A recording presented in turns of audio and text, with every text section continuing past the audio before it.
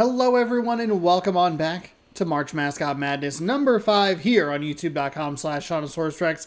I'm Sean. This is the Sweet 16. The full round of the Sweet 16 is happening today, and we have some important things to sort out. Day 7. It's our teams to watch. For me, I'm in first place. Actually, here, let me give you the standings real quick, because then it'll go into the next thing. I am in first place. The Lumpy title run. A score potential of 46. I currently have a score of 26 in first place. Don't know why I said that. It was a very weird way to say that. Let's Go. They're nipping on my heels at 24 points. We've been going back and forth. Body blow after body blow. Big win after big win. They have 24 with a score potential of 84 and the only bracket that has their champion pick still alive. As for third place, it's the Beeb. She has 24 points, but also only has a score potential of 44 points. So we'll talk about that in a moment. So a potential to climb up into second. I can still beat them, but again, we'll get there. Don't spoil it too much. The Baylor bracket is in last place, 22 points at the moment with a score potential of 34. They are going to need everyone to hold, and I still don't know if that's enough, honestly. Which they might be locked into the not first place just based on who they have. So, with those standings for you, let's take a look at the teams to watch. For myself, I need to keep an eye on Florida, Temple. Those are both Elite 8 picks, and then I have Wisconsin going to the Final Four. For Let's Go, the bracket rides or dies with Louisville. Louisville is going to play Syracuse. This actually is not a matchup today. I just didn't change it. I forgot. Louisville is playing Syracuse today. I'm very excited about that game. It's going to be game number 5 of the afternoon. That's a huge matchup. We'll talk about it in just a moment. But Let's Go's bracket is either going to win or come in second based on Louisville over the next couple of rounds. The Beeb needs an eye on Florida, also in the Elite 8 with me. They need Duke to get to the Elite 8. And they have Stanford as a Final Four. So realistically, they would just need Stanford to get to the Final Four. And I think that would put her in first place. If Florida goes down, I lose Florida. If Duke goes down, the Baylor bracket goes down. If Louisville goes down, it gets interesting.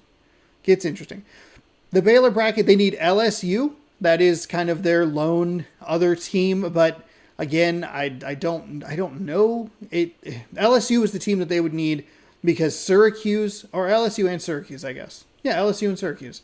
They would need both of them to get to the Elite 8, and Duke is the Elite 8 pick as well, but that one goes with the Beeb as well. So you would root, if you're me, you're rooting for Florida, Temple, and Wisconsin. If you're Louisville, or if you're Let's Go, it's just Louisville. If you're the Beeb, you're probably rooting more for Stanford at this point because there's 2 other teams that can benefit another bracket. And if you're the Baylor bracket, you need LSU and Syracuse to win with everyone else losing. Syracuse and Louisville is the first and most important game of our games to watch section here. Let's Go's bracket, like I was saying, it lives and dies with Louisville. If Louisville wins, that eliminates Syracuse, does big damage to Baylor. It might just put them kind of done with where they're going to go. They can get, I think, a max of 12 more points, which would be, at this point, each correct pick would be worth 4 points, so they would need all of those points, but they can't also have all those points without not being, I don't know, they need to be able to switch. Yeah, they're 4 points, so I think they'd be locked at tied for first. And then, so then the Baylor would need, big wins from LSU and Duke to help out. And then the second big game is the very final game that we will be taking a look at today. It will be Stanford and Wisconsin. This game could, no joke, decide the bracket. The Final Four pick for Wisconsin is me. The Final Four pick for Stanford is the Beeb. Depending on how things break, that could be a benefit because one of us would have another chance to win a game. Everybody else is going to stop, with the exception of Louisville, Wisconsin, and Syracuse, or Louisville, Wisconsin, and Stanford, excuse me. Everybody else is tapped out at the Elite 8, so it's going to be real interesting to see how it goes. I love that everybody's stuck. We're tied 4 points behind, and we'll see. I guess if Baylor gets, let's see, if Baylor gets LSU, and Syracuse. They would get 8, and that could win them the bracket, but they have to get through Louisville. Speaking of the matchups, here is who we're looking at today. We have Ball State taking on North Carolina, which I actually meant to set up as the first thing to be like a tease. North Carolina Tar Heels and Ball State are going to lead us off.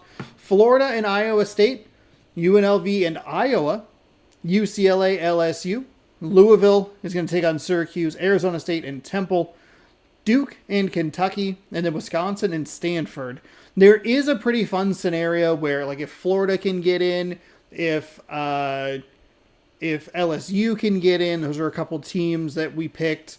But I think the most fun would be is if you have a Louisville win and a Wisconsin-Stanford able to win their next 2 games to meet like real deep in the Final Four. Yeah, it's fun. I'm excited about it. Let's jump in. NC taking on BS for game number 1. This game doesn't really have much of a bearing on the bracket, so we just get to watch it. We get to enjoy. If you're enjoying, be sure to subscribe, ring the bell. You'll be notified when I post new videos. Thanks so much for hanging out. Sorry the last one went up late. That was, it crashed at the end of the video, and then I was trying to get it edited, but it took a while to import the footage, and then it was done just in time to where I could get the upload rolling before I left for work. And with 5 minutes and like 3% left, my computer auto restarted, and it was, it's a big frustration. So it ended up just going up on Tuesday, which is fine. And hopefully these won't have any problems. But if there are problems, then it'll just go up Monday and Tuesday, and you'll get a different video on a Sunday or whatever. So there you go. Ball State comes up empty on their first possession. Have we been to North Carolina just yet?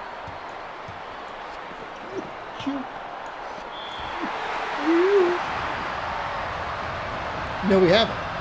It was our first trip to North Carolina in this tournament. Excuse me.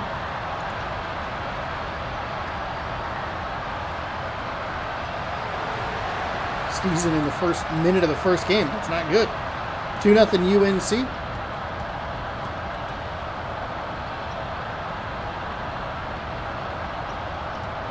I like that defense by the Tar Heels.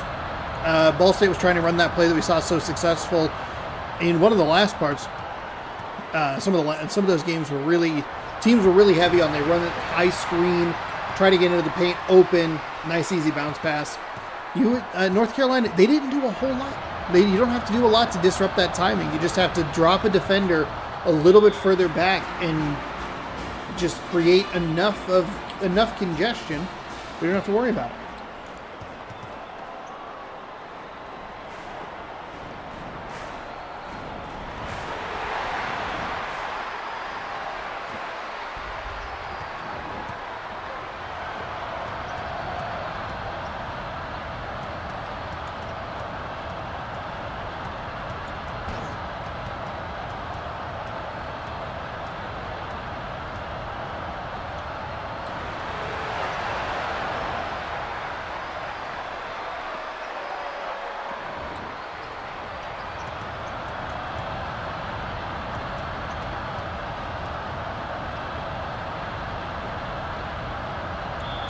Nice big 3 there from Ball State. Just because North Carolina is a high-ranked team doesn't really give them like an automatic go-ahead. We've seen, I think the number 1 team in this game is Kansas. They got knocked around by Cincinnati.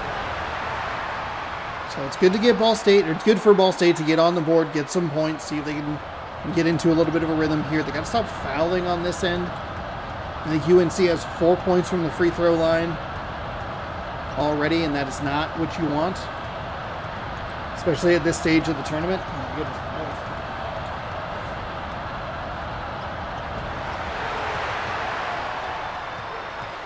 Nice defense.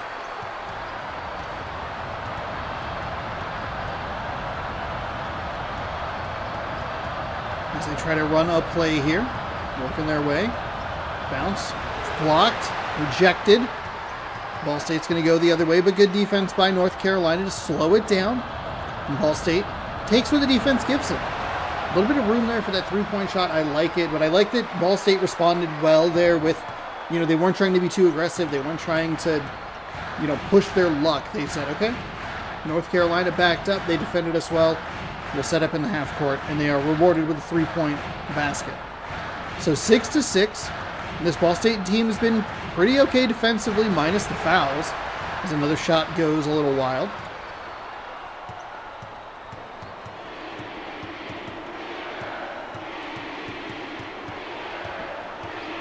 Okay, dancing around. A lot of left stick movement there. Ball gets lost, and it will be Ball State ball. Last touch by North Carolina.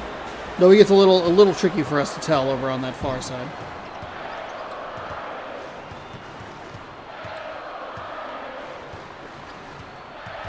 See if they kick out. No, they had a wide open 3, and they took that earlier. Ball State is 3 or bust at this point. Left it a little bit short, but the tip in is good to break the streak. 8-6.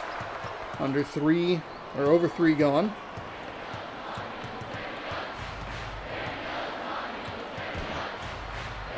Well, there you go. Nice jam by North Carolina to work their way inside. There's that funky animation. Put the shoulder in. It goes one of, I guess, 4 ways. Offensive basket, offensive foul, defensive foul, turnover. It's just an unpredictable animation. Trying to work it around for the deep shot. Can't find it. Sets up the screen. Takes it. Left it off the front iron. No good. Drive it inside. Nice job by North Carolina. Just find a little lane. They get the angle. The defense really isn't there. They collapse late.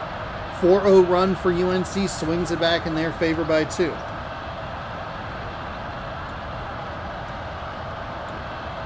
There's a 3 for Ball State. Left it off the right side, trying to get the lead back.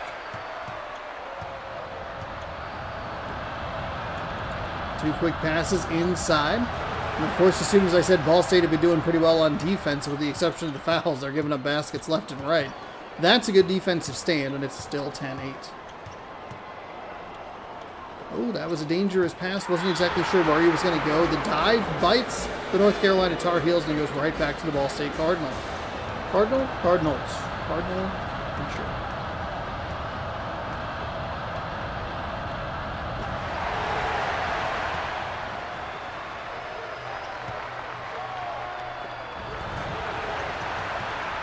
Four consecutive missed shots, shooting 27% from the field. Not been great for Ball State. It's been kind of, it's been 3-pointer or bust. Nice find inside, kick back outside, buries the 3, and it's 5-point lead, a 5-point lead for the Tar Heels.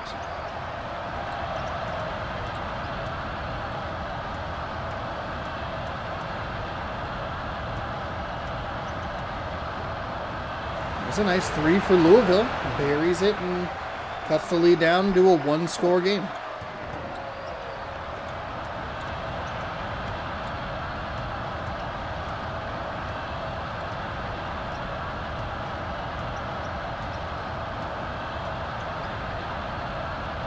Tar Heels work it. The 2 is up and no good. Tries to get back to the rim. Fouled. Done a good job not fouling over the last few minutes to keep UNC off the line. Second personal will likely send them to the bench, as the Tar Heels can push this out to a 4-point lead, but they leave it short. Timeout, Ball State. We'll see a substitution as they are down by 1 score. Commentators curse right there. Early in this whole tournament video. That's not good.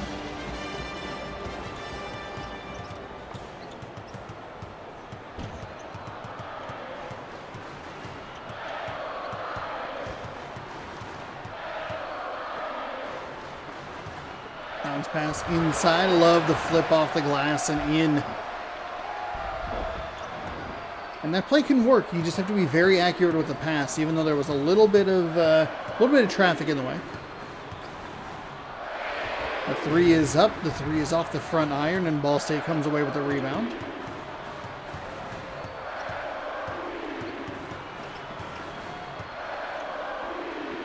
Fires it across the floor. Flip. Up, over the defender, left it short. Good defense by the Tar Heels. There was Not a great look at the basket, so it fell way short. Nice steal by Ball State. I love that the Cardinals are really sticking around in this game. The Tar Heels haven't looked great offensively. A lot of benefits from the line. Still, it's only 4 or 5 points, but that's, it's a difference between a 1-point lead and a 3 or 4 point deficit. Ball State, 3 almost the bizarre way, but instead it's just 1 for 2 from the line, and we're all knotted at 14. UNC driving into the lane, left it short. Can't believe that happened. Good defensive rotation, probably a little bit late, but it doesn't matter if you're... I guess in that case, it's like, well, you were late, sure, but you didn't get the foul, and we got the no basket, so. The block goes out of bounds, and Carolina is able to turn it into a turnover. Drops in for a nice little interior bucket off the right side and down.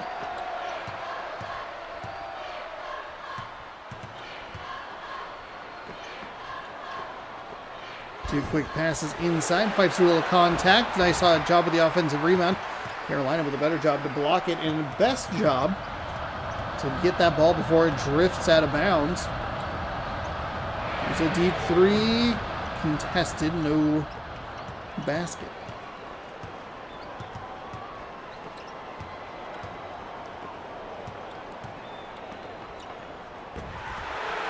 Yeah, oh my goodness. 2 blocks, 1 possession, 2B, 1P. Ball State does come away with the possession as it goes out of bounds off Carolina. Nice job to take that extra little time and get the basket to go. 2 quick passes inside. James at home as we get a quick look at the field goals. 6 for 19, 7 for 13. North Carolina shooting very well from the floor. Looked like it took them a little bit to get started, but they've been consistent since. Weird pass right toward the backcourt line or the midcourt line. There's the 2 quick passes to the hook shot. A little too much mustard on it. And it bounces out.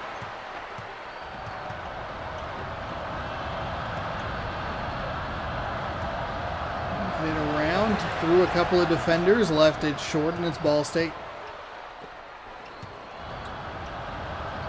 Ball State's defense doing a good job, or they're doing a good job defensively to keep themselves in this game. Their offense hasn't looked great. They've been giving up a lot of blocks to this Carolina team. That's a good time for a little alley-oop as we have an 18-18 game with a minute and a half to go here in half number 1.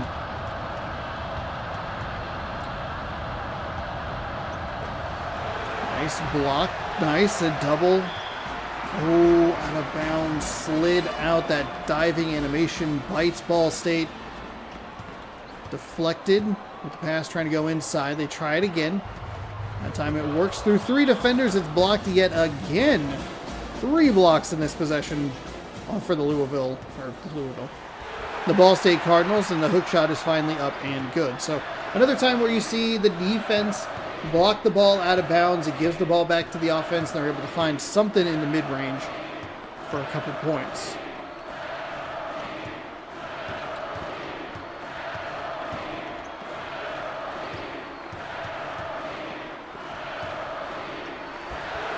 That's a 2, but it didn't matter because it was well off to the left.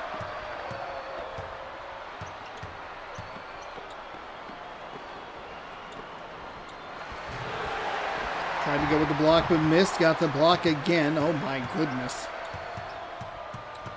This has been a good defensive game. I think, I talk about these numbers a lot. Hey, 20 points, pretty average. Under 20, like not great. These are fine points for these 2 teams and how they're playing, who they're playing against. Both have had pretty formidable paint defenses, a lot of blocks on the interior. The hook shot gives them one last basket, and North Carolina. North Carolina pushed the lead to 4. One last chance, though, for Ball State to come away with some points, but they're just off and a foul immediately. That is not what you want to see.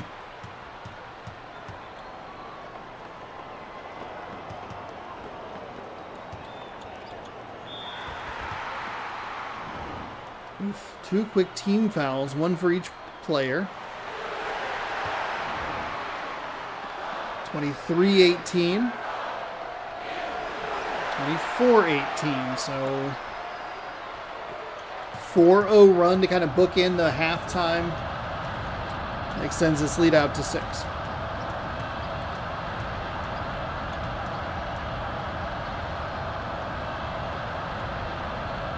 There they go, trying to run it. North Carolina did a good job to at least put a body in the way, but somehow the ball found a way through the legs. A couple of guys at least shooting 50%, I think, on that Ball State team.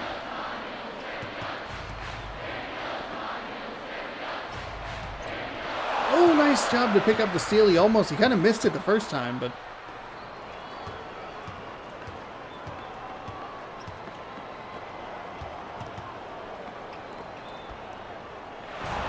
There's a nice slam inside, and it's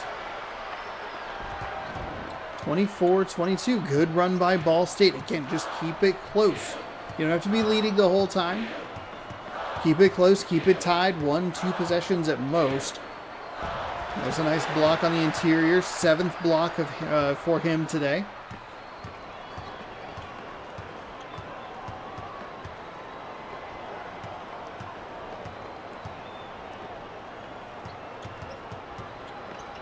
Oh, dangerous pass. You hate to see that spin pass. There's a nice jam home, and Ball State has this game tied. Big block turns into big points, and a not super big lead is gone.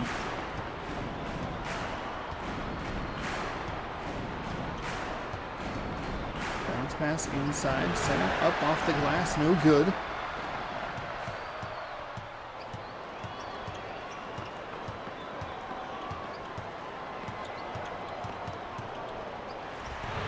Off the right side, maybe got a hand on it or just came off the hand bad, but something about that shot just did not look right. North Carolina does need that kind of possession for them on the defensive side. There's a shot that is swished. There's something about the contested shots that just, they go in so smoothly.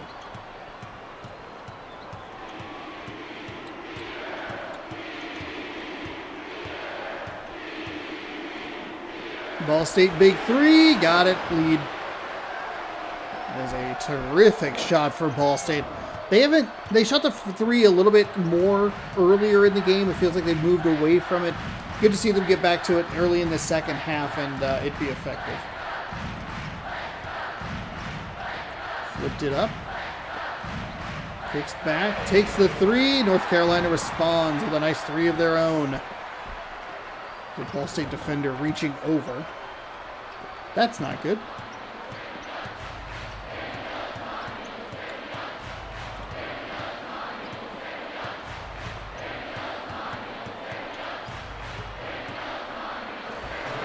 That was a bit of a tricky move there. I didn't love that he shot it into the double defenders, but comes away with a decent enough shot. North Carolina on the other side trying to drive in the paint. Whew, I got absolutely stuffed.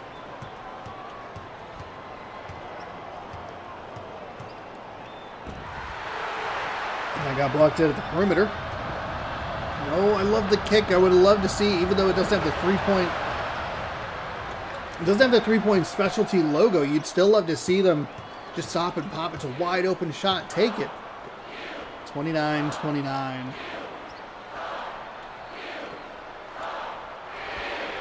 The three rattles around and drops. Ball State 4 for 8. North Carolina 3 for 4. I think you'd kind of take either one of those numbers. Another one to tie. It's good. The three-pointers back and forth.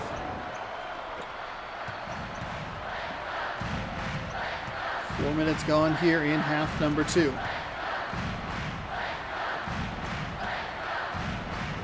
That's a nice kick to the corner. Would have liked to have seen that a little bit earlier. Funky block there. But it will at least stay North Carolina ball.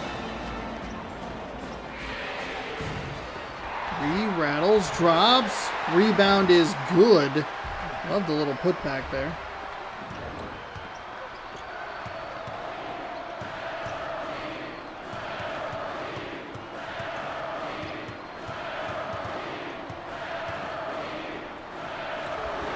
That's a nice three. Oh, was that just a two?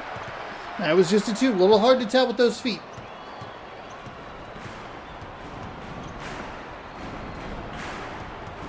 I thought Ball State was going to have the lead 35-34. Instead, it's just a tie game.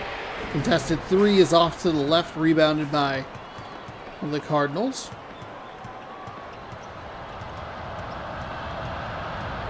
Oh, nice steal. Throws it forward.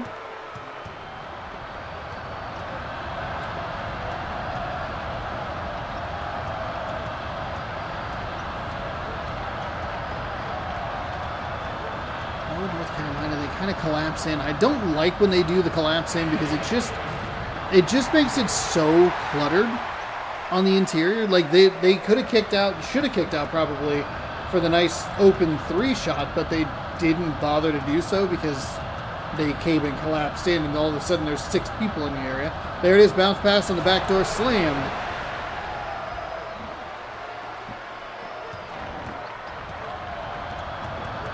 Slamma jamma, and we're tied at 36.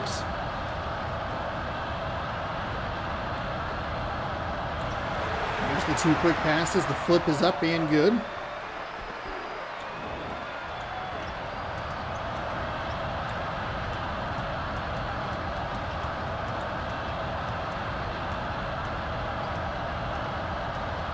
Oh, in the corner. Oh, didn't take it. Going to drive inside. Oh, double team is stripped and stolen away. UNC has come up with a few now really good turnovers. Ball State almost got a very important turnover of their own. They had those 2 quick fouls early in this game, but they have been relatively whistle-free. But they will send UNC to the line for 2 shots here. Second personal for number 40.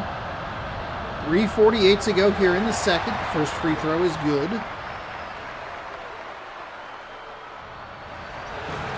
Second free throw is off the right iron, no good. With Carolina's slight rebounding edge.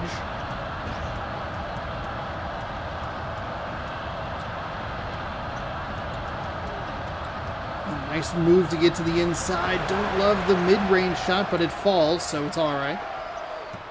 And 39-38 is our score as we go back and forth here.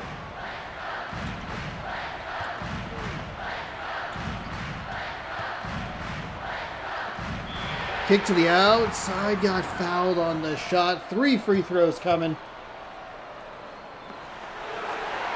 First one's good.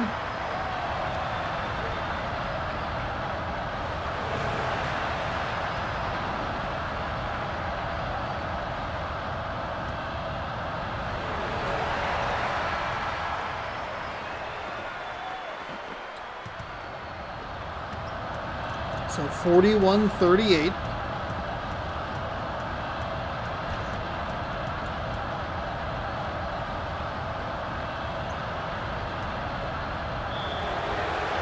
Left it a little bit short, but because it was fouled, UNC doing a good job. They're just kind of leaving a defender in the middle of the floor. It makes the pass really difficult. It makes the timing just off just enough.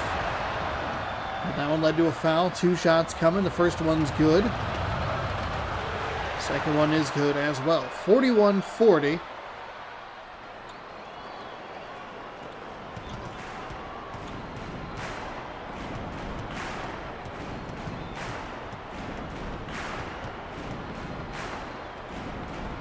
Oh, there it is. UNC took what Ball State's been doing all game long, used it against him, an easy jam. Ball State's in a good position here. They can trade 2s as long as... they can trade 2s as long as they keep making. Sounds a little bit weird, but... they don't have to have the game-tying 3 is the point. Oof, there is just so much clutter. That is just a recipe for absolute disaster if you're Ball State. Hook shots left a little bit short, and it's defensive rebounded by the Tar Heels. And this is a good example of like, hey... UNC might be very highly ranked, but Ball State's played a very, very good game. And this is what you'd like to see a little bit more instead of the Louisville dominance that we've seen, but we'll see them later. Kick inside, flying jam home. And that's what I'm talking about. Just trade twos. Stay down by one.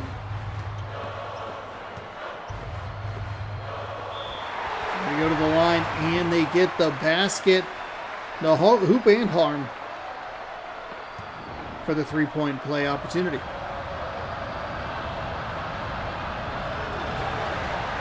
Rattles around and drops. That's not good for Ball State, but a nice even 4-point deficit.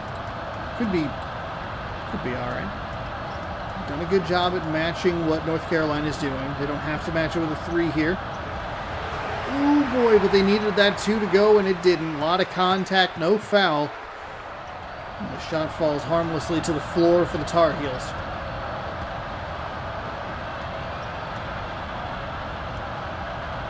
There's a big three, and it's, oh no. Ball State did such a good job sticking around in this game, but they might have just run out of steam, and they got that one bad foul called. Not that it was ticky-tack, just ill-timed foul call. And then they followed up immediately with a bad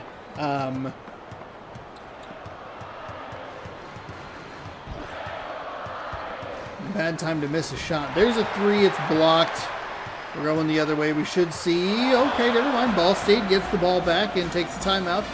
I'm okay with that. I'm okay with that timeout only because as soon as Ball State took control of it, they threw it further back. So then you would take a timeout and reset. If you would try to go forward looking for a fast break, that's when you go, oh, don't call a timeout.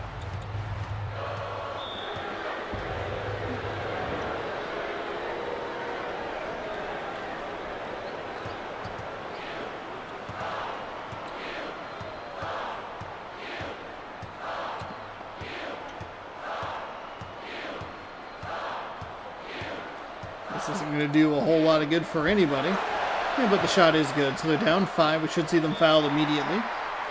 They do. One. Okay, they get one shot at it out. Yeah, one shot at the inbound steal. I got stuck on outbound for some reason.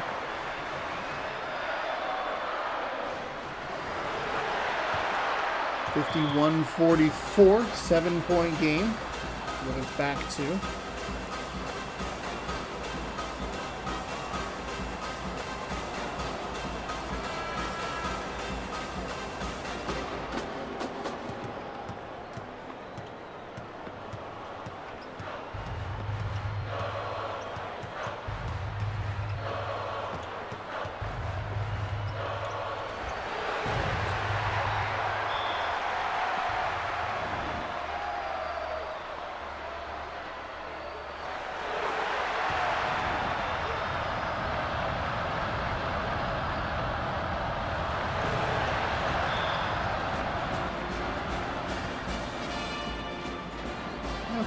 So Ball State takes another timeout. They're down 52-44. 28.6 to go.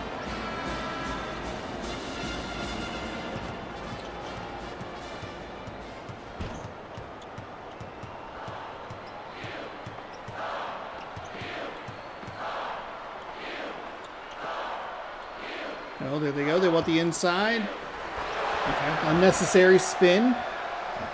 But like a nice swaggy basket here as we wind down game number 1. Looks like the Ball State Cardinals have thrown in the towel, and that will move the North Carolina Tar Heels on to the Elite 8. 52-46 your final. They, for some reason, will take a timeout with 2 seconds remaining.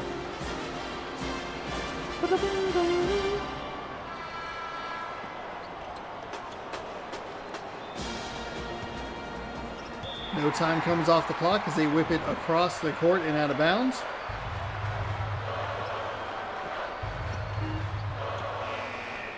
And that will do it. 52-46 your final. Yeah, there wasn't anything that really stuck out to me as far as like, hey, who won and why. I think that you kind of look at the fact that North Carolina just had the ability to... It felt more like Ball State ran out of steam, you know? They played North Carolina tough throughout the whole game, but that three-point play to a miss thing, and it just kind of, those last couple of minutes were a little rough if you're a Ball State fan. But that game didn't really matter for anybody. The next one does. Florida is going to take on Iowa State.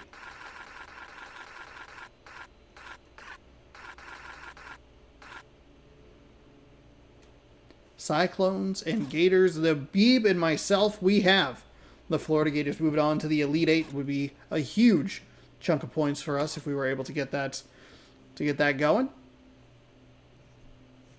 There's a possibility Iowa and Iowa State are still in the tournament, so that's pretty wild. Cyclones. UNLV has one of the better wins that we've seen in this game in the last round.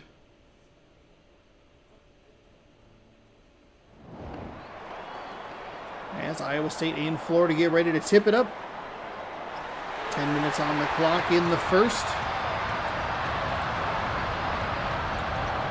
Look at inside, very quickly fouled. We've seen a lot of early fouls in these games. I like the aggression that Iowa State's playing with already. Just try to get into the basket as quickly as you can. And you get the foul. Big bang boom. 2 for 2 from the line, 6 seconds into the game.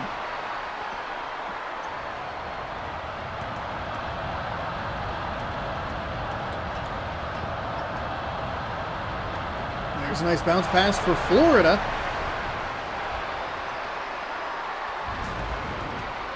That was a huge play to start this one.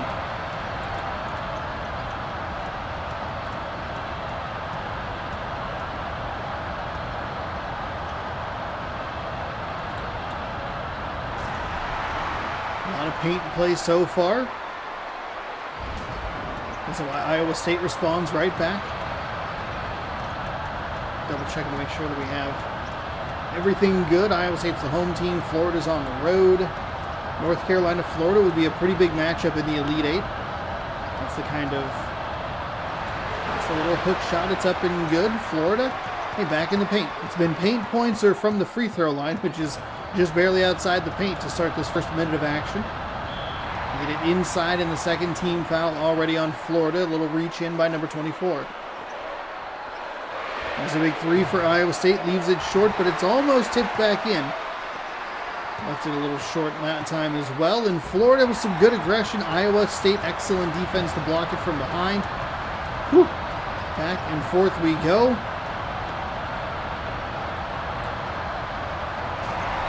I don't know how that got through. I have no idea. There were two defenders right in the way.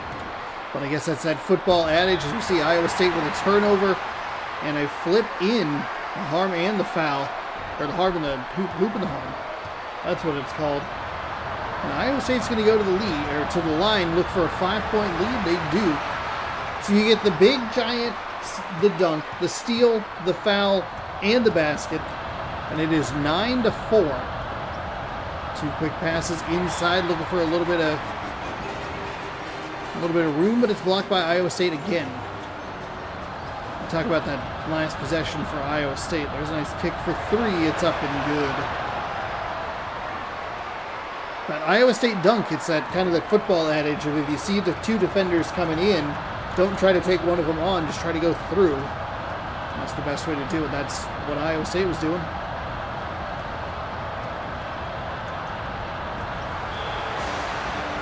Blocked, and it'll be out of bounds. This feels like a very frantic game by both sides. Tipped and, or blocked and stolen, rejected, stolen, hand on it. Florida with a good job to get it to a guy with enough speed, a Gator with enough speed to get to the basket. And just like that, the 5-point deficit is erased. 9-9.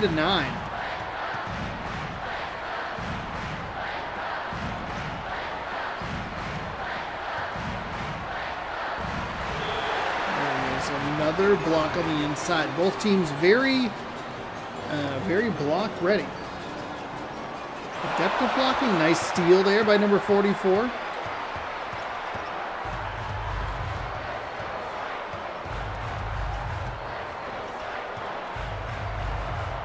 Trying to steal it, but couldn't get it. Passes, and it's stolen.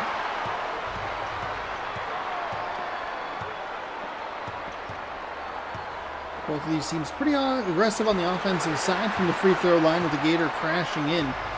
Still gets the basket to drop.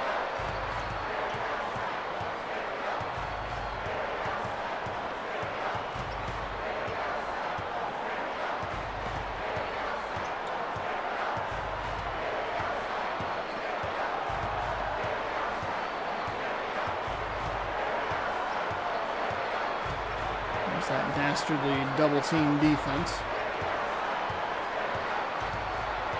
I'm going to guess it's going to be a block this time around. It is indeed a block. Gets up the shot before the clock expires.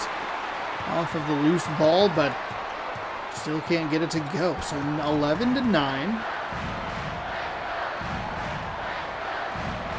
There's a nice pass inside. Just a beautiful little flip up. Catch a little glass, drop it in.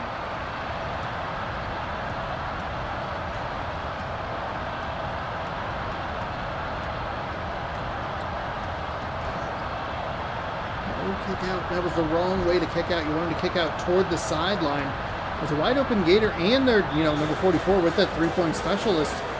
That's who you wanted to go to. He was open in the corner. Funky possession there for Florida as we see a couple of quick passes outside. See what they want to do here. Down 4. No, kick back out. Again, look for the guy in the corner. That shot clock is getting low yet again.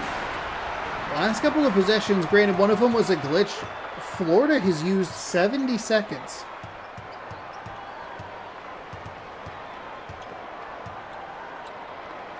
There was just a lot of passing on that last one.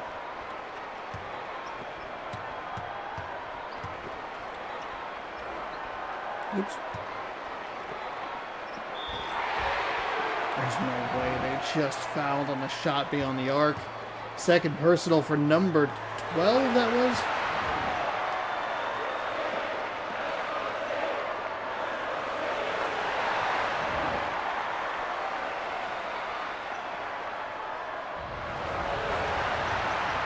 Ooh, 16-9. My bracket does not look good. I need some help. Florida. Let's get it going. I shouldn't be relying on Temple. Temple's maybe the most surprising pick of the whole tournament. There's a nice basket. Cut into that lead.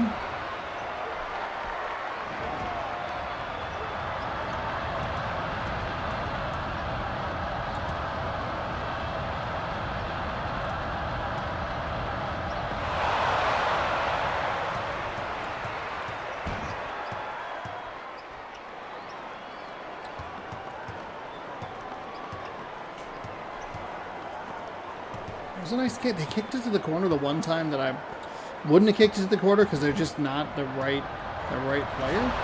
Way to bully inside, get another basket to go down. Jammed home, and it's a 3-point lead.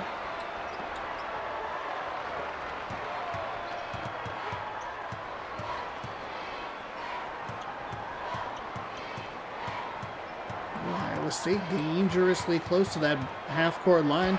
Over and back, but survives a little contact inside. Nice bounce pass. The one defender was already guarding a Iowa State Cyclone, and then the other player was a little late to get there. Yet another block by Iowa State. They have a 5-point lead, and they're pushing for more. Follows through some more contact, I should say. That is up and in. This Cyclones team is going to be very interesting to see play North Carolina if they are able to hold and win this game. Granted, still 14 total minutes of game time to go.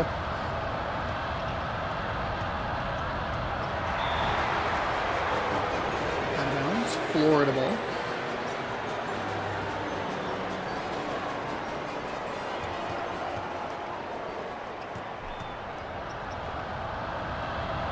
There's a nice 3 for Florida. They bang it home, and they're down by 2 possessions.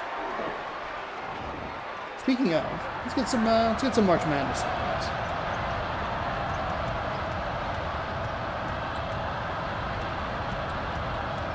So Seattle beat Chicago by 13 runs. That's good news for myself, I guess. I don't know. Florida coming back down the floor. That's good news. Good news for Sean and the Beebs brackets. foul on the shot. So Florida to the line for 2. First free throws of the day for the Gators. And they do the Cyclones a favor and miss it. Second free throw's up and good. So a 1-possession game now, 3-pointer. Let's see, any funky results so far? Arkansas over St. John's, that's pretty big, a 10 over a 2.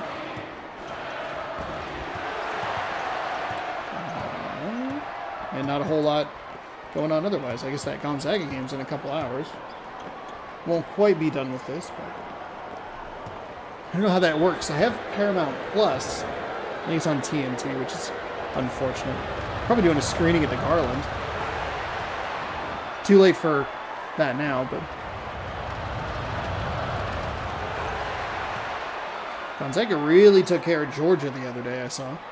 Florida back to the line, and they make a couple of free throws.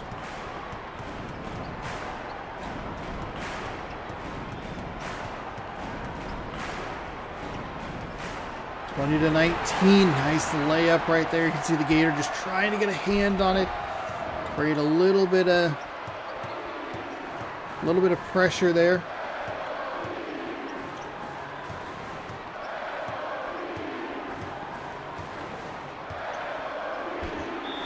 Foul. Oh, couldn't get the basket to drop. Third foul for Iowa, and they've all been here within the last minute or two. She's been a little, I don't know, concerning is not the right word, but they will have to sub their center out. But it's kind of given this Florida team like a little bit of extra life. Florida's been a bit inconsistent, I guess is the word that I'm looking for. It's been a little chaotic.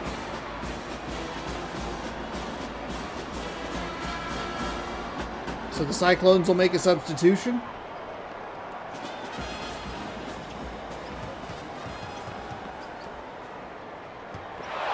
Oh, nice steal by the Gators. They got hit with the ball on the way out of bounds. It was going to be a block. It was going to stay Florida ball, but the way the ball got knocked out and the way they fell was just the most inconvenient. So bad bounce for the Gators. Bounce pass inside. Second Gator just kind of came out of nowhere. I'm here. It's 22 to 20 as we approach the 2-minute warning. Nice job to get the defender off their feet, and another foul.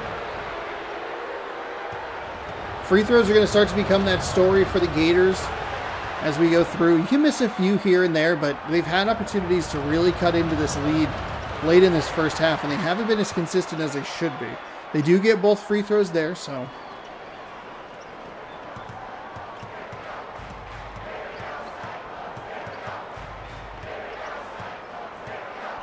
We have 22-22. Flipped inside. Hook shot's no good. They look like they were going to give up the offensive rebound there. Florida, oh, they threw away an opportunity at the lead.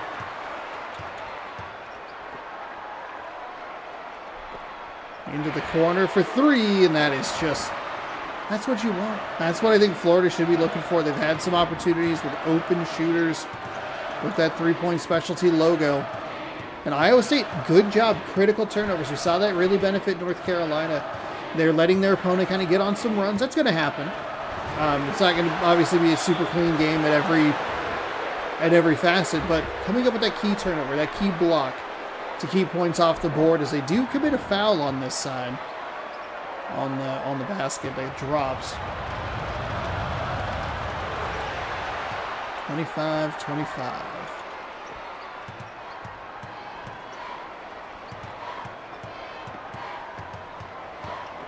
Bounce pass inside, spinning. Trying to find something. Ooh, that spin pass is so dangerous. Bounce pass. Jam. Dropped. They got the drop and the foul. 16 fouls, and all of those have happened within this last half. But if Florida, again, a little inconsistent from the line. It's something to keep an eye on as this game moves along, but I don't think it's not the worst. They're not looking great, though. We're in a weird spot with the Gators free throw shooting. However, they do lead, and as soon as I doubted them, they started getting things together. So I should doubt teams more that I have picked in my bracket. I did it with Temple the other day. And I got tipped and picked again. Under a minute to go. Good job by Florida to back out, set everything up in the half court. That is no good. Couldn't tell if it was going to be a 2 or a 3, but I liked that they pulled on the shot.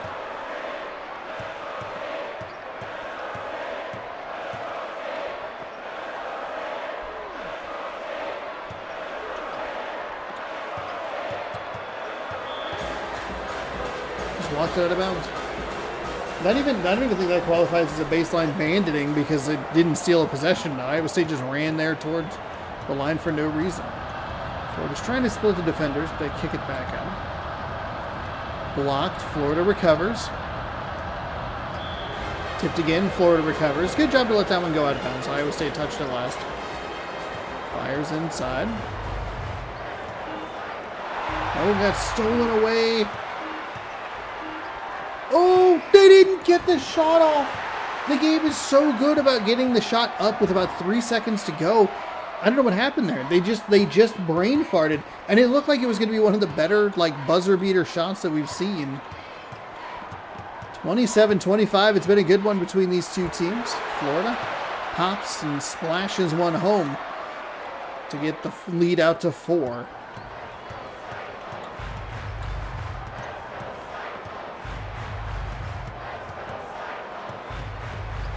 Bounce pass inside.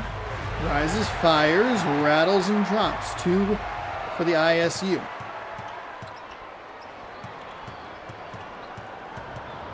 Oh, it's a backcourt violation. There's just something weird about that animation, that collision.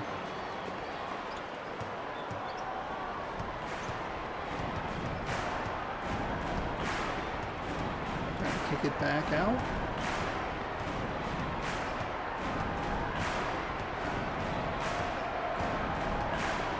No? Everybody take a sip.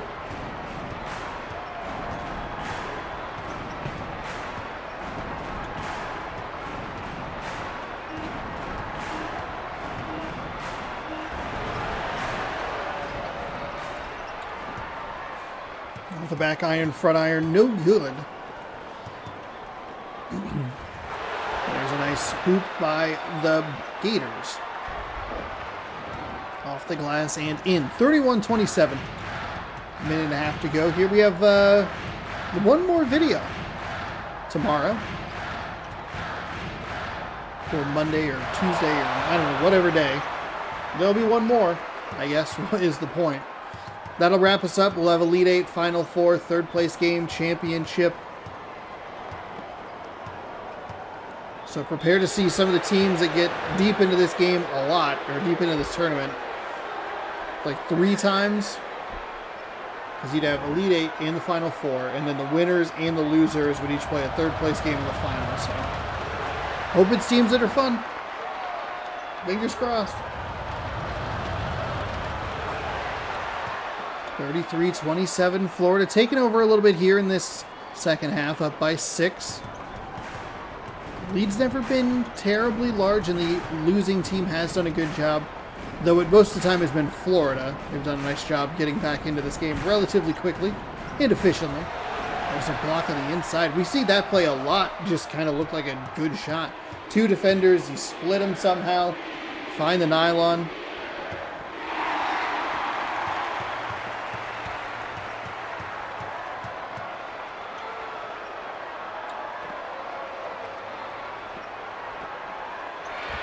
Three-pointer up. Ooh, couldn't get it off that front kind of right iron, the far side, and it looked like it was going to hit the glass and drop, but just couldn't get it to go. There's a 3 for Florida. Left that one a little bit short, trying to get that lead all the way out to 9. Instead, it remains at 6. 7:15 to go here in the second half. Game 2.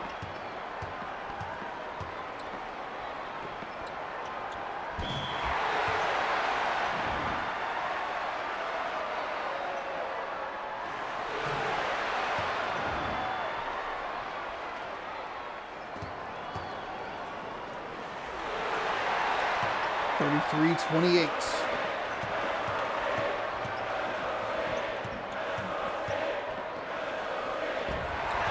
Nice job by Iowa State. I think both teams have been having blocks all over the floor. Hasn't just been on the inside. There have been some good perimeter blocks as well. And that's a really good defensive possession there for Iowa State. They even kind of give up, not like an extra possession, but they aren't able to get the block to turn into a turnover. Nice block on the other side for the Florida Gators. Ideally, you know, it's a block that turns into a turnover, into a fast break. Oh, I think it was a bounce pass, maybe? Something got a little gummed up, and Iowa State can't get another shot. Oh, no, it could very easily be 33-32, but Iowa State can't put the baskets down. Florida, on the other side, can't put their baskets down either, and it's leaving the door open for Iowa State. Not that they would be 100% out of it at this point, but you got to put that distance. Iowa State, though, doing an excellent job staying in this game. We saw that with Ball State against North Carolina. You can just kind of keep it close. Hopefully you have enough gas in the tank to get you to the end, which is where Ball State fell a little bit short. Bounce pass inside into that double team. We might be stuck in a glitch. –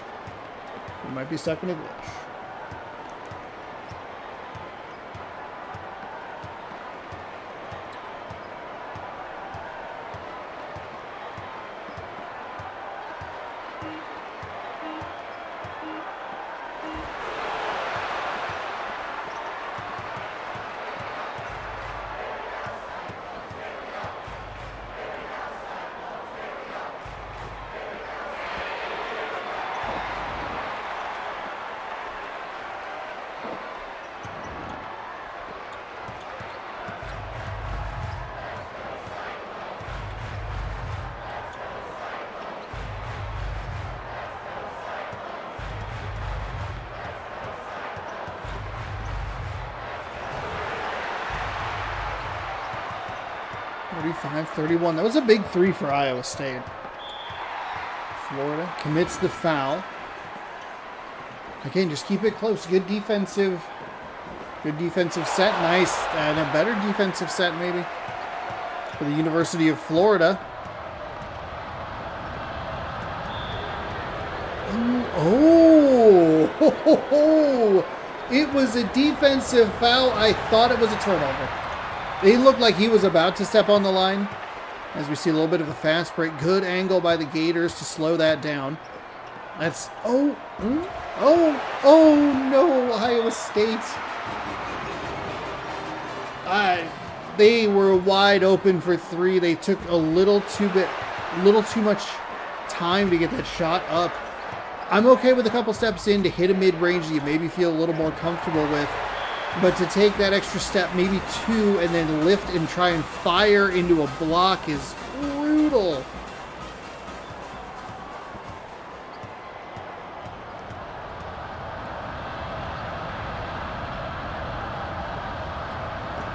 Oh, nice block right out to the three-point line. Three. Up and, oh, no good. The tip in, no good. The tip in, no good. Rebounded. It is still a 4-point game with under 4 to go. This is a wild one. Back and forth here. Bounce pass inside, looking for some room. Found a open Cyclone. Nice job there.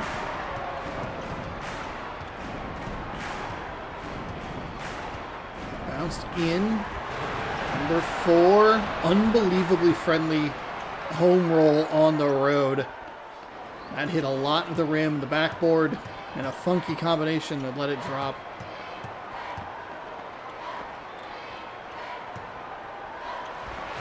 Nice move. Unfortunately, Iowa State, there's been a few too many times where they've either made a nice move or they've been on a break and they just can't quite get the basket to drop. That's the third or fourth time we've seen that. Florida buries a 3. It's a 7-point game. 3 minutes to go. Iowa by no means out of this. Iowa State, that is. We have Iowa in the next game. So we'll go from Iowa... Iowa City? One of them, I think, plays in. I don't remember where the teams play.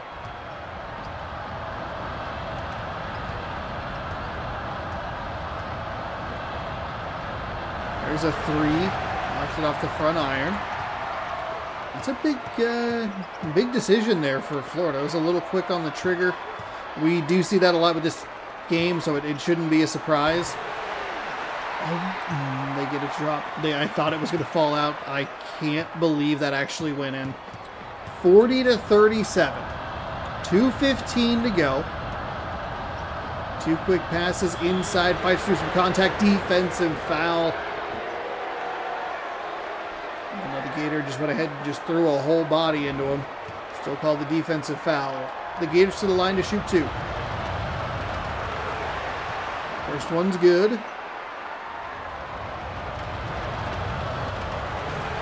Second one. A little sketchy, but it drops. 42-37.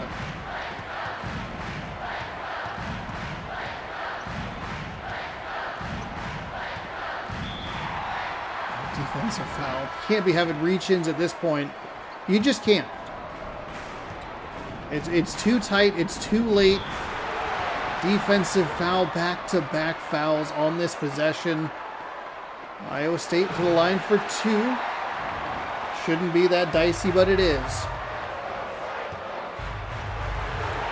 Second free throw. Clean. 3-point game.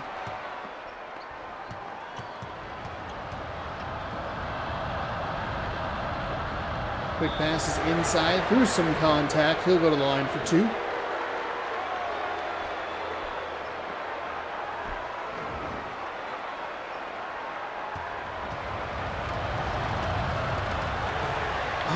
Oh, Florida. Florida. Okay, 1 for 2. 43-39. Florida working with a little bit of pressure in the backcourt. Don't think it's going to lead to a whole lot, but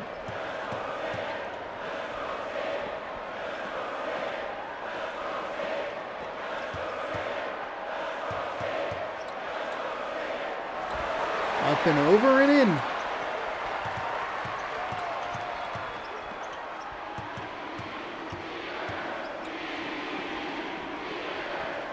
Two quick passes inside through the contact again, and number 4 is injured. This could be big as we come down the final stretch here with 1:20 to go.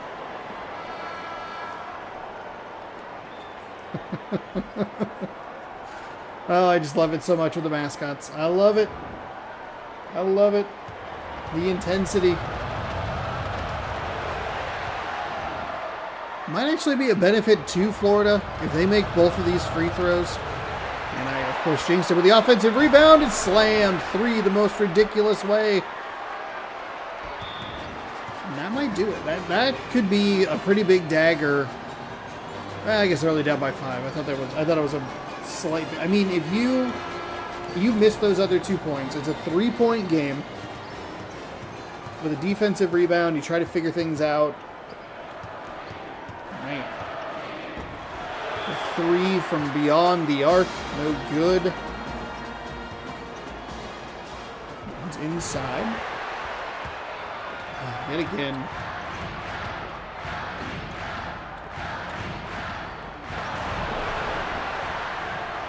So we've seen Iowa State now and Ball State stay in with some of these bigger power teams until it's a little late in the game.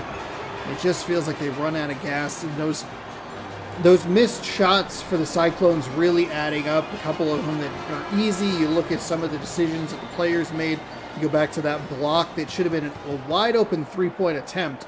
I think you would take a wide open missed 3 over a contested blocked 2 every time, because at least there's a chance that wide open 3 goes in. But there's a steal, and Florida might kind of steal this game away.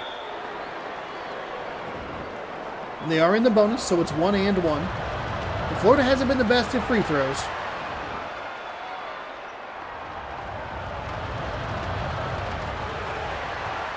Of course, they lock in here with another timeout for Iowa State.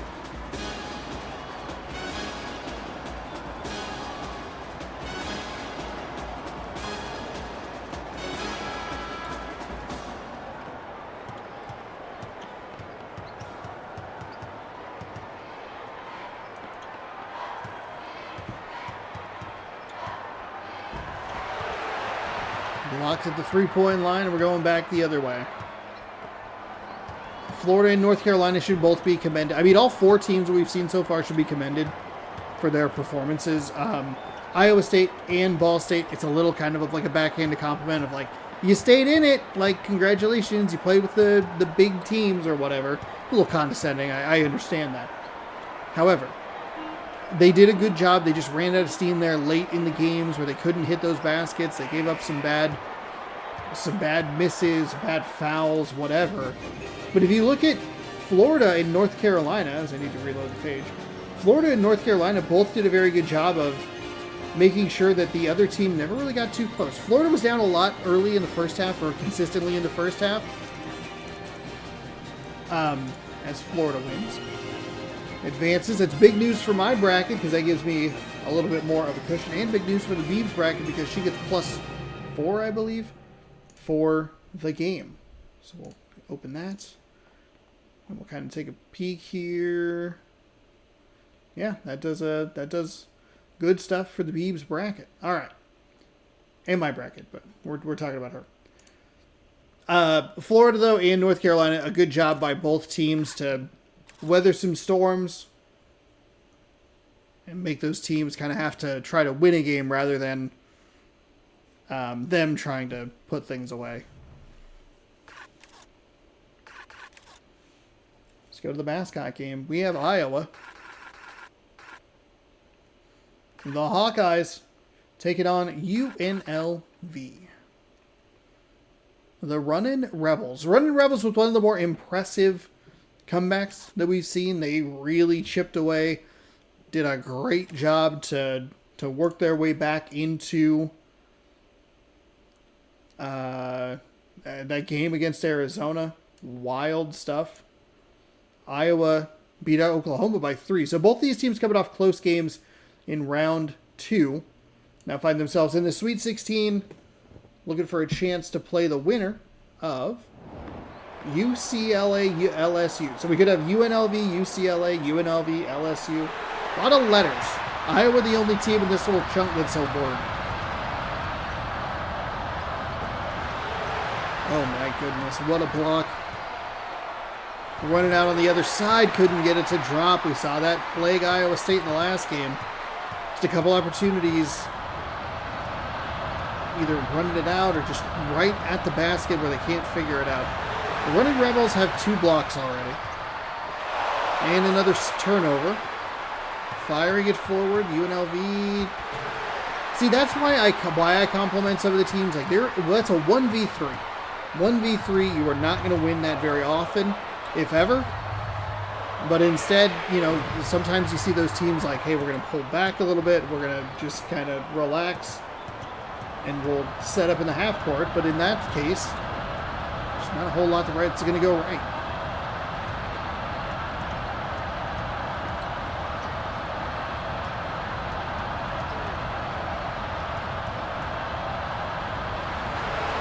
Through the contact, the basket is up and good, and with just over a minute gone, it is 2-0 UNLV.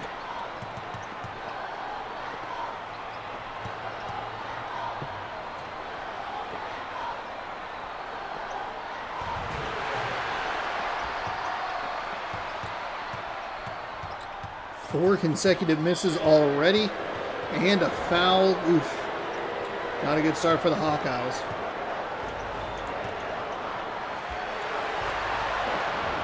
This is only one of like 2 games that doesn't have any sort of bearing on the bracket.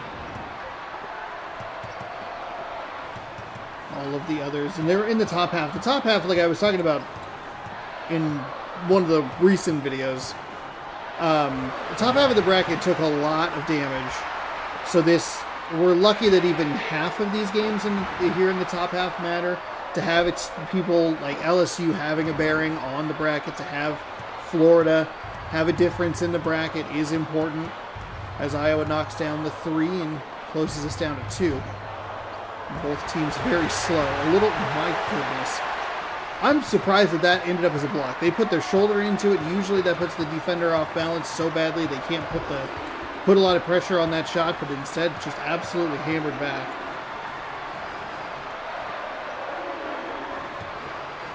Bounce pass inside. Spin move. Blocked on the interior yet again. This UNLV running Rebels is getting hands up and hands on the Iowa shots consistently. This is how you beat a big team like Arizona, and that is going to help. Nice three-point shot from them.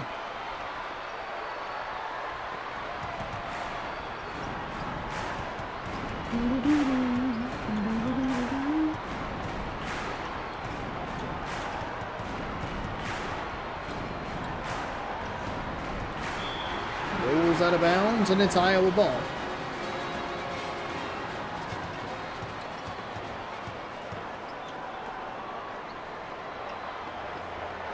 There's a big three. No good. Slow-moving game here.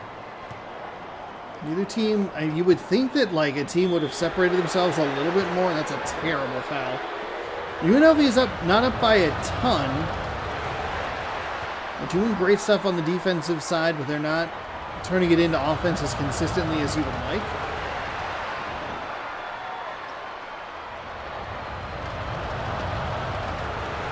Left the second, or the third one, excuse me, off the front iron. So that'll give them a 7-point lead as we are winding our way through half number one. Slow start for both teams, and hey, would you believe it if there was another block for the UNLV running Rebels? What? You mean you would? Because they've been blocking in this entire game and it's wild to watch? Ooh, nice job by Iowa to get a hand on it.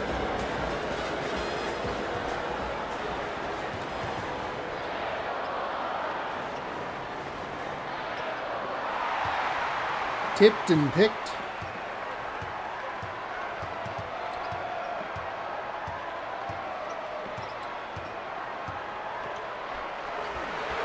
Big three for, oh, that's going to just be a 2. Foot on the line, foot in front of the line. Blocked on the inside.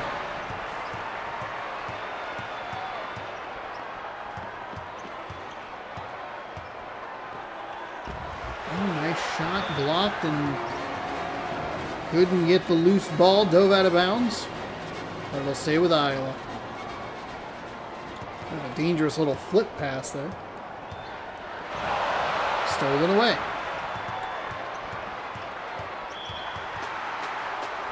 Those are the mistakes you just cannot make. A backcourt violation. Iowa's 5 points is pretty brutal.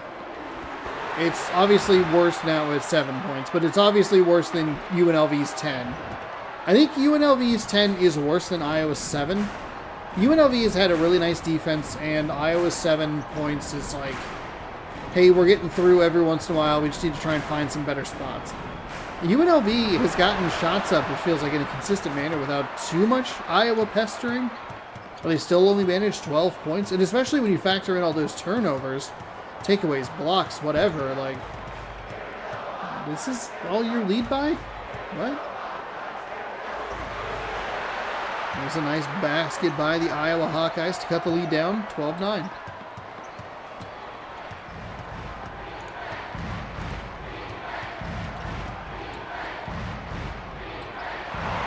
Nice steal there. Good job to fire it forward.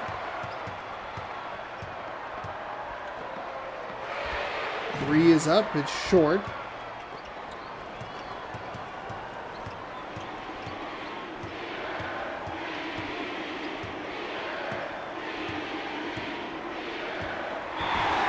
Stolen, but again, that dive animation, it takes so much away from teams throughout this tournament, throughout these tournaments.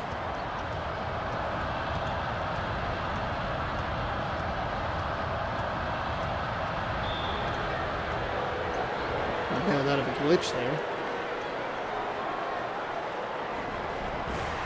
Ooh, blocked, out of bounds.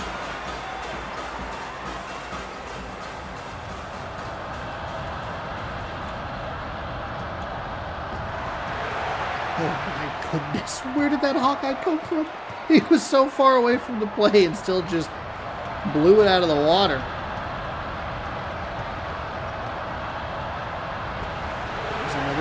UNLV blocked. They come away with a loose ball there.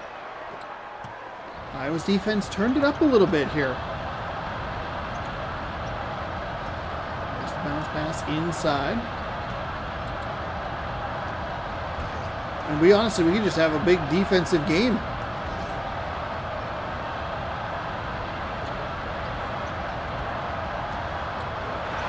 Oh, stolen away. And the Hawkeyes do a better job that time, pull away. I guess it was UNLV that did it, and the Hawkeyes got a free block out of the deal. But good job to slow things down. Almost walked it out of bounds. Somehow that got up over the outstretched arm of the defender, and it is a 12-11 game. We have 3 minutes left in this first half. I'm taking into account some of the games we've already seen today. That Florida game was like real chaotic early. Big three for UNLV. And they splash it home.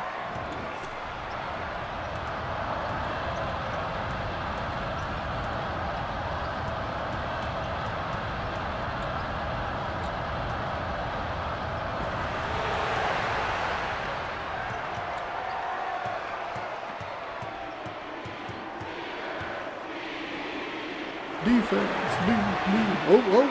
Kind of a rattle around and almost dropped in, but falls out. And UNLV comes away with an empty possession, or comes up with an empty possession. Hawkeyes up over the outstretched arm. Hit again. Offensive slam.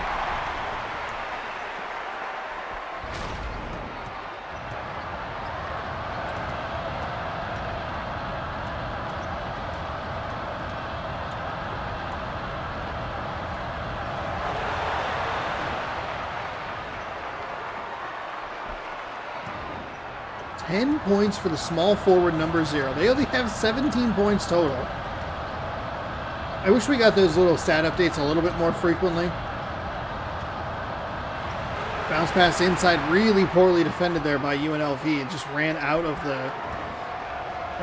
the area.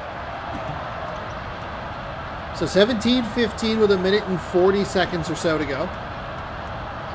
Iowa doing a good job. Sticking around in this one. The contested three is good. I don't know why that shot is just so effective.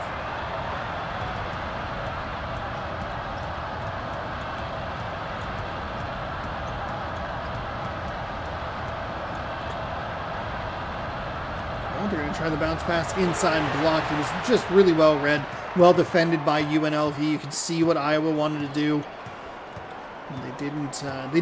What they should have done was probably try to, not abort, I guess, but just kind of back out of that play a little bit, like run to your spot, but then just kind of get out of there. Defense was all over it as we see an offensive foul on the other end with that really weird animation. We'll see it throughout this tournament, and it's just so bizarre. That's a block somehow. This one, just because I think it's been both teams have been getting those blocks, we got to look at that stat.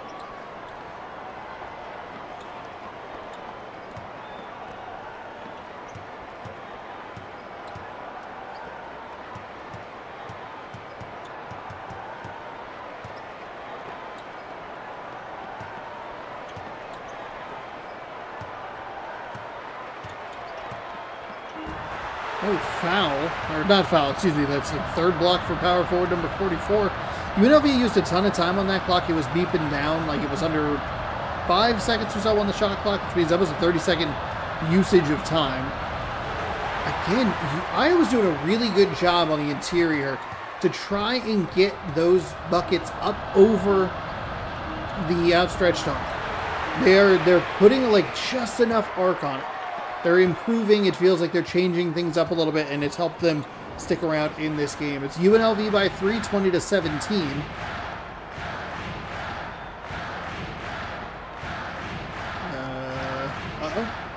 Bad start. Okay. They figured it out. We're proud of them.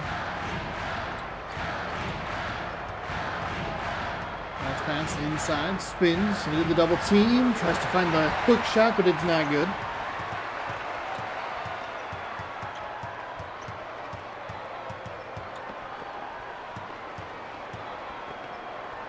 Tries to work it inside, blocked. There's your number, 17 total. 10 for UNLV, 7 for Iowa. And I believe that we count that last one, so you're looking at a 9-7 split. And I would guess that most UNLV blocks were in that first, like, 5 minutes. It did seem like, especially toward the end of the half, Iowa was doing a little bit more to just try and get that ball up just a little bit.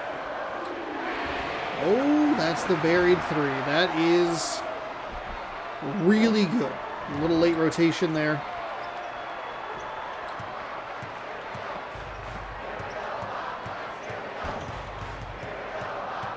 That's 22-20.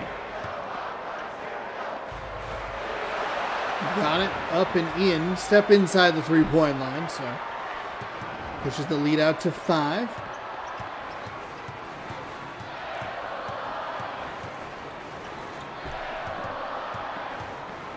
Both of the big games that I mentioned are in the second half of this this bracket, but I guess you can see that up above.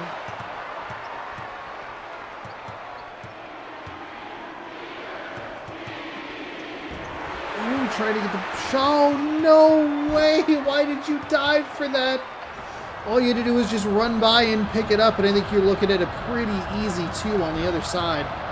That slims the lead down to 1. Instead, it's 3 and still in UNLV's hands. Remember that you want the center with the ball that far from the basket. And try and find something. Fading to the right. That shot is up, and it's good. 27-22.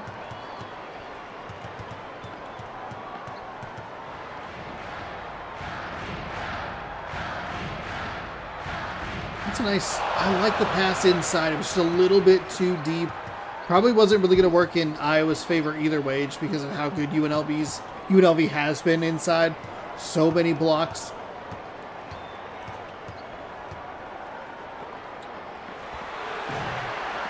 I don't think that was a 3. Didn't really matter because it was no good. 27-22. There's a bounce pass inside. They're able to get the angle. The rotation was bad on the UNLV side. 10 for 23, 11 for 27, so it's neither team shooting all that well. Ooh, that was not a foul, but that collision animation took that player out of contention for a layup right there.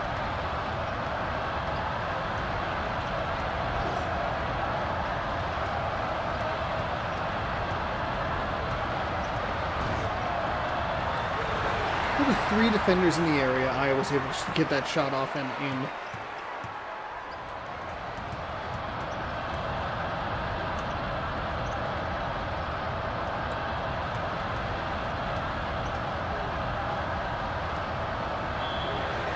Foul on the shot. First team foul for Iowa. They'll go to the line for 2. 28-26, 1 for 1. 29-26.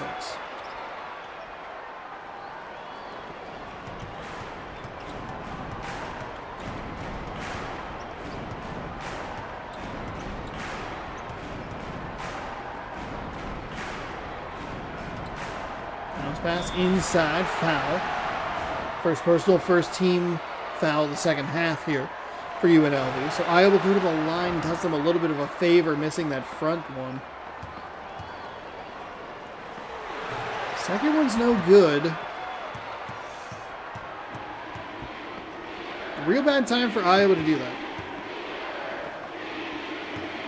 They haven't had it. No one's really had a ton of shots from the line. That's a nice block on the perimeter. Good job to get the ball on the run.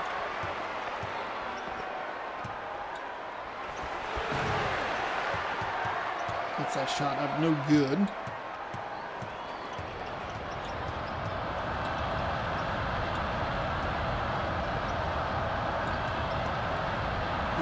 Love that. Oh, it didn't get the basket to go, but just put his head down with like a hard dribble. Tried to find a little room. I'd argue successfully found some room, but just the basket just didn't go. Through a couple of defenders. That's an easy bucket, 29-28.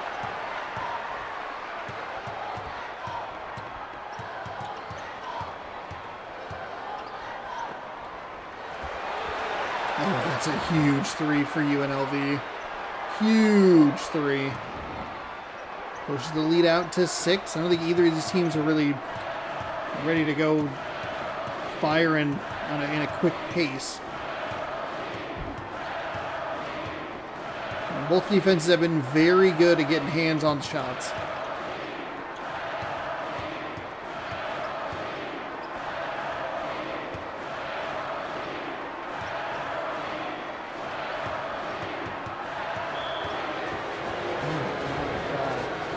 What a horrible turn of events. Out of bounds, the baseline bandit. I don't even know that that's really a steal. It's kind of that play that we saw in the last game. Oh, stolen away by the double team. Gotta try to be a more aggressive. Oh, people were getting up off the floor. There it is. Oh no, couldn't get it. Needed the defender in the face. That seems to be the trick. But for now, it's 32-28. That's a big shot. 34-28. It was a 2. UNLV has been hovering a little too closely to that line. They've been getting good looks, but they need to be more consistently half a step further back. Shot is blocked, unsurprisingly.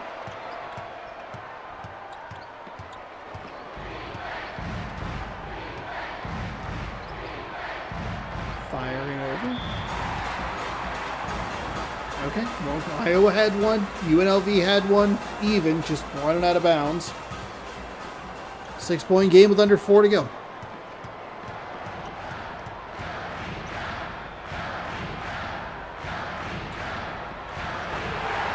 Shot is up, shot is good.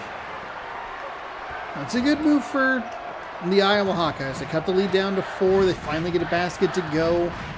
They find some room in the interior, in the paint. That's good. Oh, but a foul on the other end. You can't do that.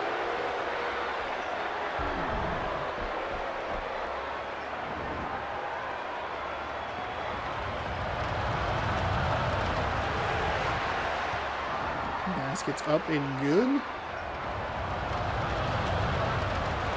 Left it short. Oh, they couldn't get the rebound. It's blocked. It's chaos. Absolute chaos under the basket. UNLV, though, retains possession, drives. It's in the middle of the floor, but blocked. Center number 34 with his 5th. They're going coast to coast and get it to go. 1 for 2 from the line for UNLV. Somehow manages to turn into a fast break and into a turnover as disaster strikes on the inbound pass. Kick for 3. It's blocked on the outside. Huge play by UNLV. 3-point game with under 3 to go. Oh my goodness. What a ridiculous turn of events that was. They missed the free throw in several attempts after. That somehow turns into a fast break that then turns into points. That turns into a turnover. Huge block by UNLV on that last possession.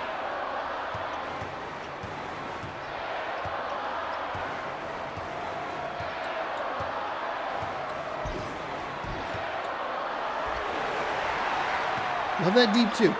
Love what they're doing there. Fading to the left a little bit. I don't think that was intentional. A little stick drift there on the Iowa player. Oof, boy, dangerous pass. A lot of traffic into the double team steal. All right, UNLV needs another good defensive stop here. They get it. Iowa can't capitalize on their good defensive effort. We saw that bite. Iowa State? Yeah, I think Iowa State is the team that I'm thinking of. Iowa again. Oh, UNLV again. Nobody's making shots. Defense is doing their best to make plays. Down to 90 seconds. Stripped away, but it'll be out of bounds. Iowa ball.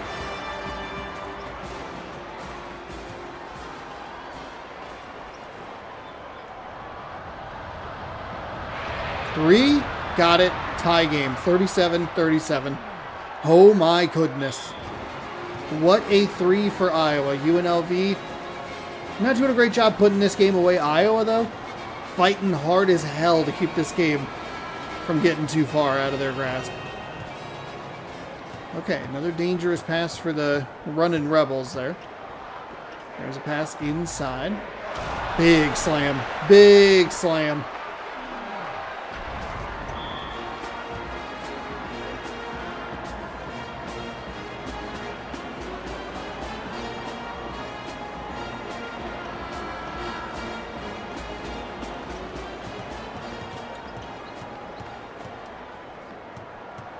So 39-37 after the monster jam from UNLV. See what Iowa can do here. Oh, they lose the ball. It's out of bounds. Good bounce for them. 58.1.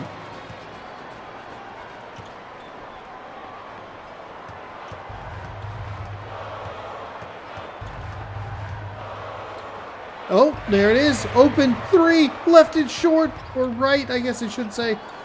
No reason for Iowa to foul here. There isn't a ton of difference between shot and game clock, but I don't think you want to put UNLV on the line. Quick passes inside, especially with how good you have been in the interior to get the turnover.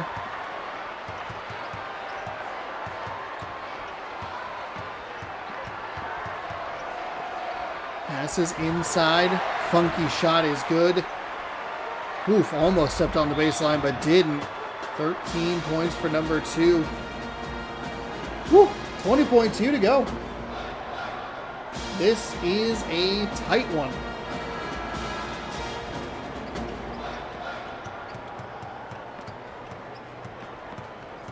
All right, do they have one more? Does Iowa have one more stop in it? No, they don't. Oh, that's a terrible time to give up that shot. And it's the funkiest one of those kinds of shots that we've seen in a while. 10.3 is plenty of time to work with, though. We'll see if UNLV puts any pressure in the backcourt. I kind of like it. I love it, actually. Let's see if Iowa... Now, you take the smart play. They provide just a little bit of resistance. They're going to end up... Oh! Oh! Oh! Oh! Oh! For 2, they tie it with 1.1! Oh! They kind of screwed up the one at the break. I think it was Iowa. I don't think that got out of the hand. It doesn't matter. It wasn't good. We're going to overtime. UNLV and Iowa. OT awaits us.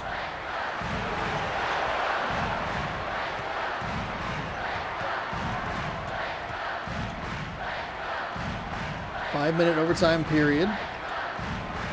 That's a big 3 for UNLV, and that's a good start for them. Kind of in that, like, where were you last time sort of thing, but I like what they're doing there. 44-41.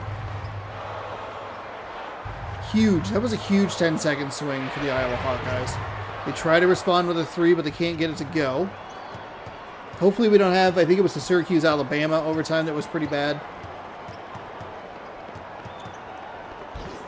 Where just one team kind of just ran away with it and really didn't really warrant overtime. Okay, good job by the Hawkeye defense to force that miss.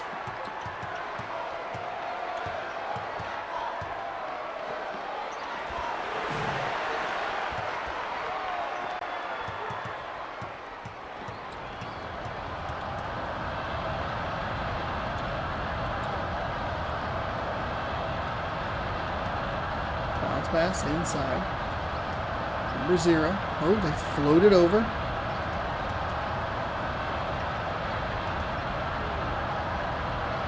They have to stand tall here on the defensive side. They get yet another knockaway. They're doing a good job getting in those passing lanes. They're putting arms up, getting contact on it, and forcing loose balls. There's a 3. It's a little bit to the left.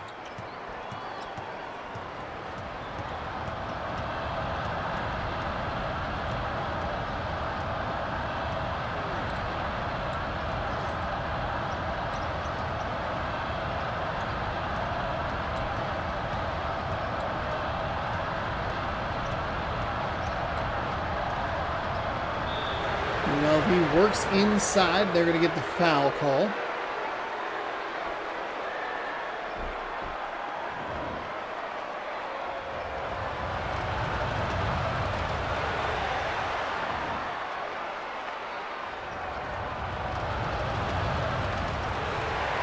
for 2. Iowa, that's the second time they've given up that play. Not a family-friendly animation, but we'll just move past it. For the rest of that, check out... Oh, stolen away. Darn. Iowa might have just run out of gas. They still have time. They're only down 2 possessions. 3 2s, 2 3s.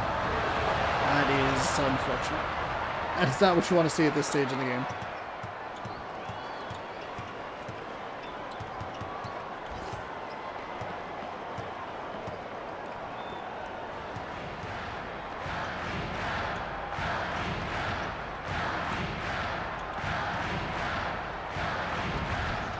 That's a nice block on the inside. It's an 8-0 run here as this Iowa crowd has fallen silent. Iowa hasn't scored in this overtime period.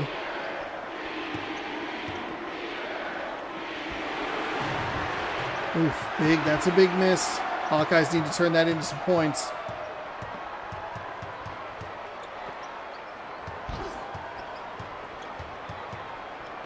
Oh, you can't do that. You can't do that either way. No, there's no scenario where that is good. You took a step back to try and take a longer 3 and still got blocked?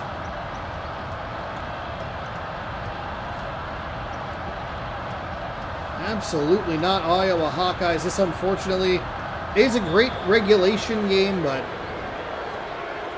unfortunately, the overtime period, a little bit of a bummer.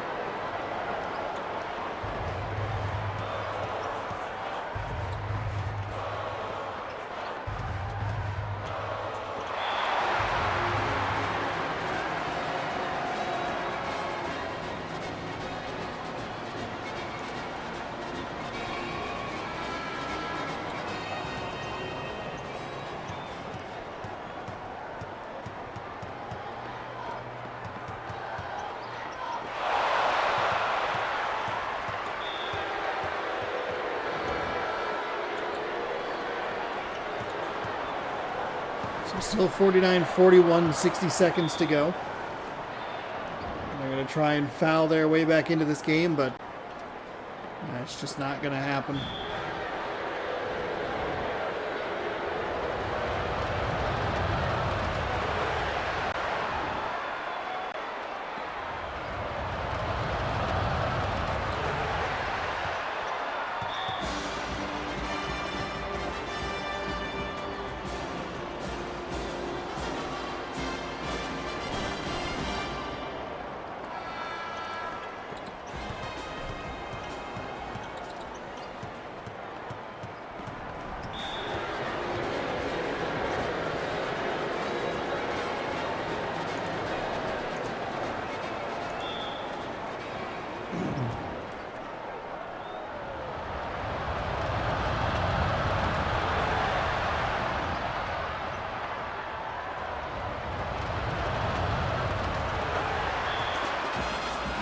Oof, they're down 12. A 12-0 overtime period is brutal for the Iowa Hawkeyes, that was such a great offensive possession. As that time starts winding down in the regulation, you just go like, oh, they're going to end up with a terrible shot, but they kick it to the player looking for the 3, decided not to go for it. Mid-range jumper is good, and then nothing until now in the overtime period when it's just too little too late. 53-43. UNLV will be moving on. Iowa might call things off with a 10-point deficit. Have a little bit of a difference between the shot and the game clock. 3 or 4 seconds.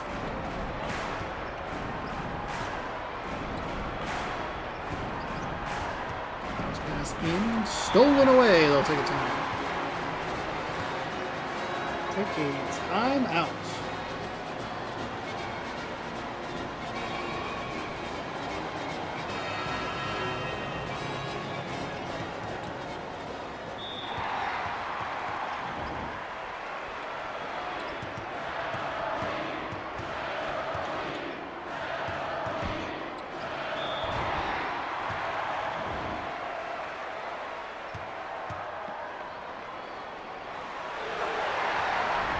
Shots up and good.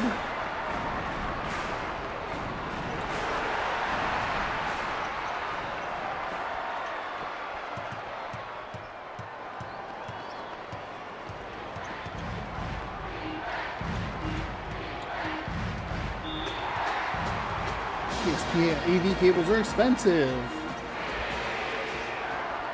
Okay.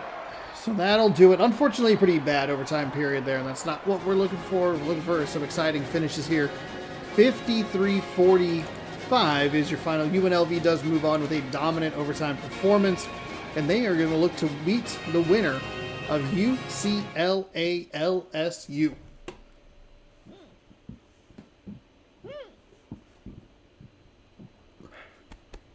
No apologies there for that hiccup. Mascot game.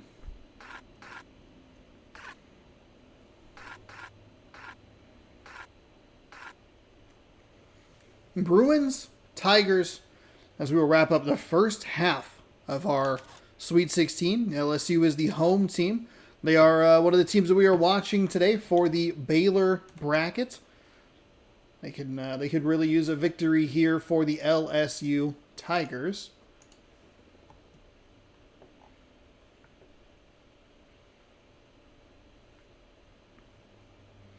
Victory here for the LSU Tigers and a victory for the Syracuse Orange would put the Baylor bracket in a tie for first place with nobody else able to move, really, because a lot of the action is going to be happening in the second half.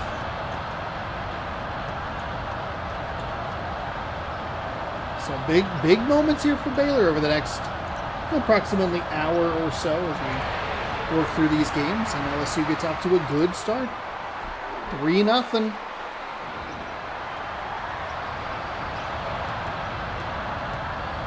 Let's see. Let's track these teams. This is one thing I could probably do better at.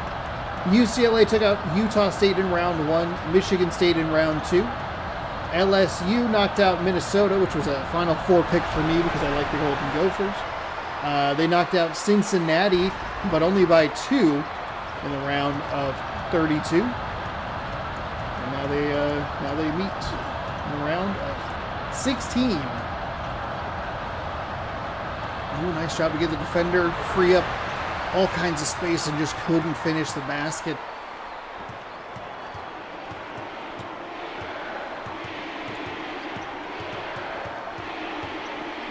That's a nice bounce pass inside, the hard foul. Trying to get to the basket. UCLA will go to the line to shoot 2.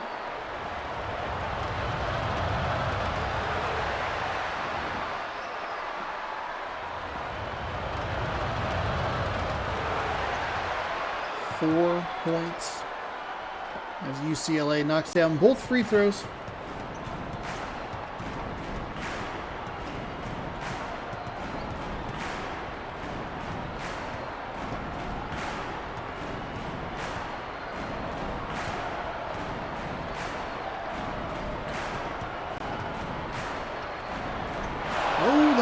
Turnover.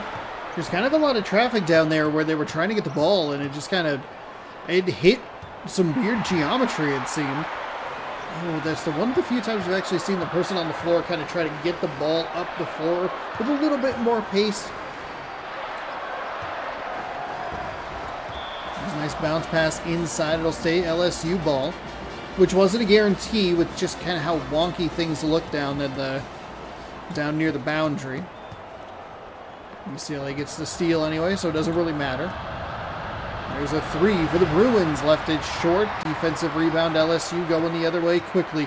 Trying to split through defenders. Nice job to bounce pass back outside. In between 3 defenders, still gets the shot up, and it's good. So LSU 5, UCLA 4. There it is. A little backdoor pass, and it's going to be a defensive foul. UCLA the line for 2.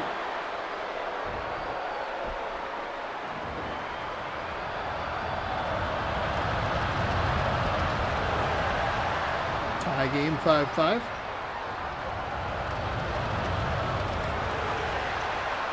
UCLA out in front 6-5.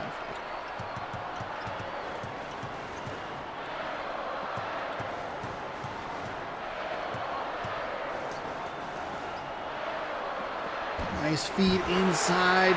Fights through the contact and gets the basket. Good job by UCLA not to foul that time. LSU back out in front as we switch between 1-point leads. 5-4, 6-5, 7-6.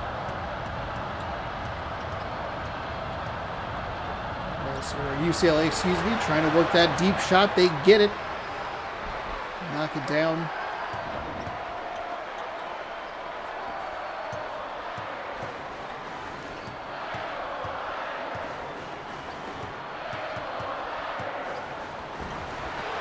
Block the shot. That is something that we've seen. That UNLV Iowa game had so many blocks. I didn't end up looking at the statistics because I kind of forgot. But we also had an idea of what we were looking at. And there were 17 of them or so. And that overtime period was so bad I felt demoralized from the broadcasting standpoint. But that was something that we didn't see. They felt like a ton of. Like Iowa did a good job with the interceptions, getting the hand on the ball during the passes. But the blocks just seemed like they were going to the team that already had the ball throughout that game. There's another steal as UCLA's kind of taking control here.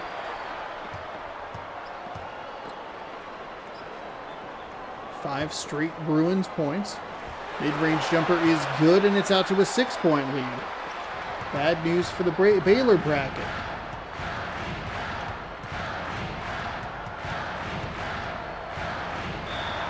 Driving inside, couldn't get it to go.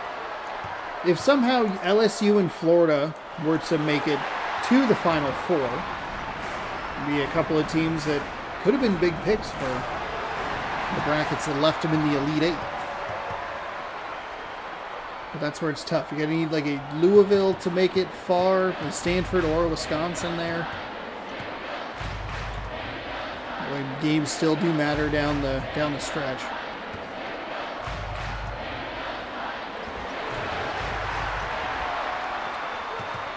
So 13-9, good defensive possession for the LSU Tigers, who bring the ball back up the floor. Oh no, that pass is so dangerous in this game. There's a beautiful jam home.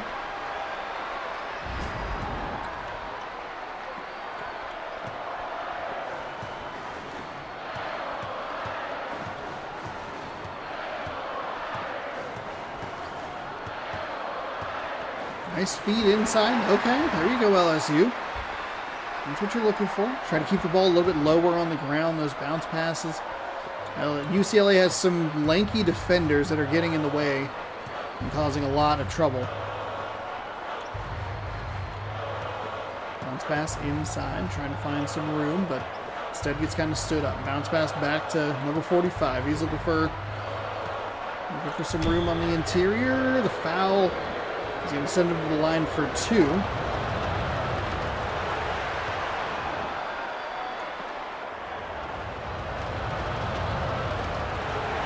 Left it off the front iron, left it off the front iron again, and UCLA still comes up with points. Big rebounds there for the Bruins, and they push the lead out to 18-11.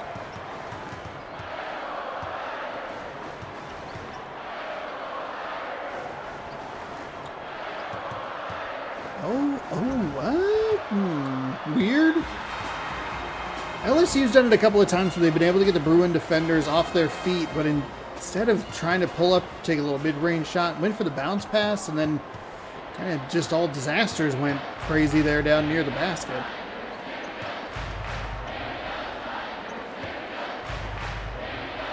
Oh, there they go. That's what you're looking for. Very fortunate that they made that shot. That feels like it's tailor-made for a layup rather than for like that mid-range. Really pretty close range, I guess you would say. Close range too. There's a big three. Bruins can't get it, and the Tigers come up with the rebound. Good opportunity for them to claw their way back into this one. Now that they're out of it.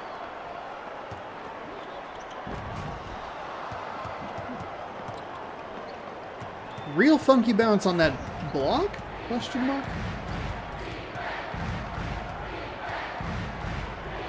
Oh, they could have gone two ways and they went the wrong way.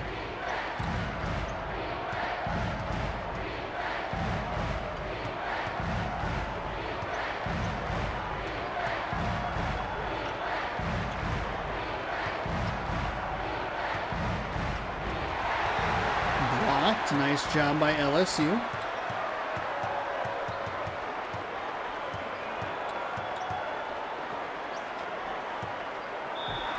Oh, nice foul.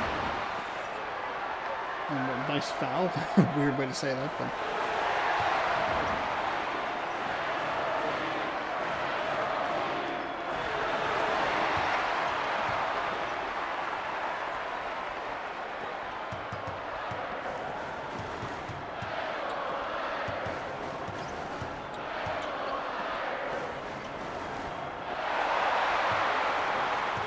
LSU doing a really nice job here.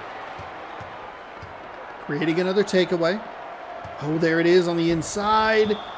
The Bruins are doing a really good job coming up and blocking that shot. I'm surprised we're not getting more foul calls on it. But it is... But they've been doing a nice job. LSU's had a lot of opportunities with that bounce pass where it looks like it's going to be just an easy 2. And then here comes the UCLA Bruin kind of out of nowhere. Good rotation, good recovery, and then bam, blocked. There's the kick, there's the 3, it's up, it's good. That's a big basket for UCLA. We've had a little bit of a run for the LSU Tigers trying to get back in this game. They've done a nice job, not that they've ever been completely out of it, but it's been a good little run, good defensive possessions. Felt like UCLA needed to put some points on the board.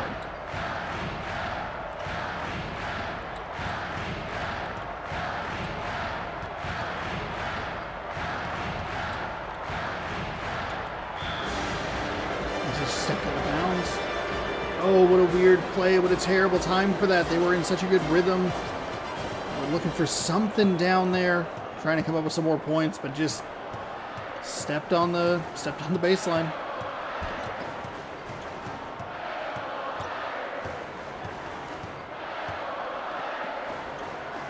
Held on to that ball for a second, didn't matter, still drains the shot. It was 18-17 and back-to-back threes for the Bruins, pushes it right back out to that 7-point deficit that we saw earlier in the game.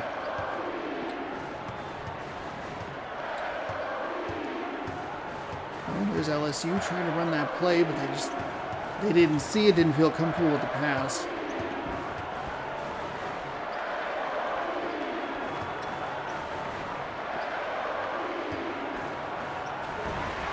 Oh, no. That's not how that works. That's how that works. Nice job getting the steal there. Into the corner. Pump fake, pump fake. Oof.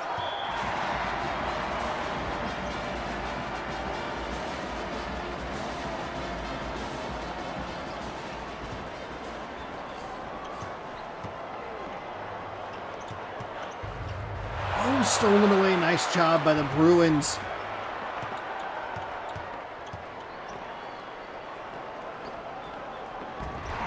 Nice job by the Tigers. It's been a kind of a defensive struggle. The score is a little higher than you might anticipate for a defensive battle. And LSU has had trouble cashing in on the offensive side. But there's a 3. Couldn't get it. Nice offensive rebound. They'll go to the line to shoot 2. 4th team foul for the Bruins. They can cut this down to 5. Math, good math. I need to make sure that I grab like a little snack when I take a break here in just a moment. Can't take as long a break as I did last time because that was where things got all kind of wonky. 24-19. Oh, LSU. Oh, that's the tip. That's the break you need. You can't let off that defense. Get up there. Show them that you're going to be a problem. Fades away, rattles in and out. Good opportunity here for LSU. Shot clock is off, so they should hold for the final shot. They won't, but they should.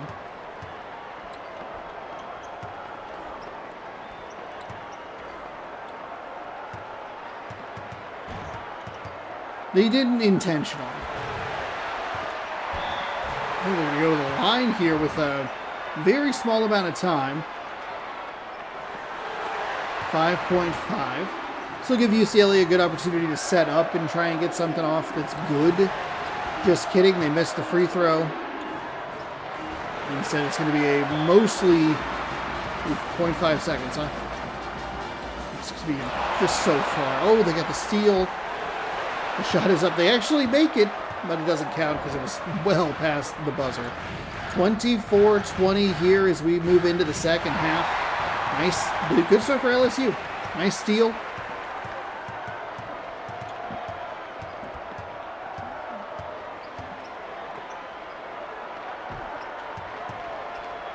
Trying to drive inside, blocked and rejected.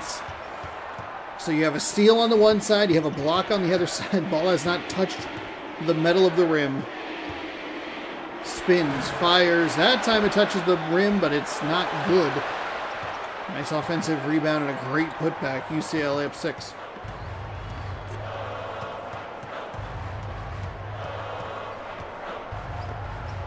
Nice find. Looking for some... Maybe looking for the three that, I don't know, maybe they passed it a little bit early. That seems to happen sometimes where the play doesn't quite run its full course as UCLA is trying to push the pace.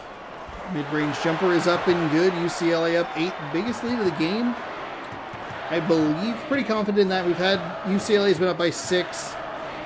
The Tigers were up by 3 very, very early, I think.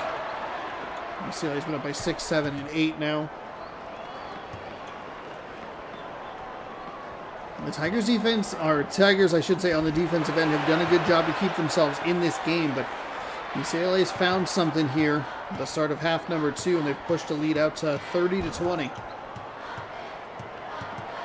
Now what's interesting here is if LSU loses, kind of regardless what happens down the rest of the stretch, they would need a Syracuse win.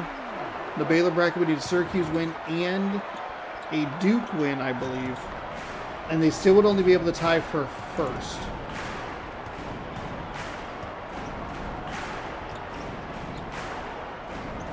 We'll see what happens here. Nice 3 by LSU to get that lead back down to 7. The foul, the hoop, and the harm. Oh no! LSU got a nice 3, but then they're going to give up potentially 3 on the other side. Rattles home. 33-23. 2 minutes gone here in half number 2.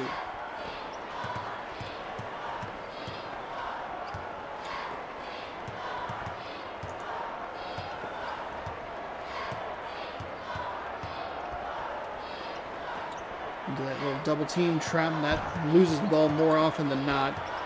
There's that funky animation. Offensive foul, defensive foul. Sometimes it's points, sometimes it's a turnover. And that time it was a turnover.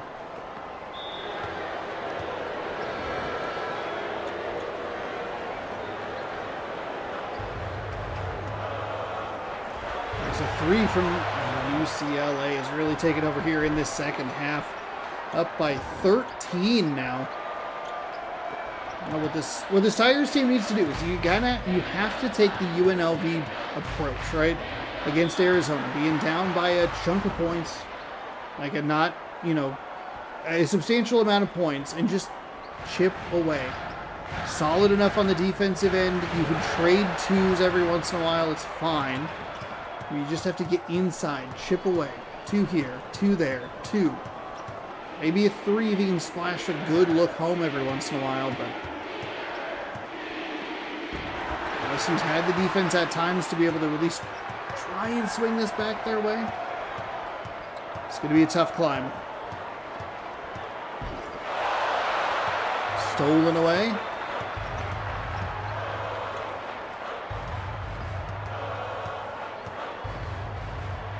There's a 3 for UCLA, no good. Being a wide open 3 was maybe the best thing for the Tigers because that shot just doesn't seem to go as well as the ones that look like they're defending. Blocked.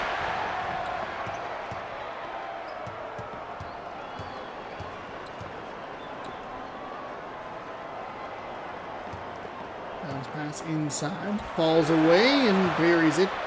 15-point lead. LSU is having a real bad second half here so far through the first 4 minutes. Oh, got the defender off his feet. But that's the thing, is LSU is doing a good job on the perimeter. They're pump faking and getting those defenders up. The issue is they're going too far inside. Take a step to the left, step to the right, try to put up a three, or just go in a couple of steps for the mid-range. We saw Iowa State do it, where they had a similar situation, and then the defense was able to rotate over to them and block the shot. It's just, they're putting in some nice moves, but it doesn't matter if you're not able to capitalize on it.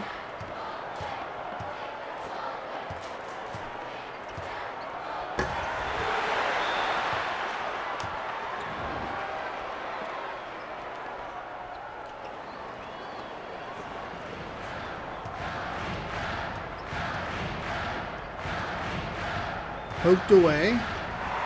LSU comes up with it. Doesn't even slide out of bounds. This is one time where you look at it and you go, okay, good. Stay on the ground. Let your team come get to you. The last thing you would want is a backcourt violation in that situation. There you go. Get that basket in. Get the foul. Convert on the free throw line. Just go to that play. Over and over and over again. See if you can start working something. Working towards that tie. Almost poked away. I guess technically they do poke it away, but no one's able to recover it. It drifts out of bounds. Spin around is so dangerous. No matter what team you are. You don't think you ever want to see someone go with a full turn to shot. That's a huge three. There are two defenders right there, and it just did not matter.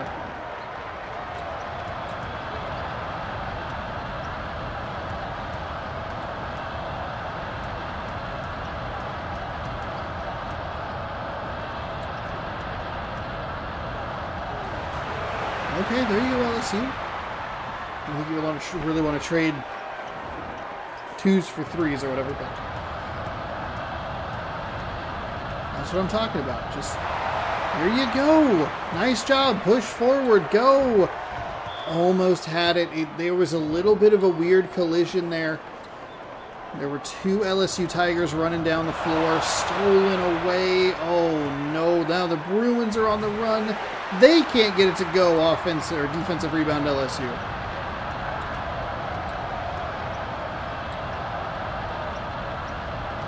Two quick passes inside, arms up all over the place. Defensive foul LSU. Or defensive foul LSU to the line. There you go, 41-30. That's chipping away. Chipping away. Good defensive possession. An easy early steal. Maybe not easy, but early steal.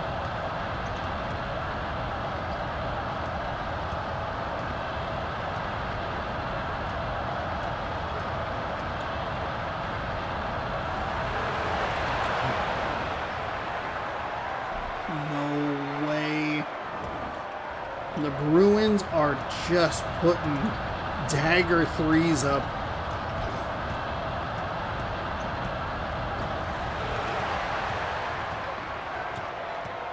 This one might be just about over, folks. UCLA now push this lead out to 16, 46-30, and they could be a very formidable opponent to UNLV. But I don't think you want to count out UNLV because they did take down Arizona. So I'll have to go through another Pac-10 school to try and get to the Final Four.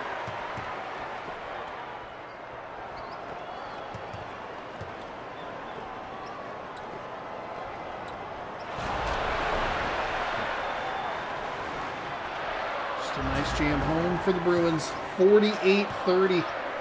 This is a crushing defeat, both scoreboard-wise and for a bracket. LSU was having a really, really bad second half. There's another block. That's on the outside. There's another block, and they still come away with it. Or they come away with the loose ball, trying to drive inside. There's a little bit of room. Rattles it up, or flips it up, rattles around and drops. And they're going to the line. So just bad news all around.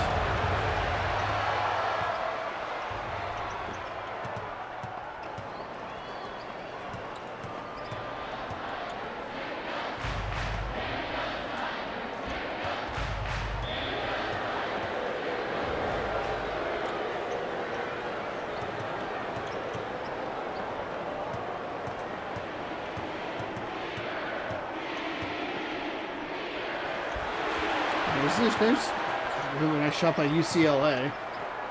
They scored 5 points since I put the score in. 53-30, so a 23-point deficit.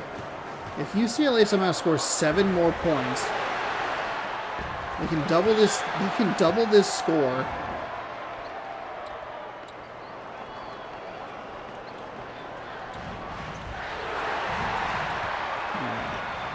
Well, there you go. Now they have to score 11 more points.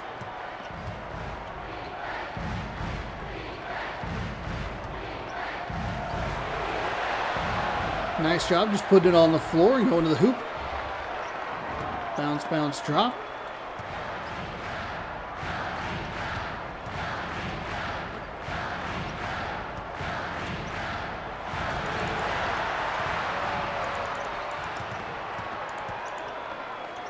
.55-34, minute and a half to go. As we just kind of run out the clock on this one. And check some scores here real quick.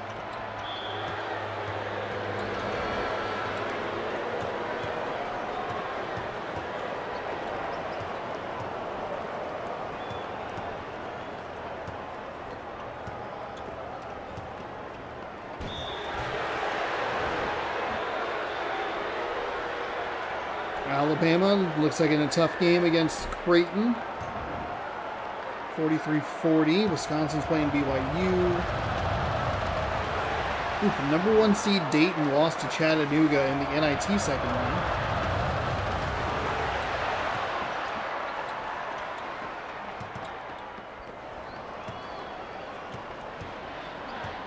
Michigan over Texas A&M.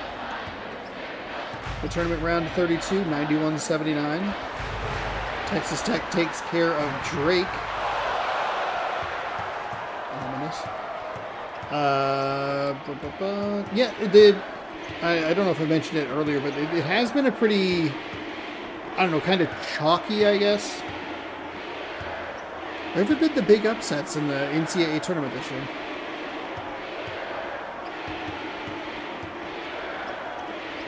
Women's bracket down. Anything wild?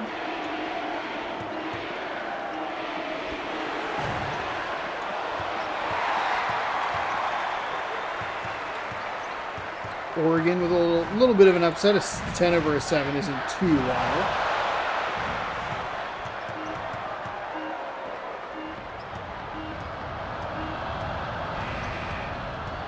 We hit the buzzer here. I'm not taking half any women's. Is there anything wild women's wise? All right, 59-34. Oh God, UCLA absolutely dominates LSU, and they will play UNLV in the round or in the Elite Eight. It's North Carolina and Florida. It's UNLV, UCLA. We have 4 more tickets to punch, and the best games are yet to come. Hopefully. Because, boy, a 25-point defeat is not exciting. Let's see, the women's... No, oh my God. Connecticut scored 103 points, and the opponent, Arkansas State, scored 34. Disgusting. Absolutely disgusting. 71-25, UNC Greensboro? Come on. Oklahoma State got upset today in the women's bracket. It's a lot of chalk. I mean, but that's still a 10-7, so, or a 7-10.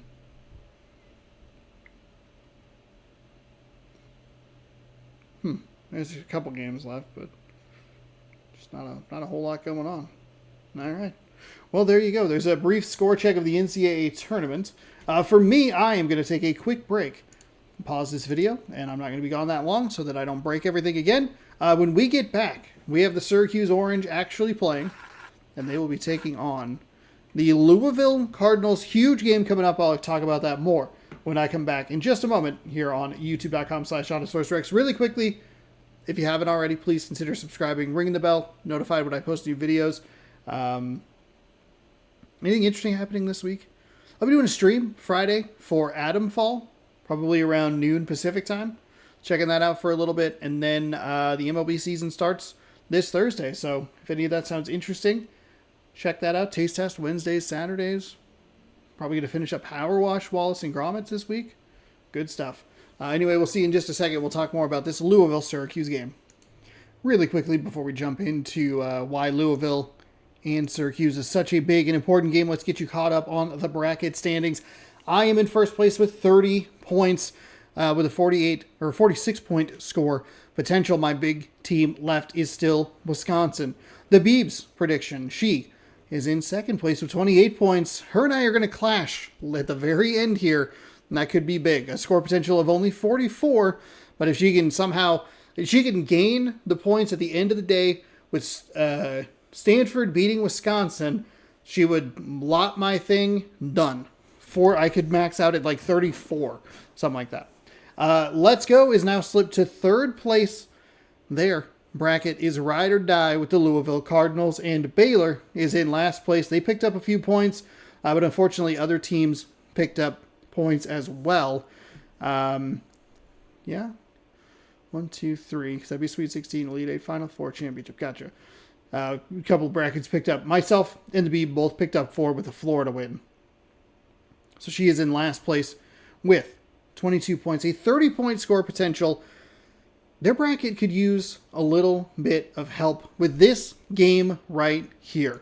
Louisville is a champion pick for the Let's Go bracket. Syracuse is an Elite 8 pick for the Baylor bracket. Like I just said, let's go. Ride or die with the Louisville Cardinals at this point. They had an incredible first couple rounds in the top 2, but a lot of their big picks got knocked out or like kind of slowly whittled down. They got a lot of those small picks into the round of 32, into the round of 16 here and there.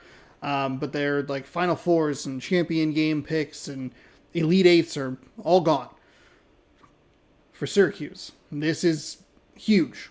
Baylor needs some losses to pile up, and they have an opportunity to take out the big threat at the top with the Louisville Cardinals. The 4-time consecutive champion Louisville Cardinals visit the Syracuse Orange, who finished second. It is a top 15 matchup. The Syracuse Orange are on the road. The Syracuse Orange are at home. The Louisville Cardinals are on the road. How did those teams get here? Well, Louisville defeated Missouri. Then they beat Tennessee. That Tennessee game was a little funky. Syracuse watched the worst first half of basketball that we have ever seen against the Washington State Cougars. And then they took care of Alabama in one of those games where it was real good at the end, and then the overtime period really sucked, which was unfortunate. We've only had a couple overtime games here and there in this tournament, and then they've been bad. They've been really bad. Now they face off one-on-one. If we get a Louisville-Syracuse, whoever wins this game against Temple, I would have Temple in the Elite 8. I don't have them going any further, so it's not as exciting, but it is at least interesting. You've heard me talk about it all tournament. It's going to be very interesting to see how the Syracuse Orange can deal with this Louisville defense. The strategy is simple, because I got to switch over here, my bad. The strategy is simple. Force them to miss baskets so they can't set up their defense. That's it. Louisville is so good at taking turnovers and turning them into points. Now, Syracuse against Alabama and against Washington State. 2 different levels of team, I understand. No offense to Washington State, but worst half of basketball of all time. Ohio State tried. Syracuse has been very formidable in the paint, causing blocks, creating turnovers. So we'll see what they can do here. Ooh, stolen away by Louisville. Not the traditional way that they get the steals. Usually they get them in the backcourt, but that's still the result that they typically get.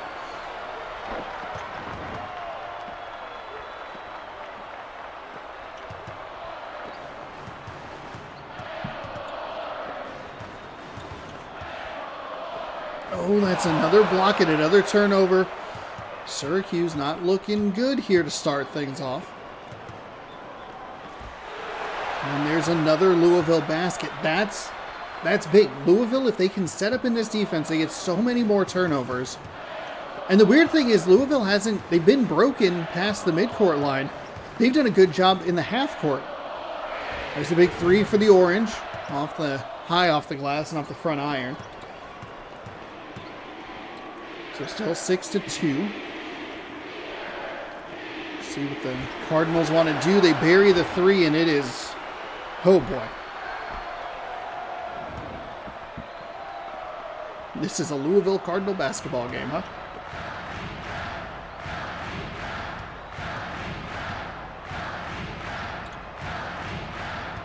No team really commits to this defense like Louisville, and no team has been able to really figure it out. It would be worth watching them play literally every other team in the game to see if they lose once. They technically have lost twice. They have lost to Alabama. They have lost to Duke? Something like that. Well, this is okay, nice block on the inside. That's what Syracuse is going to be good at, but look at how quickly this is. This is what I've been talking about. We haven't seen Louisville look like this in this tournament. They have had hard-fought, tough wins throughout this tournament. They only beat Tennessee by 8. They beat Missouri by 8 as well. The teams have been putting up a little bit of a fight, but Syracuse, which I thought would be a much more formidable opponent, is just crumbling. That's another missed 3, a bad shot at an offensive rebound.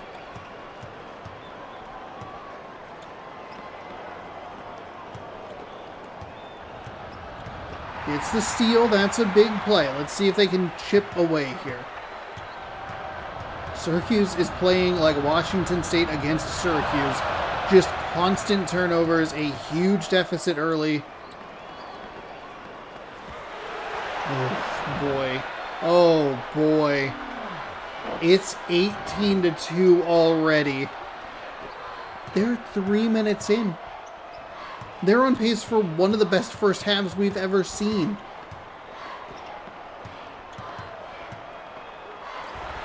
There's a 2 for Syracuse. Let's see what they can do. They can get into any sort of... They need defensive stops, right? They need to force Louisville into the paint. There's a nice block on the outside. They got to come up with those. That's been a problem today for a bunch of different teams.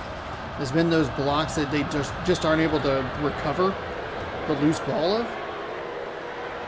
Number 3 commits the first personal foul. Cardinals go to the line. Left it off the front iron. A couple of offensive rebounds. They still don't get it. There's another offensive rebound. It's blocked. It is still Louisville ball. Okay, they finally get the takeaway. They finally come away with the ball.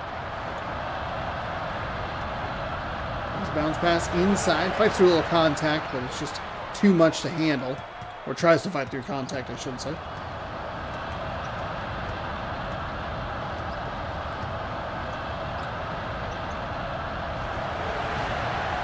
That three's no good, and the center for Syracuse does a good job to come away with that ball in between 2 Louisville Cardinals. It's stolen away regardless. Oof, nice job on the defensive side. That's where Syracuse, I thought, would be a lot more of a factor. And obviously, there's still a ton of time. They could turn this story around. But their interior has been very good. The 3 doesn't go. 19-4. Louisville's fallen off the pace of those best first halves at the moment. 18 points in the first 3 minutes or so. We only have a point over the last 90 seconds, and that was from the free throw line. So Syracuse is doing something a little different. Of course, okay, never mind. I was going to say, as soon as I say that, they're going to bang down a 3, but no. Trying to spin, looking for something. Blocked.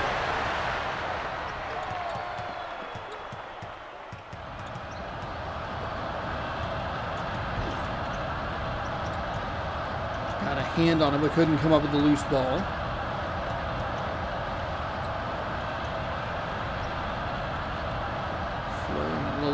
Little float pass inside, nothing, and then still just put back. So it is back to 17 here. The lead's been as many as 18. Syracuse with a real bad 4 on the board here. Trying to find some room, leaves that one short. Maybe just trying to push the issue a little too much.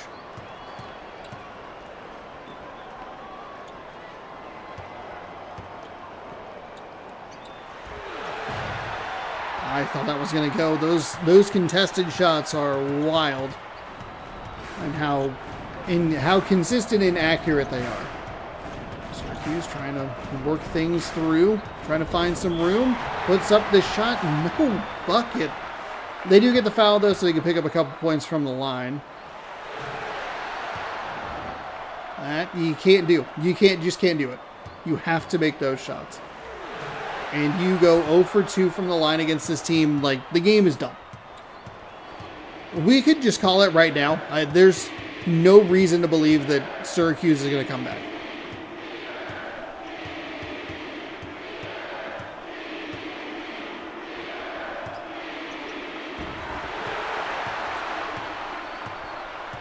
Got to turn this block into points. Gathers, steps, foul.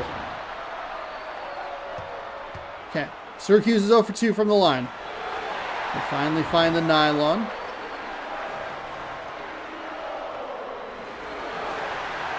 (21-6).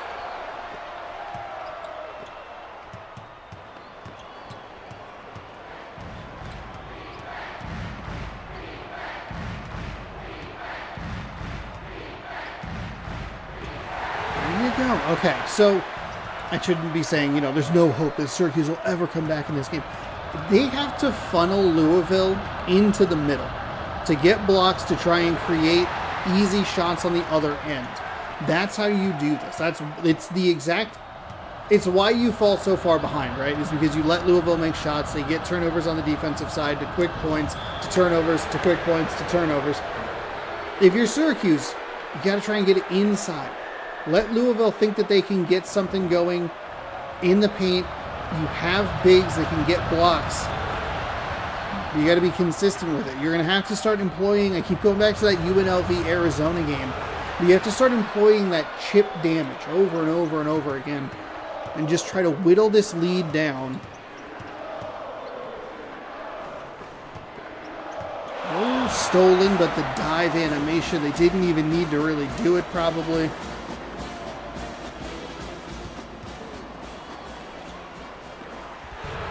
Hook shot's no good, but they do get the offensive rebound. Going with another hook shot, that one's no good. Another offensive rebound. He'll go for the little reverse layup and gets it to go. 23-10. 2:40 to go. Louisville got off to a red-hot start. Like, it is difficult to explain how quickly they got out to this lead. 18 points in the first 3 minutes. Over the last 4.5, it's only been about 8 points. So they're slowing down a little bit. Obviously, it's ridiculous to expect that kind of pace for an entire half or game or whatever, but I think there's something there. But Syracuse only putting up 10 on their end is brutal. There's a steal. Nice job. Firing it forward. I love the way they're pushing the pace here. But they can't get the basket to drop. Those are the ones that you have to get. We saw it kind of bite Iowa State in the behind a little bit there toward the end, where they just three or four opportunities. If you get a couple of them to just go different, that game outcome could be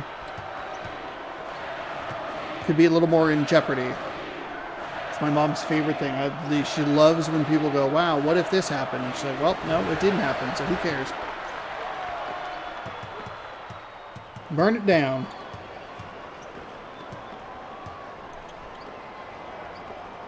Quick passes inside. Out of bounds. It'll stay Louisville ball.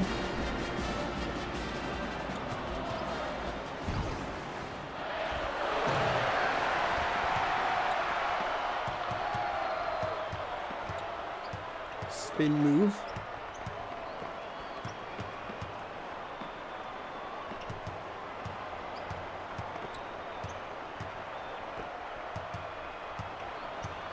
The crowd is quiet as we're under a minute to go here in the first half. Syracuse just can't really buy a basket. They are having a really hard time offensively getting into any sort of rhythm or flow. They're still working with that zone defense that they're so good at there. But there's your number. 6 blocks on the inside.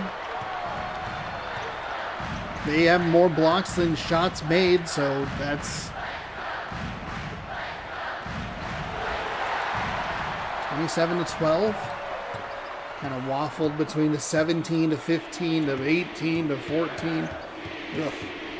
It's been a brutal first half. Oh, and you can't do that. Picking up your second personal foul. I believe it was beyond the arc. So Louisville should go to the line to shoot 3.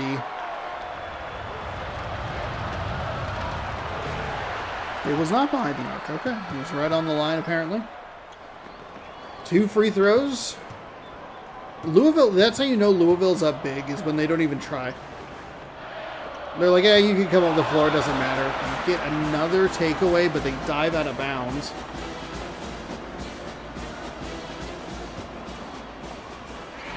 There's a big 3, but nothing works there.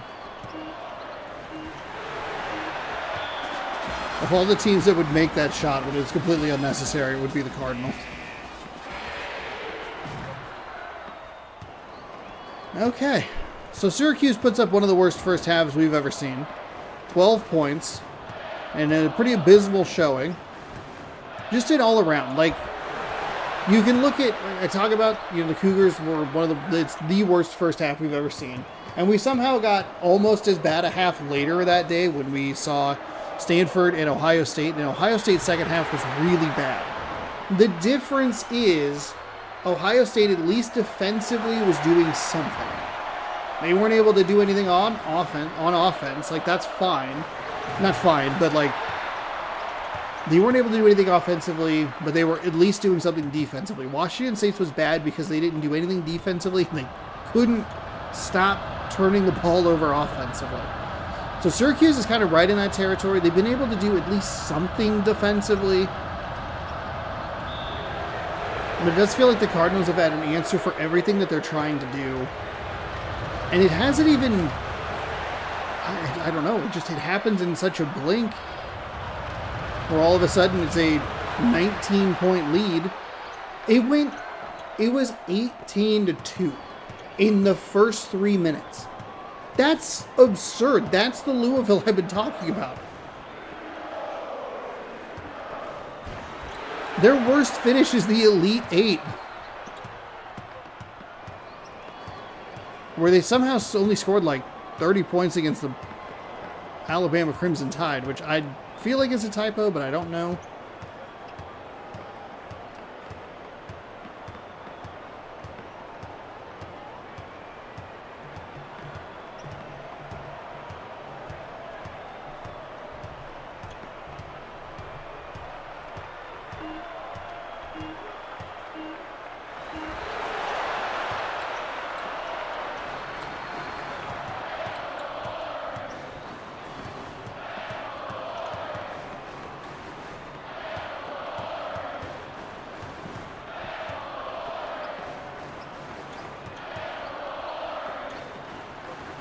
There's a 3 contested, but knocks it down. 21-point lead down to 18.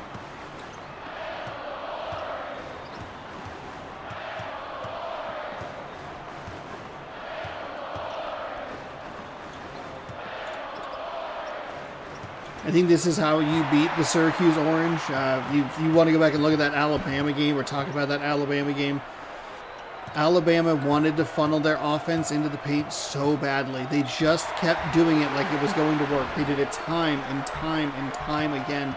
And it allowed the 2 bigs for Syracuse to just keep collapsing, get those blocks, get those steals, those turnovers, and turn it into points the other way. Louisville is not giving them that opportunity. They are spread out across the floor. And I think that's your difference.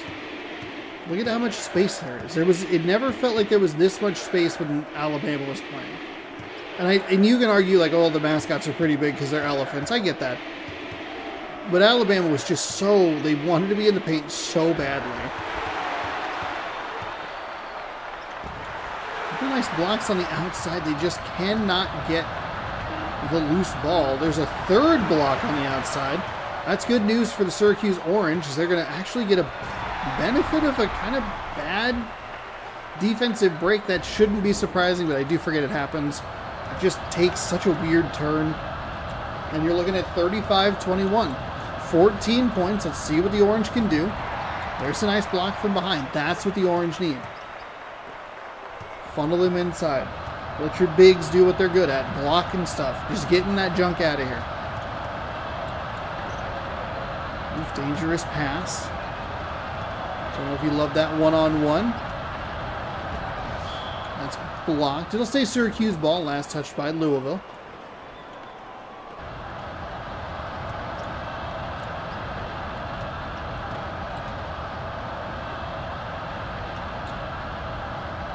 I think if you're Syracuse, you have to go a little bit faster here. I don't think you can be winding the clock down this much. It works, but at that rate, you're only going to get, what, 5 more possessions? Like, yeah, this down to 12.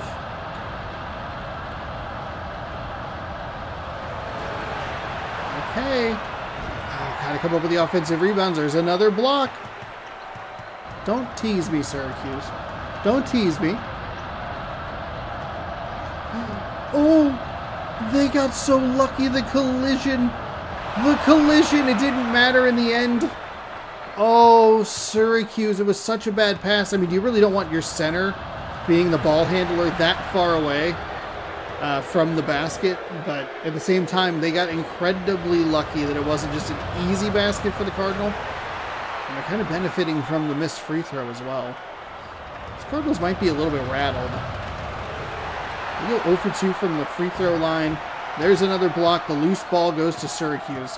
That is an unbelievable turn of events. That's a 2. Oh, they didn't even... See, that's why you don't want to dive. I didn't know that the Cardinal was going to be able to get that.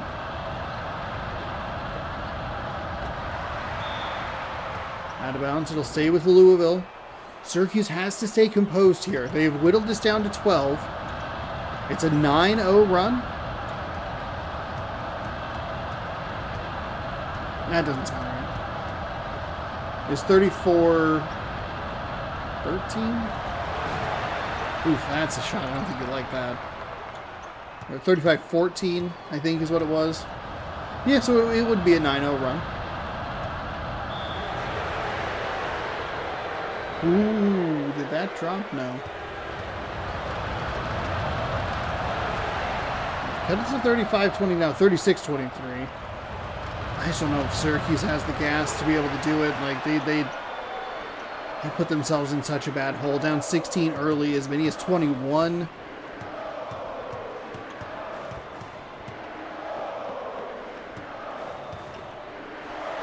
Okay, you can trade those twos. And they've shown some ability on the defensive side, especially on the interior.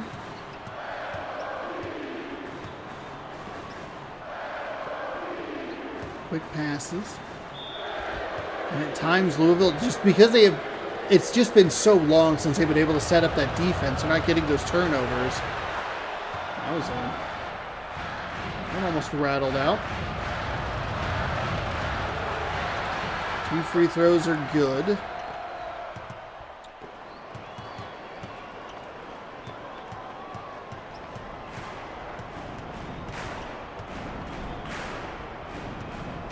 They kind of tried to set up for the 3, but it's a little too late for that. There's the steal.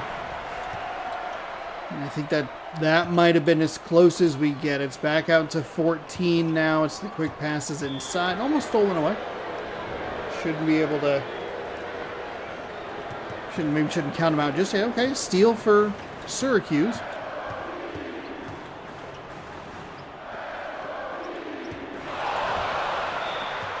Get that slide out.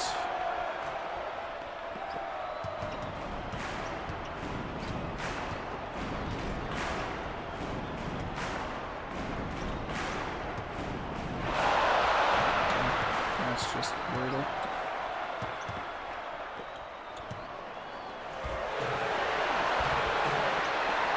Louisville is ice cold from the floor. They are so... Their last 4 points are from the free throw line, right?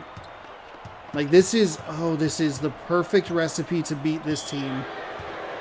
And they just missed the throw. Syracuse.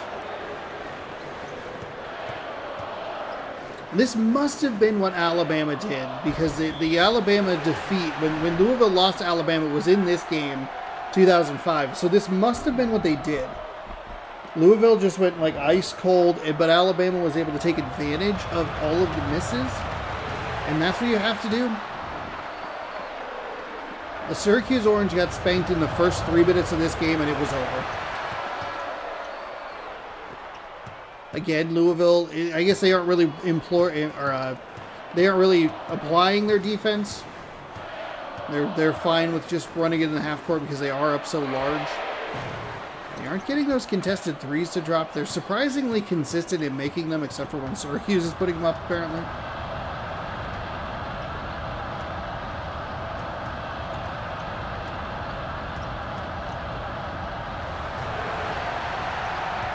A little short.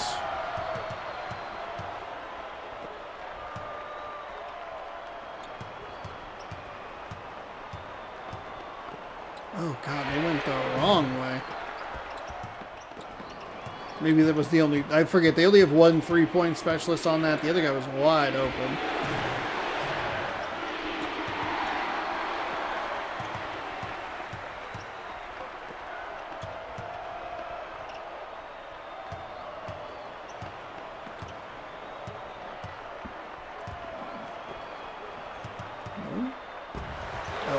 Into a double team.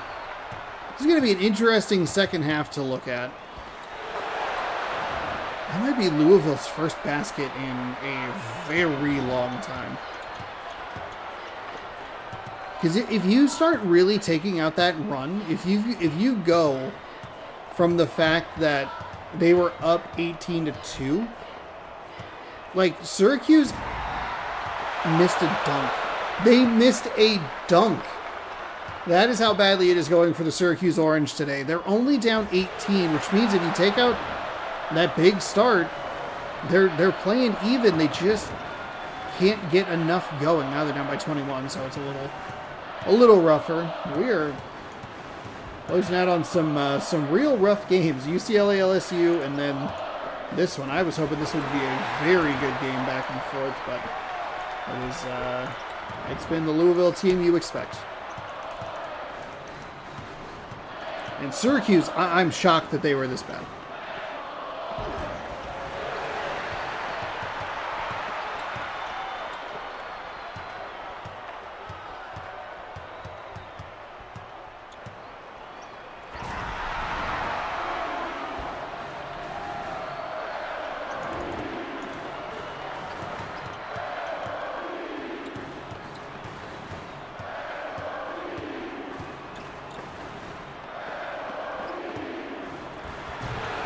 Ooh.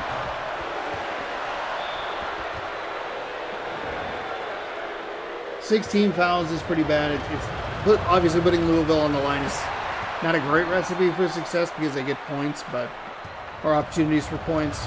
They've been very good from the line, but their field goal percentage is brutal. And Syracuse isn't much better. Like,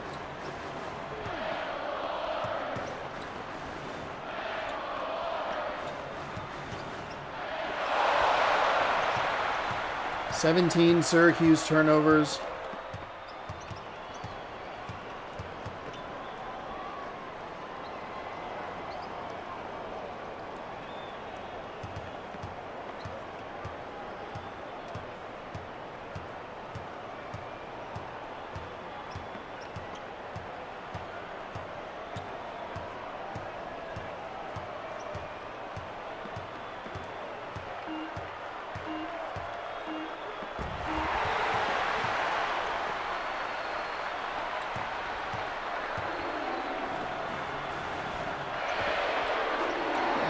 You can't have that now.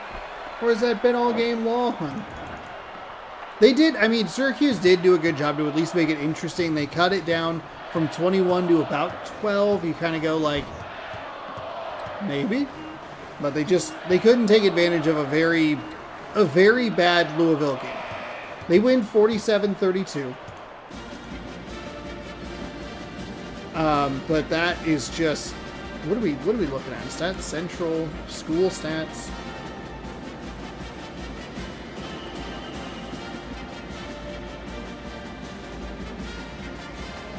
Rebounds, 14 steals, 8 assists. Syracuse had 18 blocks. Syracuse actually shot better from the floor. The three-pointers kind of, 5 for 10 is obviously way better. The free throws, kind of the difference there. Louisville wasn't actually as bad as I thought they were, but the second half, 9 for 12 still isn't awful. 5 for 6. But they were 4 for 17 from field. They're they were 23.5%. Syracuse was 50%. And they still just could not really chip away. 12 free throws versus just 4. And again, that huge start at the beginning of the game was kind of the demise there. So Louisville will move on, which means that the Let's Go bracket lives to fight another video. That's really all they had to pay attention to was this Louisville game. 47-32, just double checking the score there. Louisville is there. That is going to put a big dent in the hopes of the Baylor brackets, as they are kind of down to, well, that one locked them into 4th, which feels kind of mean to point out, but you know what? That's how it goes. Let's Go jumps back up into 2nd place after that victory with 28 points. Score potential still of 84. I don't think we've ever had anybody pick an actual champion unless the Let's Go bracket picked Arizona State in like one of the first tournaments.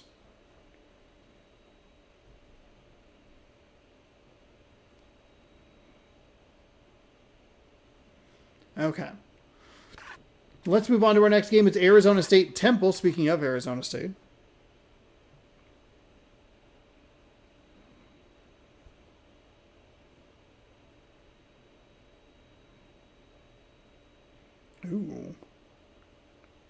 Ooh, Supercar Collection Simulator Prologue. Got a little code going on there. What? Arizona State. Sun Devils. They head to Temple. Not Tempe, but Temple to take on the Owls. This is the big game for me. I need I need Temple to win. If not, I'm really relying on Wisconsin to help carry me through the rest of it. So we'll see how that goes. I don't exactly know what the difference is between that prologue and the demo that I played. Content deadline 10 days. Required. Okay. Actually ran pretty well on the PC.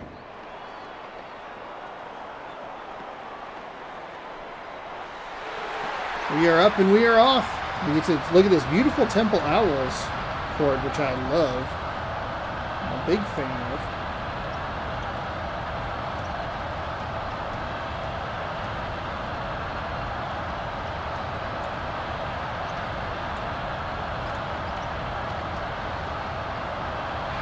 There's a 3 for the Temple Owls, and they're able to get the basket. Oh my goodness. They're able to get the rebound, I should say. That Sun Devil was in the perfect spot, but Temple came in kind of over the top a little bit, but did, cleanly get the ball. And I don't just say that because I'm rooting for the Temple Owls. I mean, I'm not just rooting for the Temple Owls because I'm an impartial commentator, but also my bracket really needs it. Arizona State gets on the board first, and it's 2-0. The winner gets the honor of playing Louisville. Or I guess the honor of saying, we lost to Louisville we're the 35th team to lose to Louisville. Louisville was 32-2 entering the tournament. They have won 3 times. They have won 35 games in this tournament. Syracuse is just the latest in the string of mascots that they have destroyed. Off the back iron, no good. So the free throws, just 1 for 2. 2-1 is your score.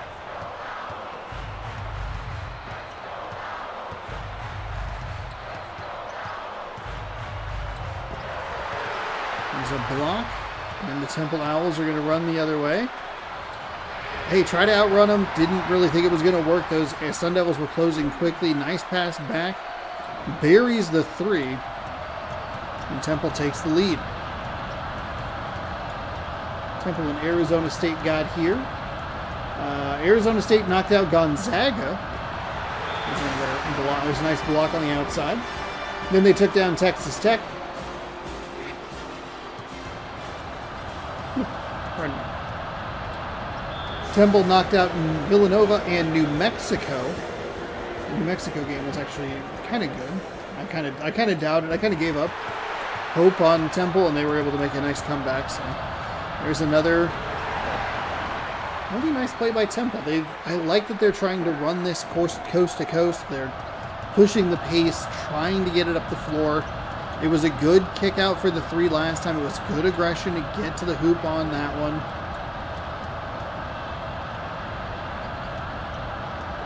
Bounce pass back outside, stolen. Ooh.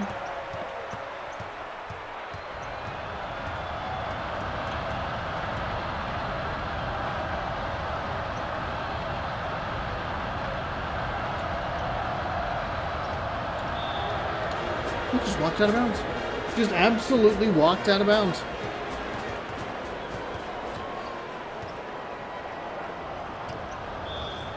There's a foul on the shot.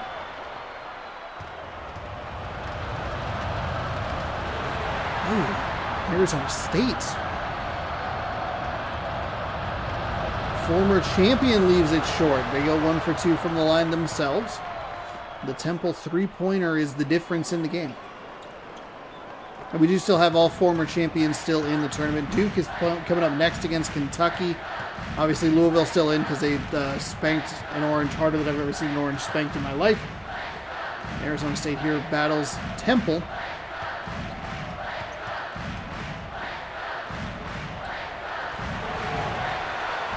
Nice job getting the offensive rebound. There is a not a good injury report for the Sun Devils, but there is a significant size advantage for the Temple Owls down low. It's the second or third time we've seen them.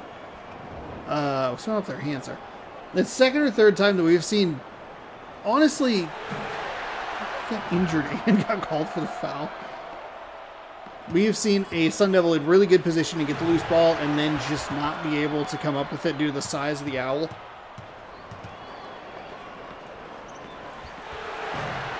Also, neither team very good from the free throw line.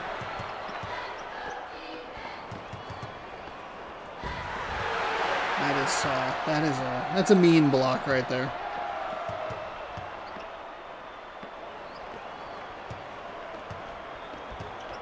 Ball is loose, turned over. Temple is going to run it. They'll slow things down. A good job by the Sun Devils to get in the way. Bounce pass. Into 3, up and fires, and Temple leads by 5.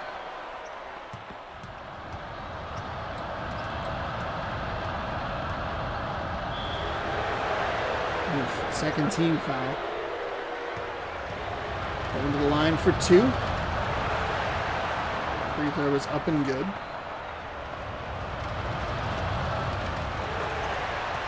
8-5. Couple of free throws there for the Sun Devils.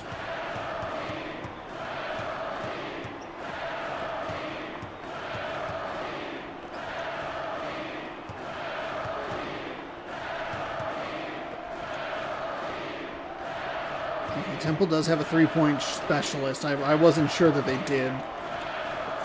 It doesn't matter what the team is. They like running that play on this difficulty. There's a nice 3-point shot for the Temple Owls. But it doesn't always work because there are a couple of teams. Minnesota, this really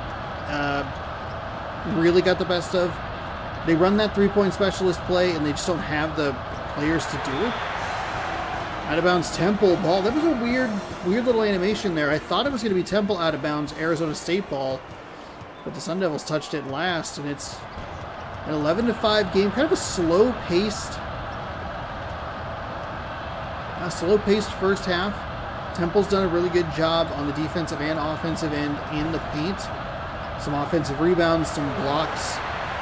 And they've been able to take that to an 8-point lead. Sun Devils do play that full court press, but just nobody knows how to do it like Louisville. And it's very difficult to explain, but for whatever reason, when teams play Louisville, they just cannot figure it out.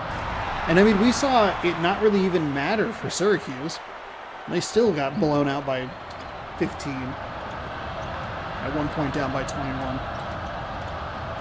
Arizona State finds themselves down by 10, and we're starting to get into a weird spot here. But this is the third game in a row that's opened up to kind of a bigger lead early in the game. We kind of like, oh, that's not what we're looking for. We want the games that are in the Sweet 16 and beyond to be good.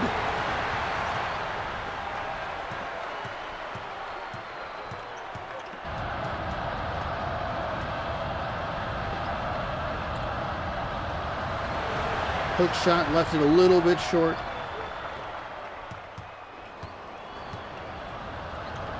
See what these Sun Devils want to do. Try to go to the rack. They'll get the hoop in the harm.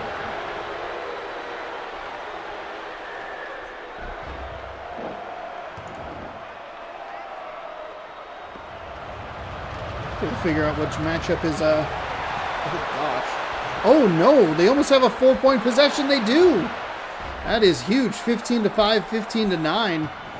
2 buckets, a free throw that was missed in the middle.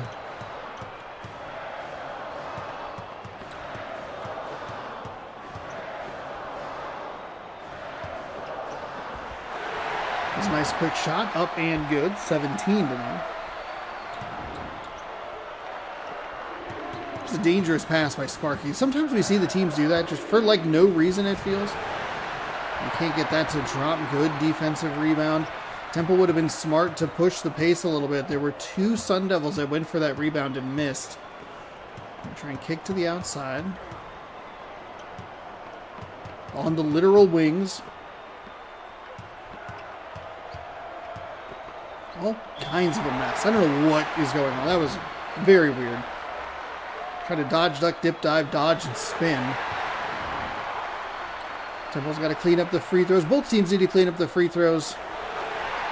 They do so successfully there, and Temple pushes that lead back out to 10. 19-9 with 3.5 to go.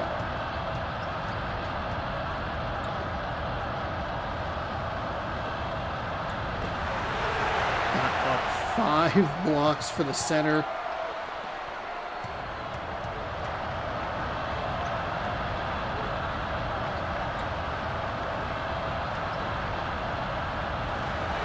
Mid-range jumper pushes the lead to 12, 21-9. Arizona State and Syracuse maybe would have been a good matchup of ineptitude. Honestly, you look at the way Syracuse played their first couple of games. I know Washington State's not very good, and Alabama did what Louisville didn't, of just kind of funneling into the paint over and over and over again, which gave them so many extra blocks and turnovers and blah, blah, blah. I thought that they were going to be such a formidable opponent for Louisville, and they weren't. Louisville just dismantled them. I have been very surprised by Louisville. Temple. I got my bird teams confused there. Because I picked them because I like them as a goofy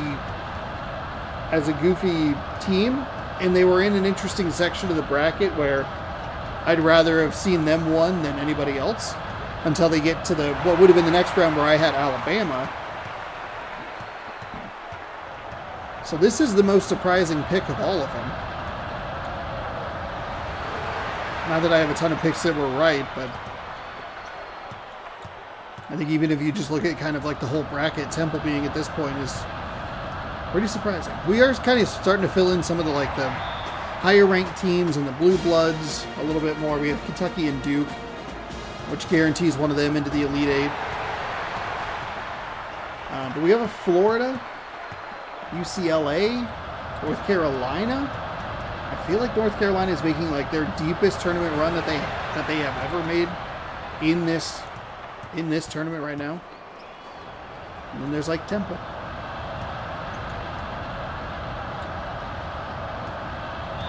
Oh, that's gonna be Temple ball. I don't know why you dive for that.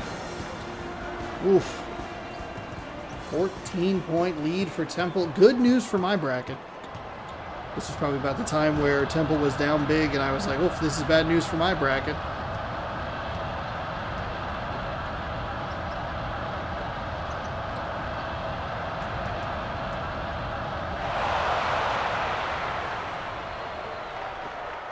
Oh, no, they threw it off the glass. They're shooting 16% from the floor. That is horrible. I don't have to tell you that, but it is shocking. That's 3 fouls. That is, oh boy, 3 free throws. I maybe shouldn't say that with the utmost confidence. Well, yes, it is. Now I can say that's 3 free throws. Y'all can't be doing that. Y'all ready for this? 26-9. It is a 17-point game. Brutal stuff here today. These last 3 games have been, they've been tough.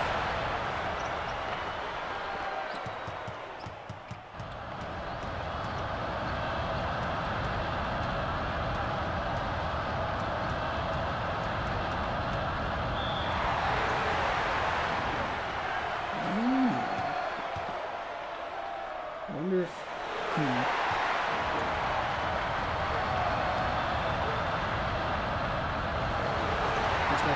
was the 24th a Monday? Oh, it is. Interesting. Bounce pass inside, blocked, and return to sender. I don't want to load too many things on my computer. I guess I could look at it on Steam. I mean, it's 28-11. We're not missing a whole lot. Are we still in the first half? Oh, dear God, we are.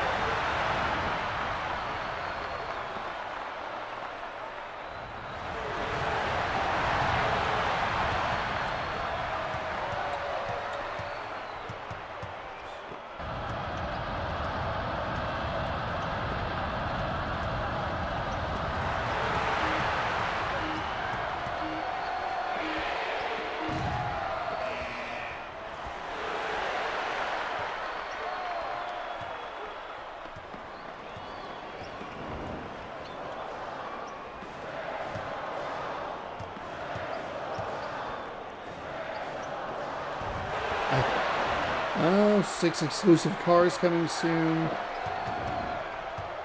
Cars. Unlock an offer for sale difference. Supercar series. Okay, so this actually would be good to look at. Just because I did the demo, and I'm curious if there would be a whole lot. But if I were to pick up a code for it, then I would need to create content for it. So it'd be like another car. What am I trying to say? I'd have to start over, but if there's new stuff in there, it might be worth taking a look at. Might also be worth trying to get that up for Monday on launch day. But we'll see. I gotta be doing, sometimes you gotta move stuff around, to try and grow. 32-14. Oof. Man, this has been a brutal hour and a half. I guess I should put that time in your head. Actually, that's what a lot of the things don't want you to do, is just put that oh, I've watched 17 episodes of this 45-minute show. My day's gone. They just want you to sit there and be sucked into whatever you're watching, and they don't give you an opportunity to watch credits to be like, oh, I'm done with this. Here's the next episode. Shovel it down your face, stupid.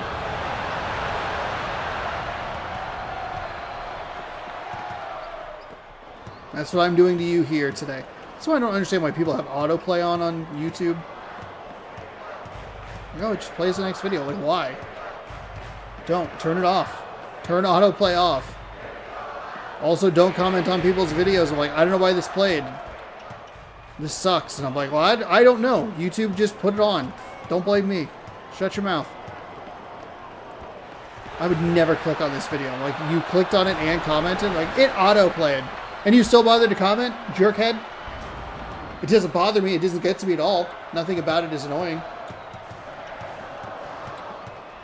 Don't worry, there's only 8 minutes to go in this one. We have Kentucky Duke coming up, and then we have the big one, Wisconsin and Stanford. The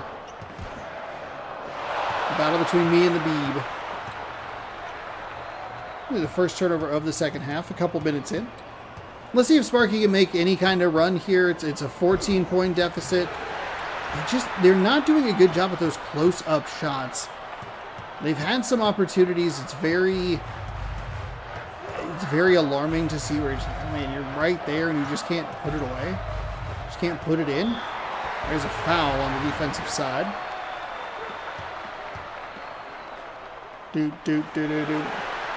Shoot the free throws. Ooh, left it a little bit short, so Arizona State will take a timeout. They have, I assume, 5 remaining. I was going to say, it's only the first timeout that we've seen. They only take timeouts. Well, I guess Syracuse took the timeout early in the last game because they were getting absolutely stomped, but they do take timeouts when they need to make substitutions. So it's a 15-point game. Sparky not out of this one yet. There's still some time to work with. Again, you got to get into that UNLV mindset. Just chip away. Take advantage of these fouls. Try to get inside. It's going to be a little bit tougher against a team like Temple. They have good bigs in there that allow them to get a lot of blocks. You can say the same thing if you were behind big against Syracuse. It's going to be tough to get inside, but you got to try and put those shots away. You got to make both free throws, not just one.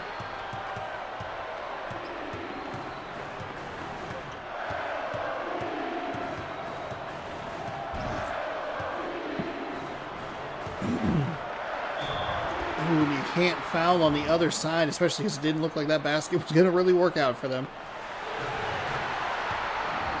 So they'll go to the line to shoot 2.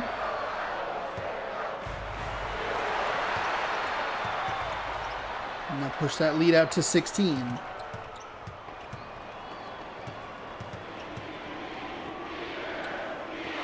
Oh, nice steal. That's a nice little turnover.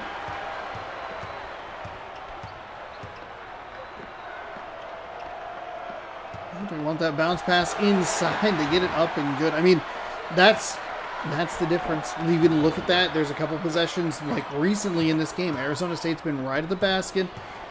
Similar kind of coverage, congestion, and they're not able to put the basket down. Instead, on the Temple side, they are putting those baskets down. If this, and I don't say this with a lot of confidence because I would have said the same thing about Syracuse. If Temple can do this against Louisville, they can have a shot. It's going to be a really tough sell with how the Cardinals were able to just dismantle the Orange. But Temple has shown some good defensive stuff. They have kind of a similar build to Syracuse, which makes me a little nervous just because, like, if they're not driving inside, then they're not giving Temple the opportunity to block. But you look at how bad Louisville was in that second half, and you kind of like you do that head tilt moment of like, I don't know, can they? Like,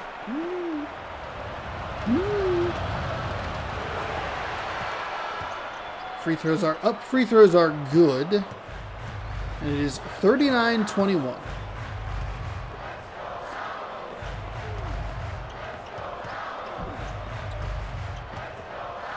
Bounce pass outside, in between 2 defenders, left that three-pointer a little bit short.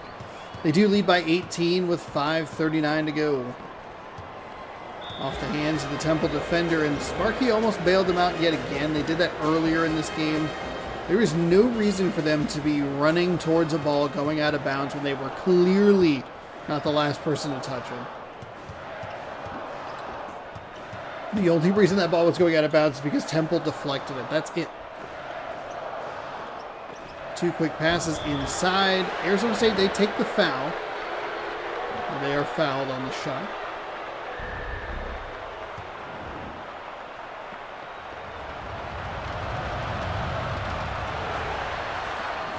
First free throw is up and good. And the second one's missed, but they get the 3 points the kind of weird way. But they do it. Hooter. Up by 15, they call a timeout. substitution, I believe, or maybe just kind of talk it over. Hey, we got to slow things down a little bit. We're up big. There's no reason for us to lose this game. Arizona State's doing some good stuff defensively there on that possession. Temple tried to get back, but that's 13. And that's where it gets a little worrying. I don't like that Arizona State backed off the defense. You just got a turnover that you were able to turn into easy points. Keep the pressure up. Oh, nice defense, but they still can't come up with a loose ball. They kind of take advantage of that weird errant pass. Good job by Temple. That collision detection really, or the hitboxes, excuse me, really benefited the Temple Owls right there. There's another block inside. Oh, that was a good little sequence there for Arizona. Bizarre three-point play to a turnover to an easy 2. Another turnover after that. They can't put the bucket down, and I don't know, sometimes like these simple little 2s or whatever just feel like that's the difference. That's your dagger. It's not the big 3 at the end of the game, putting it out of reach. It's just a team kind of resuming what they have been doing. Arizona State, nice job. Hey, good job to get it up through the hands of the defender.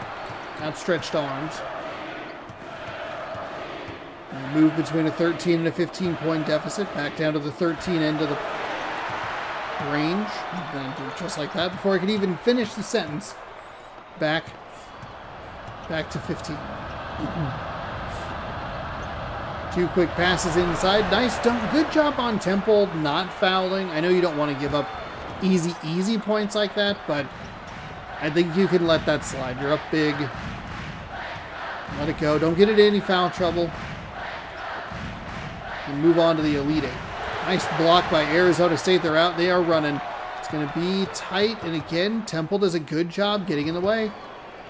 That one wasn't quite as, like, beneficial hitboxes, but just a good job to turn around and see the offense get in their way. And Arizona State can't polish off those takeaways. That, you have to be able to do that. Flipped up, no good. Rebounds, Arizona State 20, Temple 9. That is a shocking stat. But I guess if you're getting a lot more on the block side of things, I wonder if we're going to get a defensive foul here. I wonder if the number of blocks and rebounds gets close to that 20 mark. I would assume that it does, as we have our second Arizona State injury of the game. We don't usually see more than one.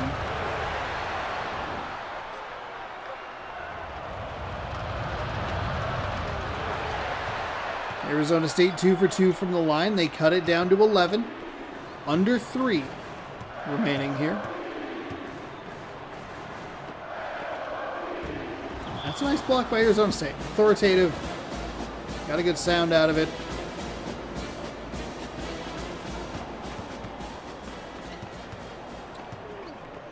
I like the kick out there. That 3 didn't look good. That putback didn't really look good either. If you're Temple, I think you want to just try and run out the clock here. If you can provide, like, good defensive pressure here. Whoa, it's down to 9, single digits. Arizona State's got to go. This is where some of those turnovers to no points are really, really bad for them. Oh, boy. You got to kick it at the corner. That's a deep 3. No good. Oh, Temple kind of just let that happen. That was a very weird sequence. They had done a really nice job defending that, but now they just kind of fell apart. Number 34 does have an arm injury.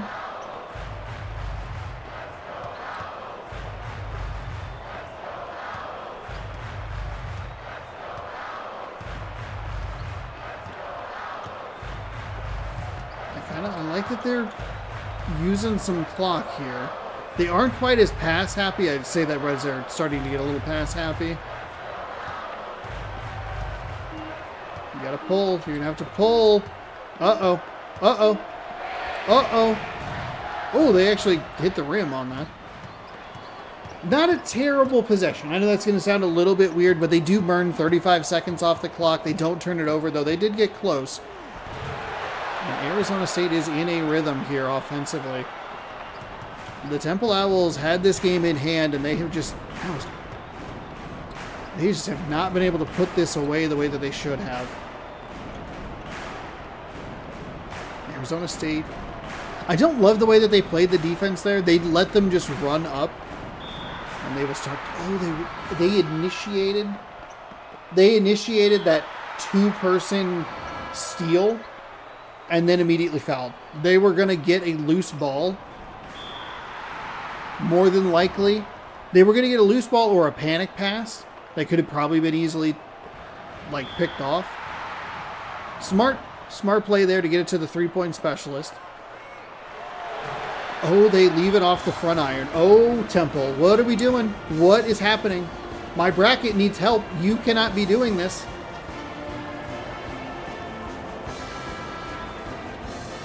"41 seconds. That is the worst case scenario for the Temple Owls. They get gifted out of that two-person animation. Arizona State, what is happening? Where has this team been all day? Don't love the foul there, but I liked what they were doing. I liked it. They're letting them try to get to half court. The Temple Owls are absolutely falling apart. What is going on? How can you be this bad at free throw shooting? You're down 3 with 24 to go. The Temple defense has disappeared. Disappeared.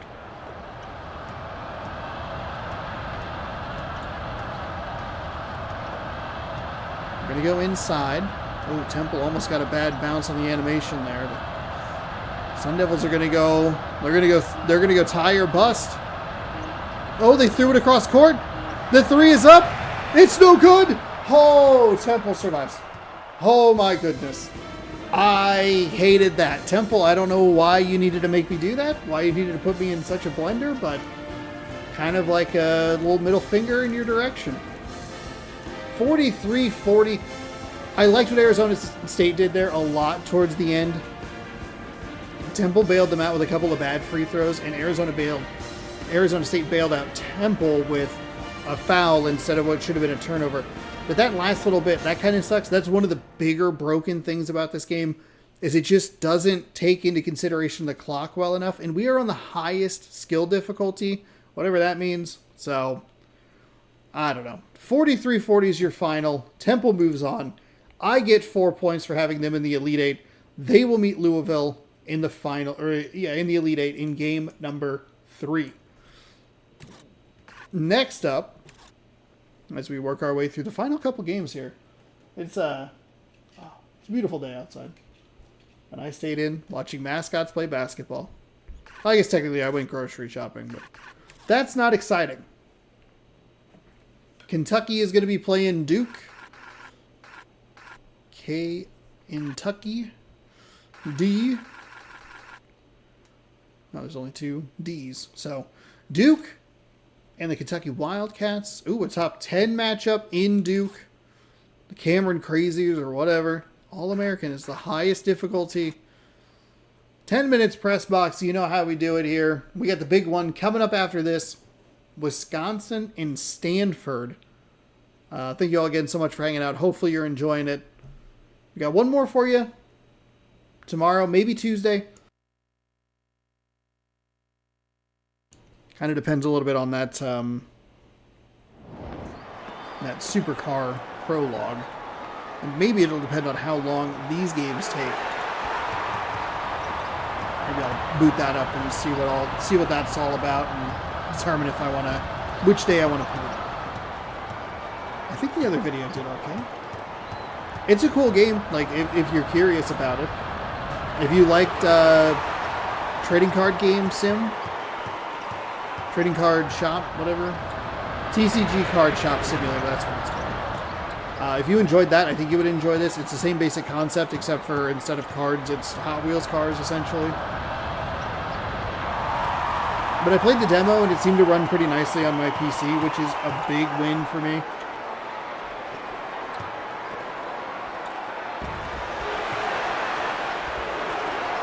So Duke in Kentucky, let's find out how they got here. Duke, actually, we'll go with Kentucky. Kentucky took down Maryland 48-39, and then they beat California 55-47. As for Duke, they knocked out Tulsa 43-32, and then they beat Georgia Tech 36-38, whatever. Either way, they're here in the Sweet 16, and they are going back and forth. Let's go. Super. I misspelled super. C-A-R. I guess, yeah, that did pretty alright.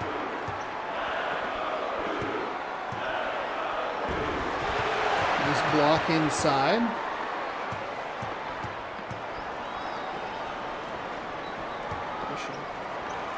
Should make sure that I grab that code and see what the differences are. But that'll be out. Looks like that game was out on Monday. For those of you who are curious, and there is a video. Maybe I'll link that at the end of the video if I remember. You can check out the supercar game that I played. It is 4-4 as I wasted the first 2 minutes doing that, and that almost a turnover.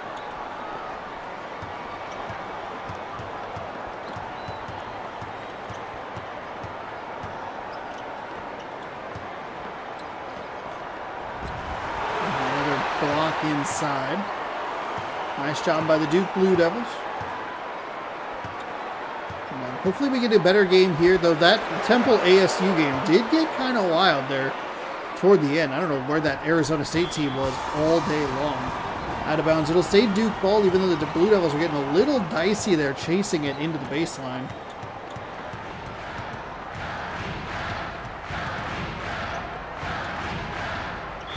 Oh, foul on the shot, and it's good. Duke with the opportunity for the three-point play.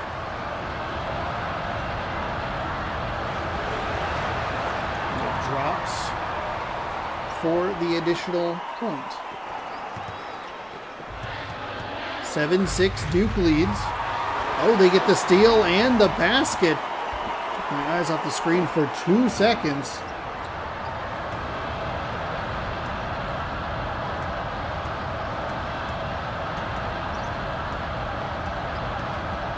Gonzaga and Wisconsin are losing in the NCAA tournament right now, which is a little unfortunate.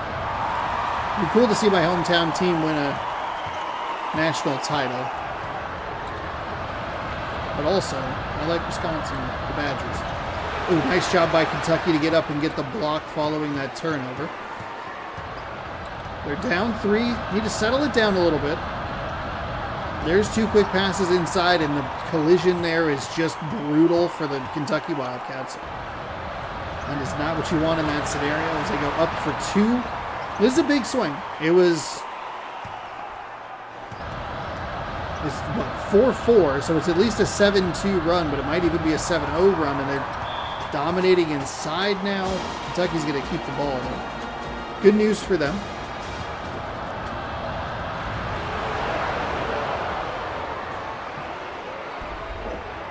Absolutely wild shot.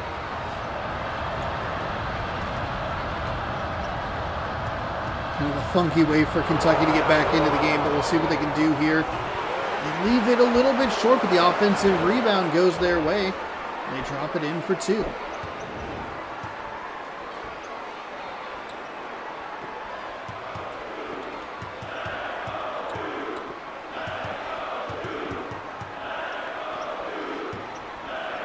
There's a 3 for Duke, leaves it short. The putback is no good. Left and too strong off the glass.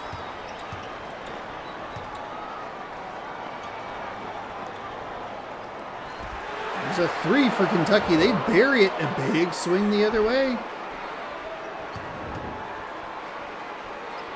7-0. 7-0 run.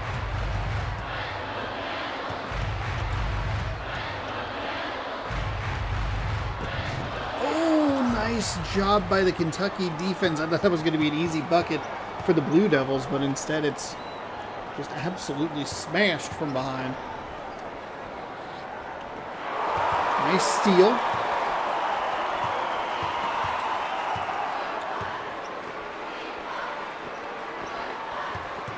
Quick passes inside, but it doesn't work. These Blue Devils and Wildcats going back and forth here. Some big runs to get a big lead, some big runs to swing it in your favor. It's been a good one so far.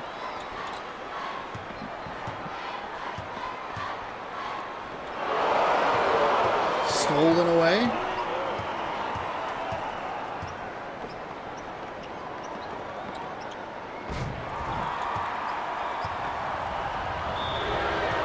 Defensive foul. Kentucky is going to go to the line for 2. Looked like the Devils, Duke didn't foul on that possession. It probably would have gone off the backboard. It's kind of that funky portion of the game and some of those animations that look really weird. Duke was up 4. They're now down 6. It's a +10 swing for the Kentucky Wildcats. There's a wide open 3, and that is what you're looking for to get yourselves back into a rhythm.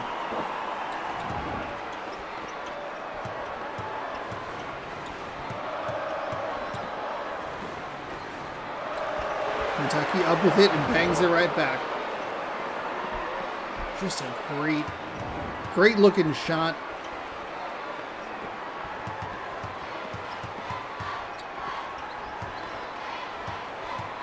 Tipped and knocked away, but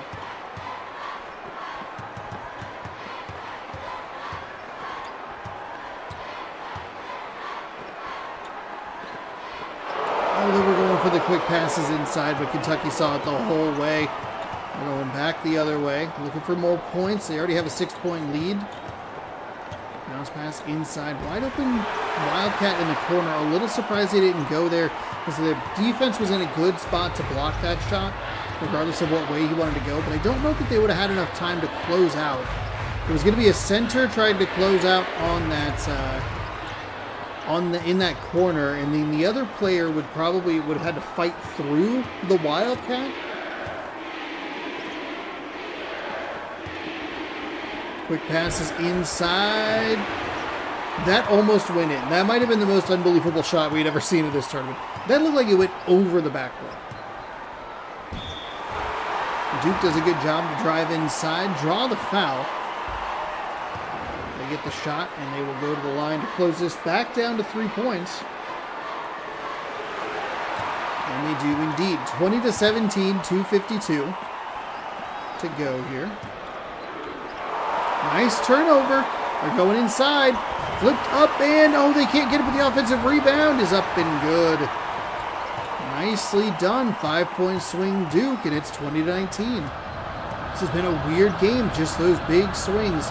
7-0 here, 10-0 there, 5 there, 5-0 there. Just this weird back and forth. Just really exchanging 2s for 2s. It's been very fun to watch.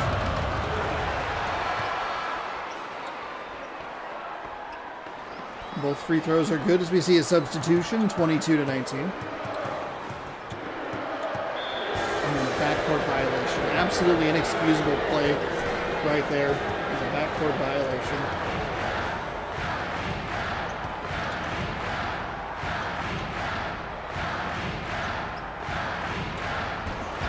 Locked under the basket. They still come away with the ball. Kentucky almost got knocked into that loose ball going out of bounds, which would have been the second time we've seen this where a player is going out of bounds and then the ball just kind of hits them. It wasn't necessarily their fault, but a bit of a lucky bounce in Kentucky's favor as Duke comes away with the rebound. We are down to about 2 minutes to go here in this one. 3 points separate them, and the basket doesn't go, but they do get the foul. So the center will go to the line to shoot 2.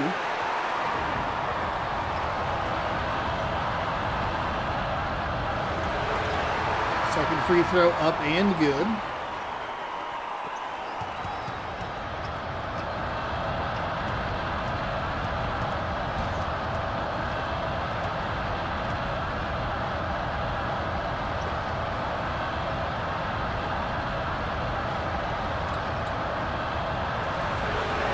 Nice little move from Kentucky. Worked around the defender, pulled up.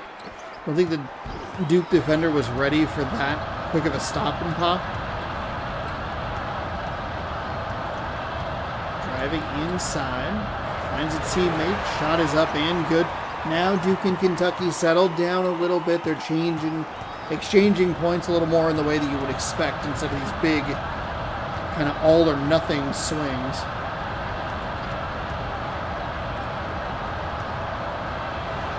Shot is up and good.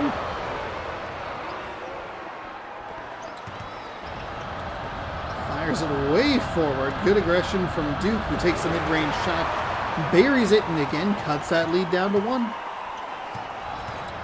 3 points, 1 point. 3 points, 1 point.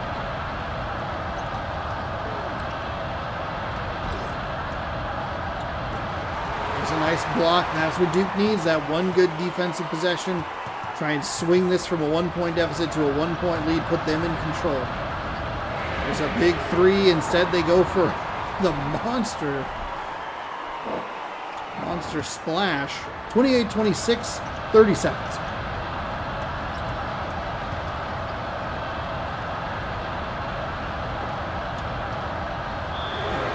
All kinds of clutter. That was going to end no other way than a foul. Duke's just lucky that they weren't able to follow through on the basket and make sure that they just get 2 from the line. They do tie this game. So 28 all with 23.3 to go.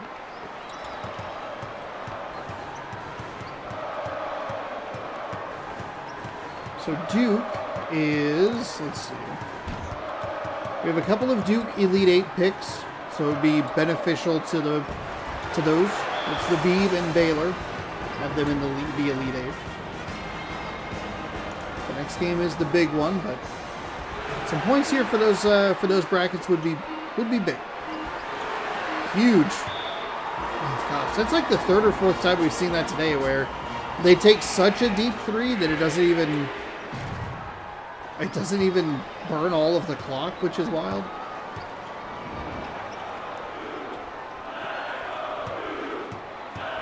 Kentucky starts the second half with the ball in a 28-28 game.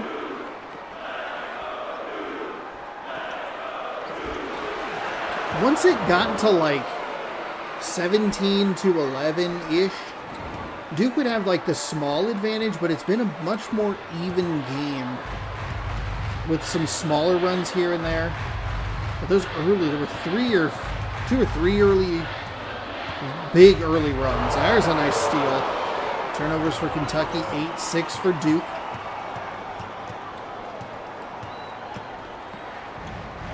That's a big 3, by the way.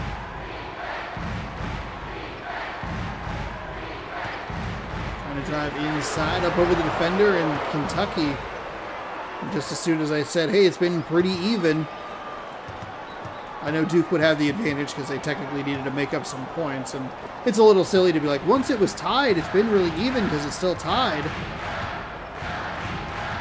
Oh, Duke can kick. They choose not to. It's high off the glass. There was a player in the bottom left corner just like clapping for the ball, like, please, dear God, give it to me. I'm sorry, please, dear devil, because they're the Blue Devils. Oh, he dove out of bounds, separated the ball nicely from the Wildcat, but that dive animation kills yet another possession.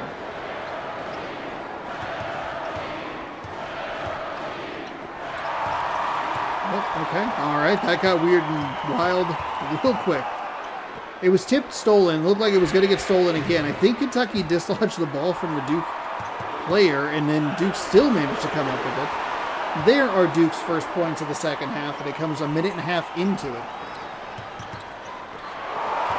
Stolen away. Shot is up, blocked. Into that double. There it is. That is that. We saw it at the end of that Temple, Arizona State game. I can't believe they fouled. They would have gotten most likely that animation, that very exact animation. Oof, Kentucky can't. You got to put that away. You got to put that down. That's a huge steal off the inbound.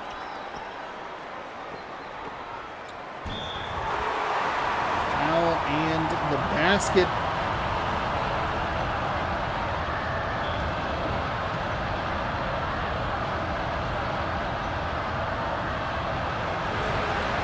left it short. Duke still has possession. Try and kick to 3. Instead, it's just an authoritative jam. That's a big swing.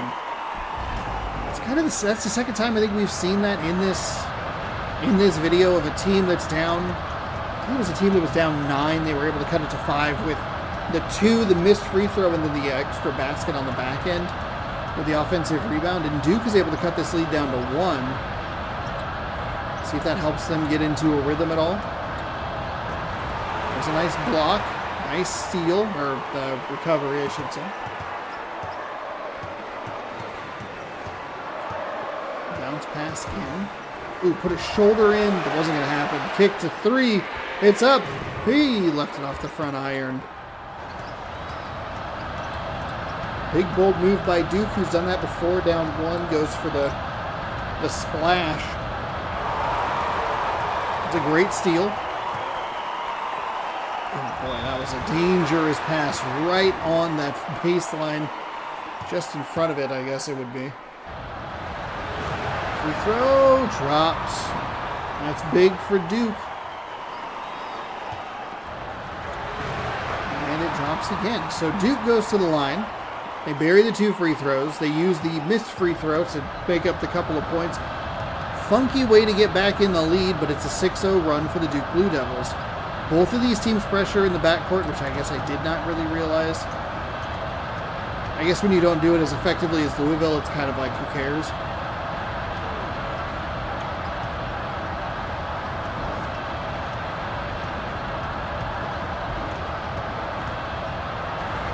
Fades away, tries to get the 2, but it doesn't go. Looked like they were going to have a shot, decent shot at the offensive rebound. Fires across the court. Trying to drive inside. There's a lot of Kentucky Wildcats in the middle. They're like what number 15's doing here. Pull everybody back. Spread it out a little bit. It's a deep 2, doesn't go. 4 minutes gone. Half number 2.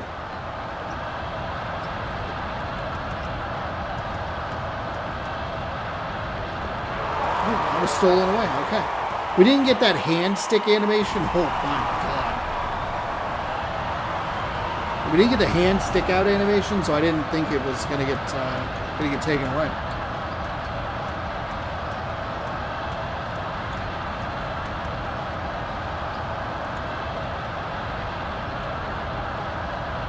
Ooh, there's a nice 3, and we are all knotted at 38.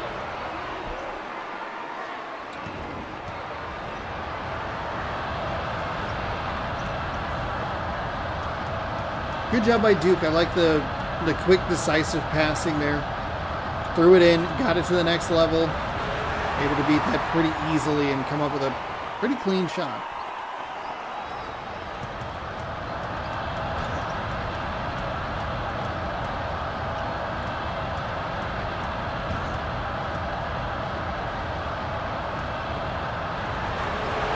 Shot is up and good. Left hand finish there. Duke Blue Devil just in the way the whole time.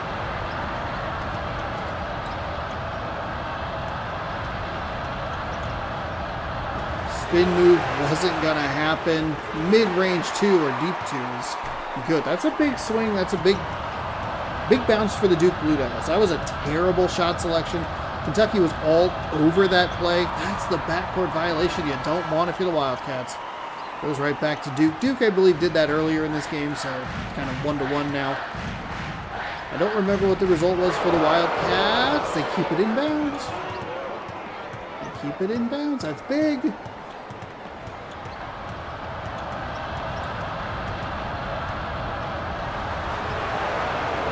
Ties the game back at 42.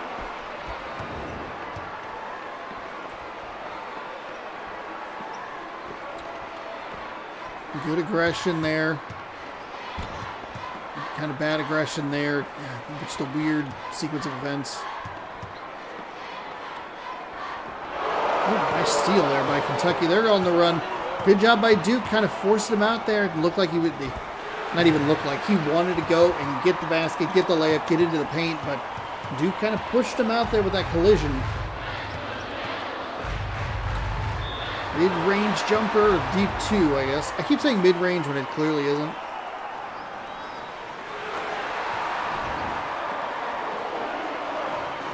First free throw breaks the tie. The second free throw puts them up by 2. 3:41 to go in what's been a great game between the Blue Devils and the Wildcats.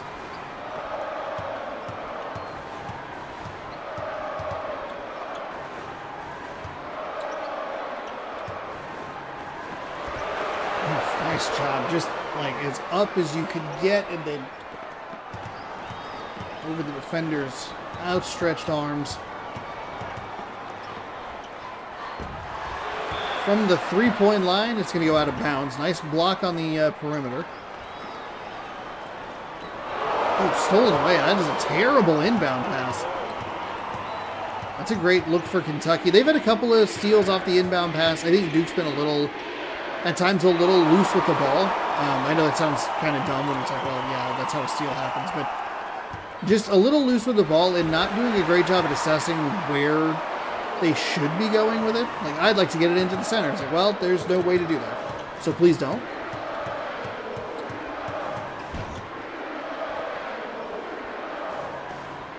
Ooh, there it is. There's a nice 3 for Kentucky. Left it short. Starting to get to crunch time now with a little over 2.5 to go. 2 quick passes inside. Flying jam. Uses the cape to the full advantage.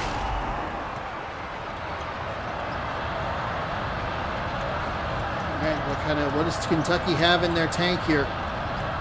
We've seen a lot of good games that have kind of fizzled out towards the end because one team just runs out of it, runs out of gas, it feels, or just can't get those shots to go.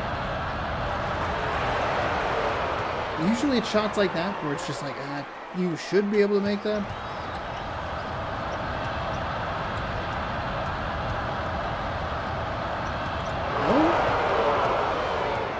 Duke again doing a really nice job that forced them to get rid of the ball. That's a huge swing right there.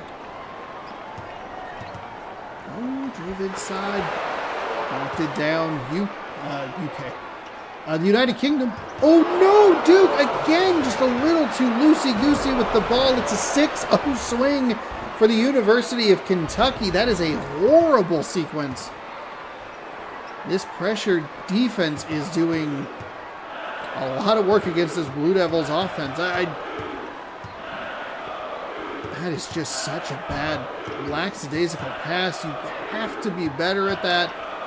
There's a nice, tried to get the feet inside. And again, just the way that animation worked with where the ball was going, almost got the turnover erased.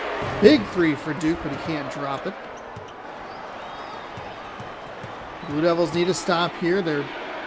It's a 6-0 Kentucky run. Stolen and out of bounds. Slid out of bounds and throws it right back to Kentucky. 1:05 to go. We shouldn't really see any fouling.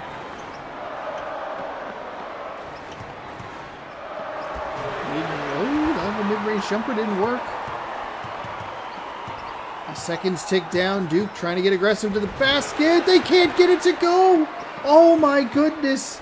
It was really good aggression to get to the rim, but nothing doing. Ball is loose. Out of bounds. Duke ball.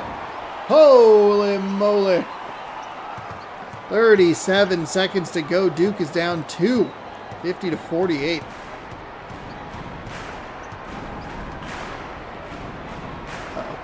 Kick 3. Can't get it to go. Defense rebounds. Oh my goodness.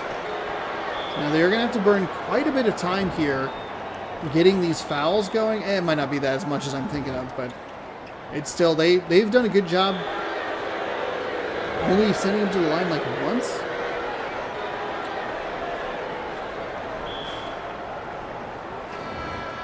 I can't believe he missed that 3. If it was contested, it was going to go good. It was going to go. So that puts Kentucky on the line. You got to hope for a miss here. Not on the first one. Missing, you got to get a rebound here. Didn't actually matter. Timeout, Duke. That huge 6-point swing. It was 46-40, something like that. Duke needs to not throw it all the way down the floor. Okay. They have to go. This is where it starts to get a little bit dangerous because the teams are kind of dumb. Bounce pass inside. You can take the 2. That's fine. You can't miss it, though. You can't miss it. Duke is the team that ran out of gas. Those are the exact shots I'm talking about that you just cannot miss in these situations. That is a mid-range 2. You either need to drive to the basket, kick for 3, but a little mid-range jumper that rattles out. Oof. Oof. So the Kentucky Wildcats are going to crush a couple brackets here with a 6-point win.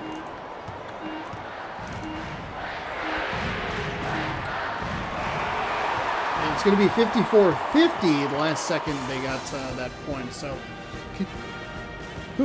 Kentucky wins. Duke is eliminated. That damages the Beebs bracket. That damages Baylor's bracket. I think that's going to lock in Baylor's final score. But a very good game.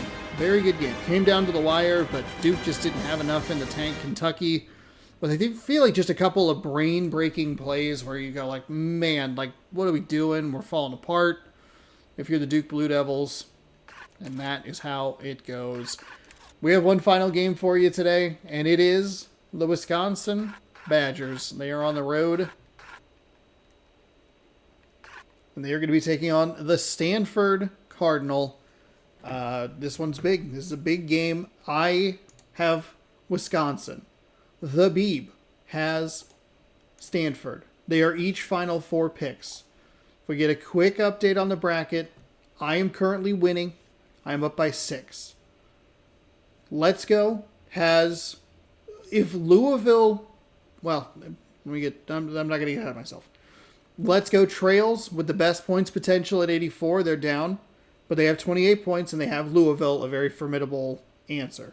The Beeb is in third place, 28 points, 40-point score potential, and Baylor is done. They are locked into last place with 22. This game, I will still be in first, but I don't think I can get any more points. If this, I will be locked in at 34 and needing a Louisville loss to lock in a win. So this is big. This is a big game. Wisconsin and Stanford, let's get into it. I probably hit the square button instead of the X button. Number 20 Badgers on their way to the Stanford Cardinal home All-American Maples Pavilion. The Wisconsin Badgers took down the Texas Longhorns 62-60. They then beat the South Carolina Gamecocks 38-32. And the Stanford Cardinal took out Ohio State 41-30. One of the worst halves of basketball we've seen was from that Ohio State team. Stanford probably wasn't much better. And then they knocked out UConn. Stanford did by a score of 43-34. This is big. If the Stanford Cardinal win here, I think my points are locked in. If the Stanford Cardinal win here, it means that the Beeb has at least one more pick that she can get correct, while kind of hoping for a Louisville loss. So it's interesting. 2-0 Stanford, a big 3. Go back-to-back with the hoops hanging from the ceiling. Back-to-back games, I should say. Wisconsin, big 3 to get on the board. This is the second Big Ten team that Stanford has played. They played Ohio State in that first round, which is a Big Ten team. But they played UConn in the last game, which is I don't know what UConn's in these days. I don't know. UConn basketball. What conference are they in? It's not ACC. Oh, is it Big East? Is that it? Does the Big East still exist? For some reason, I thought they didn't exist anymore. But it might have been that Syracuse went to the ACC. Bucky knocks down the first basket. And I mean, could you imagine, though? Wisconsin gets a win over Kentucky. Louisville beats Temple. That's a huge Final Four matchup. That could determine an entire bracket.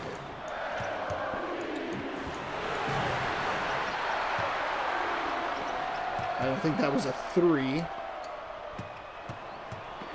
Because the crowd didn't go, 3! Yukon Huskies. Oh my gosh. The Yukon Huskies, so I mentioned this earlier, but the Yukon women's team won 103-34. They outscored the Arkansas State team 34-5 in the first quarter. So Yukon put up as many points in the first quarter as Arkansas State did in the entire game. That's wild. We have a 5-5 game here. I was trying to find the Wikipedia. Okay, Conference Big East. Okay, that's fine. I think they might be the Big East football not exist anymore. I don't know. It's all confusing. I'm an old man who can't keep up with it. It's scary. Wisconsin leads 7-5. I do love some of the stats you see where it's like so-and-so is in the Big Ten and they are 19th in the Big Ten. It's like, well, that's all right. Cool. Good. Thank God you have 20 schools for some reason. Money's the reason. It's a nice play run by Stanford, but just a little bit too much on it and goes off the back iron. I'm a little surprised that the Bee passed Stanford this far. But of course, I don't think there's any other mascot in this bottom portion of the bracket that she would have cared about, so it might have just been kind of process of elimination of, I like them, but I don't like them. I'll give them the win. So. Wisconsin makes sense for me. Go Badgers. Go Packers. Go Pack, go. Kind of an embarrassing Packers season. Out of bounds Stanford ball. Oh, fuck, what are we doing? What are we doing out here? What the hell's going on out here? Vince Lombardi. To go 1-5 against the division and to lose to the Bears and nearly go 0-6 and lose to the Bears twice. Just awful. Just awful. And those Vikings games weren't good. The scores were close, but the Packers were down big in both of them. Yeah, cool, great. You closed it out in garbage time. Fantastic. Anyway. Ooh, nice block. Bucky, the Badger, gets out and runs. Stanford, pretty good defense, but just a little bit better angle there by Wisconsin. They go off the glass and in. So 9-7, a little bit of a slower paced first half to start us. I guess first 4 minutes or so.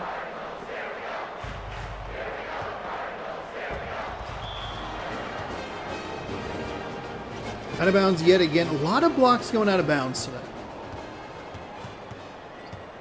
A lot of blocks going out of bounds or to the original team. Oh, why didn't they shoot that? They ran that play perfectly. They had a wide open 3, which isn't the compliment it seems in this game for some reason. The contested 3s feel way more likely to go in. 9-9 as Stanford ties it from the line. Wisconsin makes a substitution.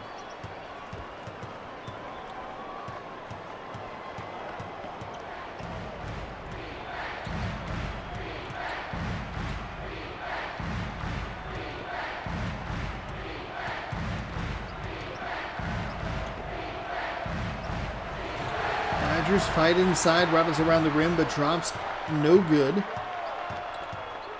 Stanford back on the offensive side. Going to work one-on-one there. Good defense by the Badgers. I like what they're trying to use those moves to free up a defender, try to get that half step that they need. There's the three-pointer that you're looking for. Beautifully run by Stanford. A little surprised to see such a decisive shot from a player that doesn't have that three-point specialist sticker, whereas they've run into the other side to the three-point specialist and gone, I don't really want this. Well executed by the Stanford Cardinal. They'd take a 3-point lead, 12-9. Wisconsin again trying to drive inside. They'll pick up the foul. They'll go to a line to shoot 2. Ooh, you can't miss that shot. It's off to the left.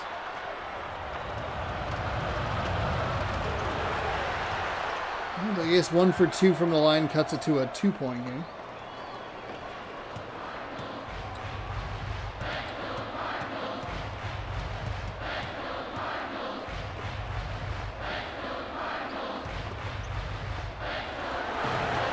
Cardinals let it go, but can't get the basket to drop. Houston over Gonzaga by 14 at the moment. Wisconsin trails BYU by 9. Is that that's the CBS game. UCLA, Tennessee. The first weekend of the NCAA tournament is always so awesome, especially when you're like a lot younger and as Wisconsin ties the game. And you get like teachers who like put the games on if you're good, and it's like, hell yeah, this rules. But then you kind of forget that it's only the first weekend of the tournament that has the Thursday, Friday games. Gonna go with a hard foul, and they're going to get the basket. Well, actually, might not have even. No, there was a whistle. Okay. So Wisconsin ties the game, goes to the line to take the lead. And they do so successfully.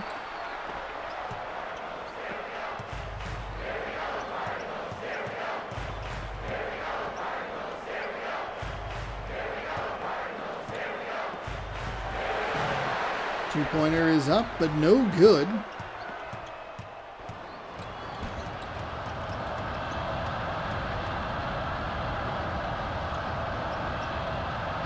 Badgers. Oh, that was not a great shot.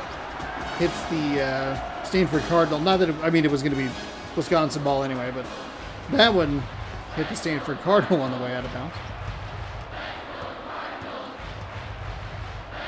There they go. They run the three-point play, and again, it's blocked. Great perimeter defense by the Stanford Cardinal to get 2 blocks in that one possession. They do come up with the loose ball, which is good for them.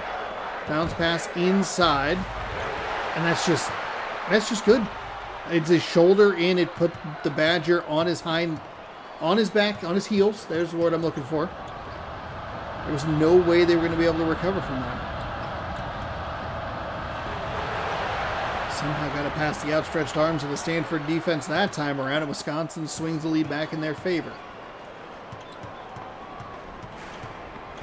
15, 14, 16, 15, 17, 16.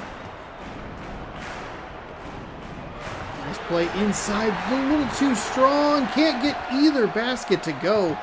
Very surprising that neither of those dropped. I mean, they were right there.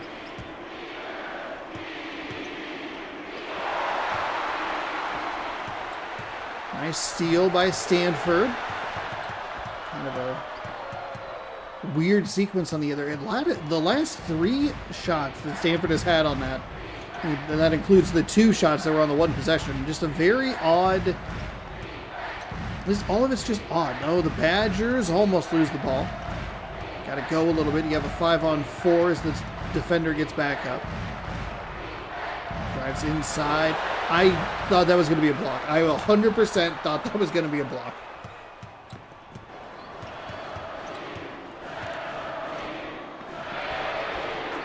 Three is up. 3 is good. Stanford knots us all up at 19. Been a good first half so far. Back and forth game. Stripped in Wisconsin ball. Not really sure who touched it last. Initially, definitely touched it last as they were going out of bounds because they, for some reason, were diving for it. But... oh, man. Oh! It's out of bounds. Stanford ball. Okay, very weird situation there. Both of these teams seem a little frantic near the baseline for some reason. I don't know why. Here they finally get some points in a clean way. They just ran out of bounds. I can't stand that play. There's no reason for it. We see it way more consistently than you would think. There's a big 3, huge 5-point swing. It's 24-19 Stanford.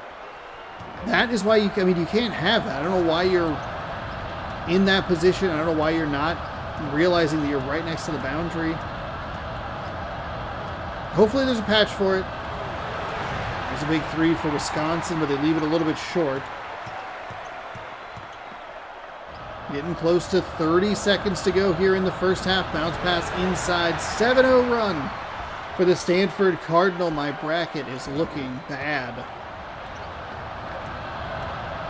Wisconsin is the only the only hope I have to get more points at this stage. There's a bounce pass inside. There you go. Flip it up and just try to get back into it a little bit. Not that you're too far down, but I mean, we saw Syracuse. You look at that and you kind of go like, yeah, it's a 7-0 run. Stanford's had some nice plays. They got the turnover, so on and so forth. But then you look at like a team that plays Louisville and you just go like, oh god. Oh, they're going to need to fire it. Oh, not even going to be close. That one did run out the clock, so that is appreciated. But Wisconsin finds themselves down 5 as we start the second half. 26-21 your score. In our final game of the day, we wrap it up this tournament with day number 8. When that goes up, you know what? I'm not sure. I'm gonna accept a code for a game that I need to get content on.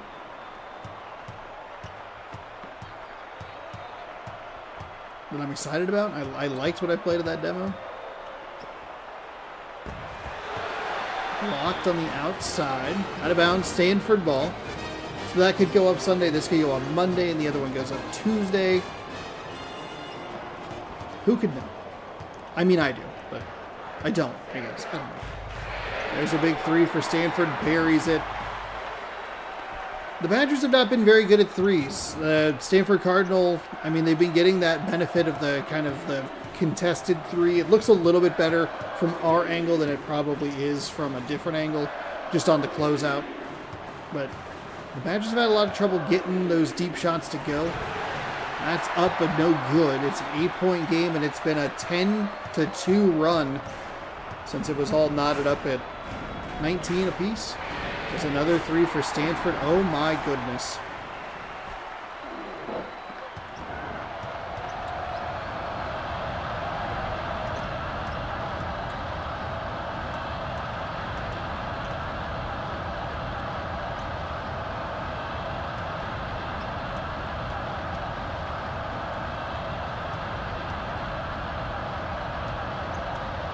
I hope we don't end on another real bad blowout. For the most part, I got blocked on the outside. I can't believe that was... Never touched the rim, so the Badgers have to get something going here. There they do. 11 down to 8. We just had a lot of bad games in one video, which hasn't been as consistent. There's been some rough games here and there, but... That was a pretty bad stretch. The Duke-Kentucky game finally broke the streak, but that was a pretty brutal, 90 minutes in there where it's like, oh, God.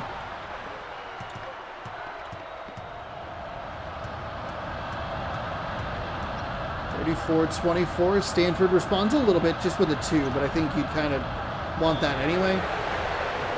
Hard foul on the inside.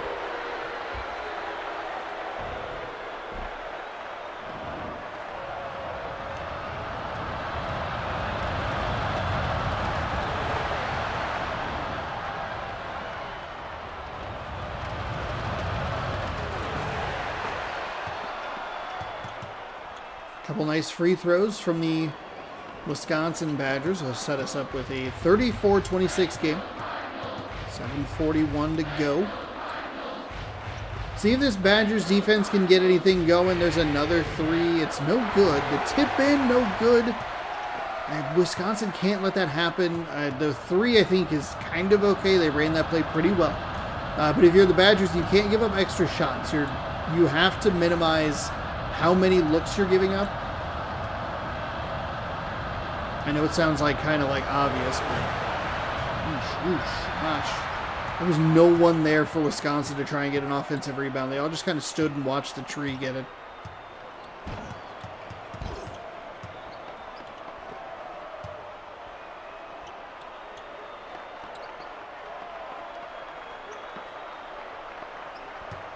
Oh, nice steal by Wisconsin. That was kind of unexpected. I thought that was going to be one of those, like, wait till 3 seconds and then we'll see what happens. But it's a random steal. That's all right. Oh, that's a bad shot. Really nice block inside. Wisconsin just having trouble getting anything going and with any consistency here in half number 2.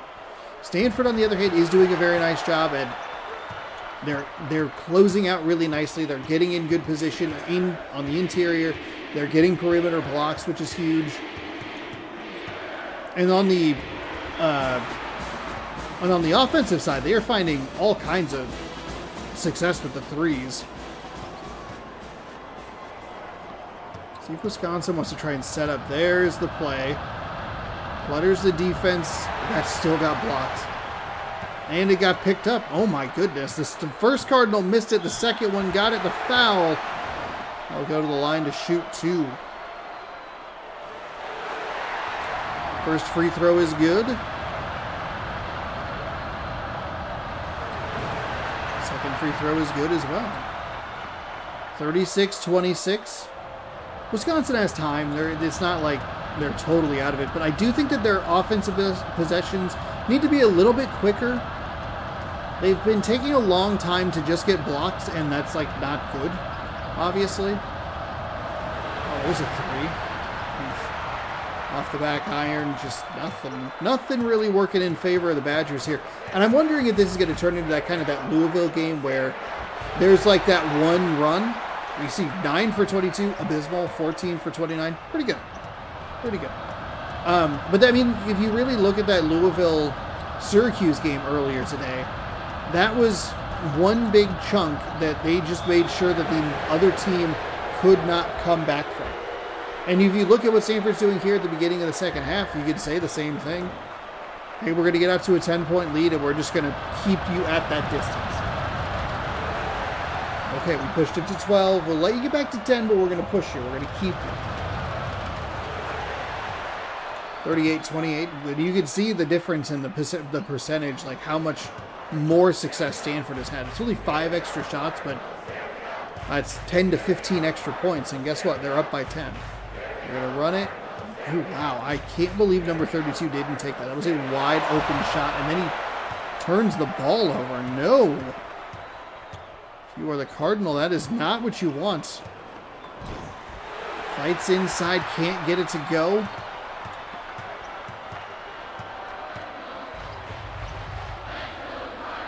The Badgers have to be able to take advantage of those types of plays. The blocks, the turnovers, whatever it is that gets you going like just downhill. Don't allow them to set up. Bounce pass inside, fights through, gets the foul. I mean, it's a way to get back into it, but you'd like to see some better... You'd like to see some shots where there aren't 4 trees in the frame. Because it feels like that's what we're seeing every time. It's just Stanford is there. They are right there. Wisconsin misses the second free throw, so the difference is 9.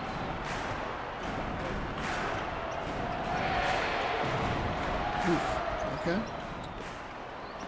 Wisconsin tried to be a little aggressive there, but the pass sailed. That was almost a backcourt violation. And they stepped out of bounds. They stepped out of bounds. Oh, that's 2. That's twice. 2 times now where Wisconsin has had a great opportunity to do something, and they have just done nothing, and it has led directly to points. The time where they ran out of bounds, it led to a big 3. That time it leads to 2. That is a 5-point swing on 2 absolute bonehead turnovers. You're down by 11. That cuts it to 6 just right there. That's a horrible pass. The center was in perfect position to pick that off. I don't know why that's not a backcourt violation. We've seen that several times throughout this tournament, and I don't know why it's not.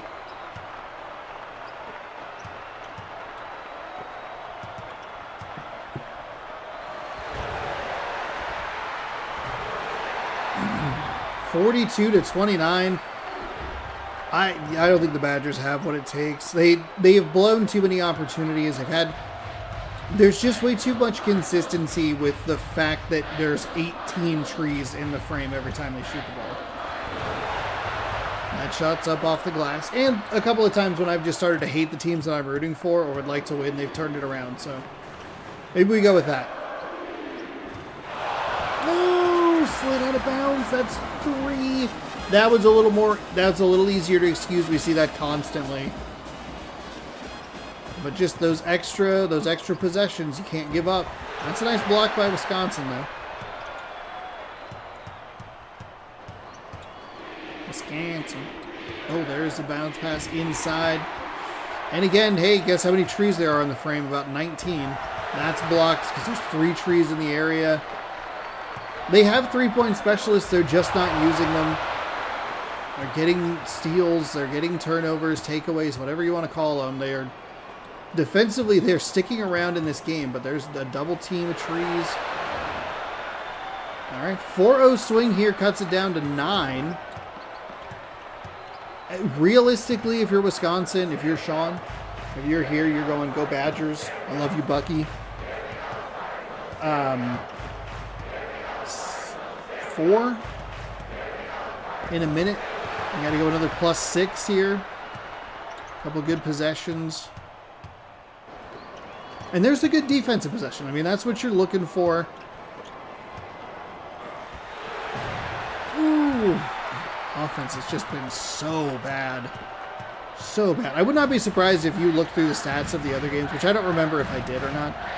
But if you found some of those pop-up stats that pop in the bottom, if Wisconsin's offense has just been honestly hard to look at, like kind of like just disgusting.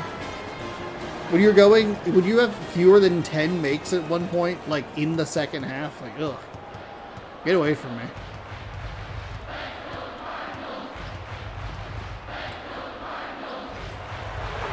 Okay. Maybe they can get on a little bit of an Arizona State streak here. It's 42-35, so they've got it down to 7. They're doing the double team, but they're not initiating the steal animation. See the Badger trying to smack the tree on the butt. Careful not to get a sliver. I like what Stanford's doing here. They're making good, clean passes until that last one. But even with that turnover, Wisconsin takes a timeout, which kind of shoots themselves in the foot a little bit. But they wasted a lot of clock there. The key for Wisconsin in that scenario specifically, that is right about the time when they would start fouling. It was going to get late in the shot clock, and they were going to give them like free points essentially at some, like in the very near future, where they had milked it down and played good enough defense and allowed Stanford to waste that time. They don't come away with points on the other end, so it kind of was all like a who cares scenario. But Wisconsin came up with a big turnover, and they just couldn't turn it into points. That's the difference in this game, is Stanford's 5 points off those 2 awful out-of-bounds plays. And that's the game. Granted, they lead by 7, but instead of fouling them a bunch and putting them on the line to shoot 2, you're looking at a team that is trying to probably trying to play defense, which they had done successfully. But I think the Badgers just ran out of steam. It was a brutal second half for them. Brutal.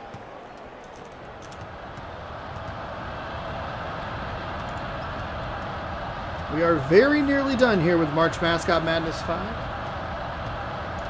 We're very nearly done with this game. Okay, where was that? Where's that been all day? Get our final score ready to roll. What are we sitting at the moment?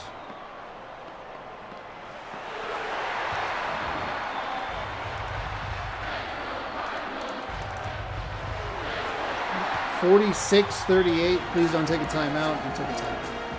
You're out of this game. You've been out of this game. It's been an abysmal, inexcusably shitty second half for you. I don't know why you're taking timeouts. The funny thing is, it takes timeouts like it has any semblance of like knowledge of what a clock is gonna do. I do like that Stanford's using a little bit of pressure here. Don't just let them run up, get a comfortable three. You're not quite out of the woods yet, but at least make sure it's difficult. I hate this. Where has this been all game? It is still 5 points. They're probably not going to be able to do anything. This is the last opportunity for the 1-and-1 bonus. Otherwise, they're going double bonus. So 47-41. I think this is going to about crush my brackets, hopes, and dreams, and we'll get one more timeout here. Which is a little tough, if I'm being honest.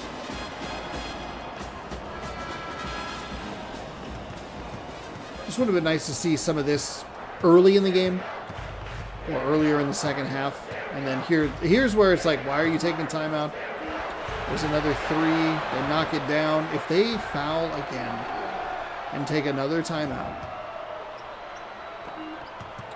they don't. Thank God. So 48-44, scores a little closer than the game actually was. They get a couple of garbage time threes to make that look a little bit better. But if you take those out, you're still looking at a team that was like 13 for 30. Like, it's just not good. I guess they actually technically had better field. Well, they also made a couple garbage shots there at the end. So I don't know. The 3-point field goals were really a non-factor. They were technically like 3 for 9. They made 2 at the last little bit there that didn't really matter. Yeah. Wisconsin just couldn't get it done when they needed to. And that will tank my bracket. Stanford wins 48-44. The Beeb is still alive. Let's get you caught up with the standings. And we'll get you set for the first game of the tournament for the next video, whenever that goes live. Well, here, I'll tell you. We have North Carolina and Florida. That's going to lead off the Elite Eight. And if you don't know, the entire next video is the Elite Eight final for the third place game and the championship. It's basically 3 rounds in one. So we'll have North Carolina take it on Florida. And that'll get us started. And then UNLV will take on UCLA. Louisville will take on Temple. Kentucky will take on Stanford. If we're looking for kind of the chaos, we want a Louisville victory and a Stanford victory. Other than that, I don't think anybody else really has anything to any points to gain. But we'll find out right now. I am technically in first with 34 points, though my score potential is now just 34. My bracket was going to ride or die with the Wisconsin Badgers, though it wasn't quite as perilous as the Let's Go bracket, where I had a little bit more that I could gain outside of the Final Four team that I had. The Beeb has jumped up to second place. She has a score potential of 40, and her current score is 32. She will be rooting for Stanford hard in the Elite Eight, the Final Four, and the finals. Honestly, if you were to just get Louisville out, I think that would be enough to pick up the victory. Let's Go is still in it. They have the best points potential at 84. They're in third place with 28. Louisville, ride or die. It was that today. It'll be that next time the video posts. And then Baylor, we saw finalize their score at 22. So not a whole lot more that we could really do. We can see Stanford win and get to the Final Four, and that would max out the Beeb's points. And we can see Louisville go as far as they go, and that will win it for Let's Go. If they were somehow able to if they somehow lost in the Elite Eight, I would win. So that's what I'm going to hope for, and we'll see what happens. If you'd like to see that, you can subscribe right over here. Thank you so much for watching. I do hope you enjoyed. I have a fun time doing it, and I hope you have a good time watching it. You can ring the bell down below. You'll be notified when I post new videos. Mascot Madness posting here when it goes live. It's in March. You know it. That is baseball. Tonight is the final MVP 07 before it jumps to off-day content. As long as this video goes up on Sunday. If it's Monday, MLB The Show. Whatever. You'll see it. Thanks again for watching. Hopefully you enjoyed, and we'll see you next time. Goodbye and happy hooping.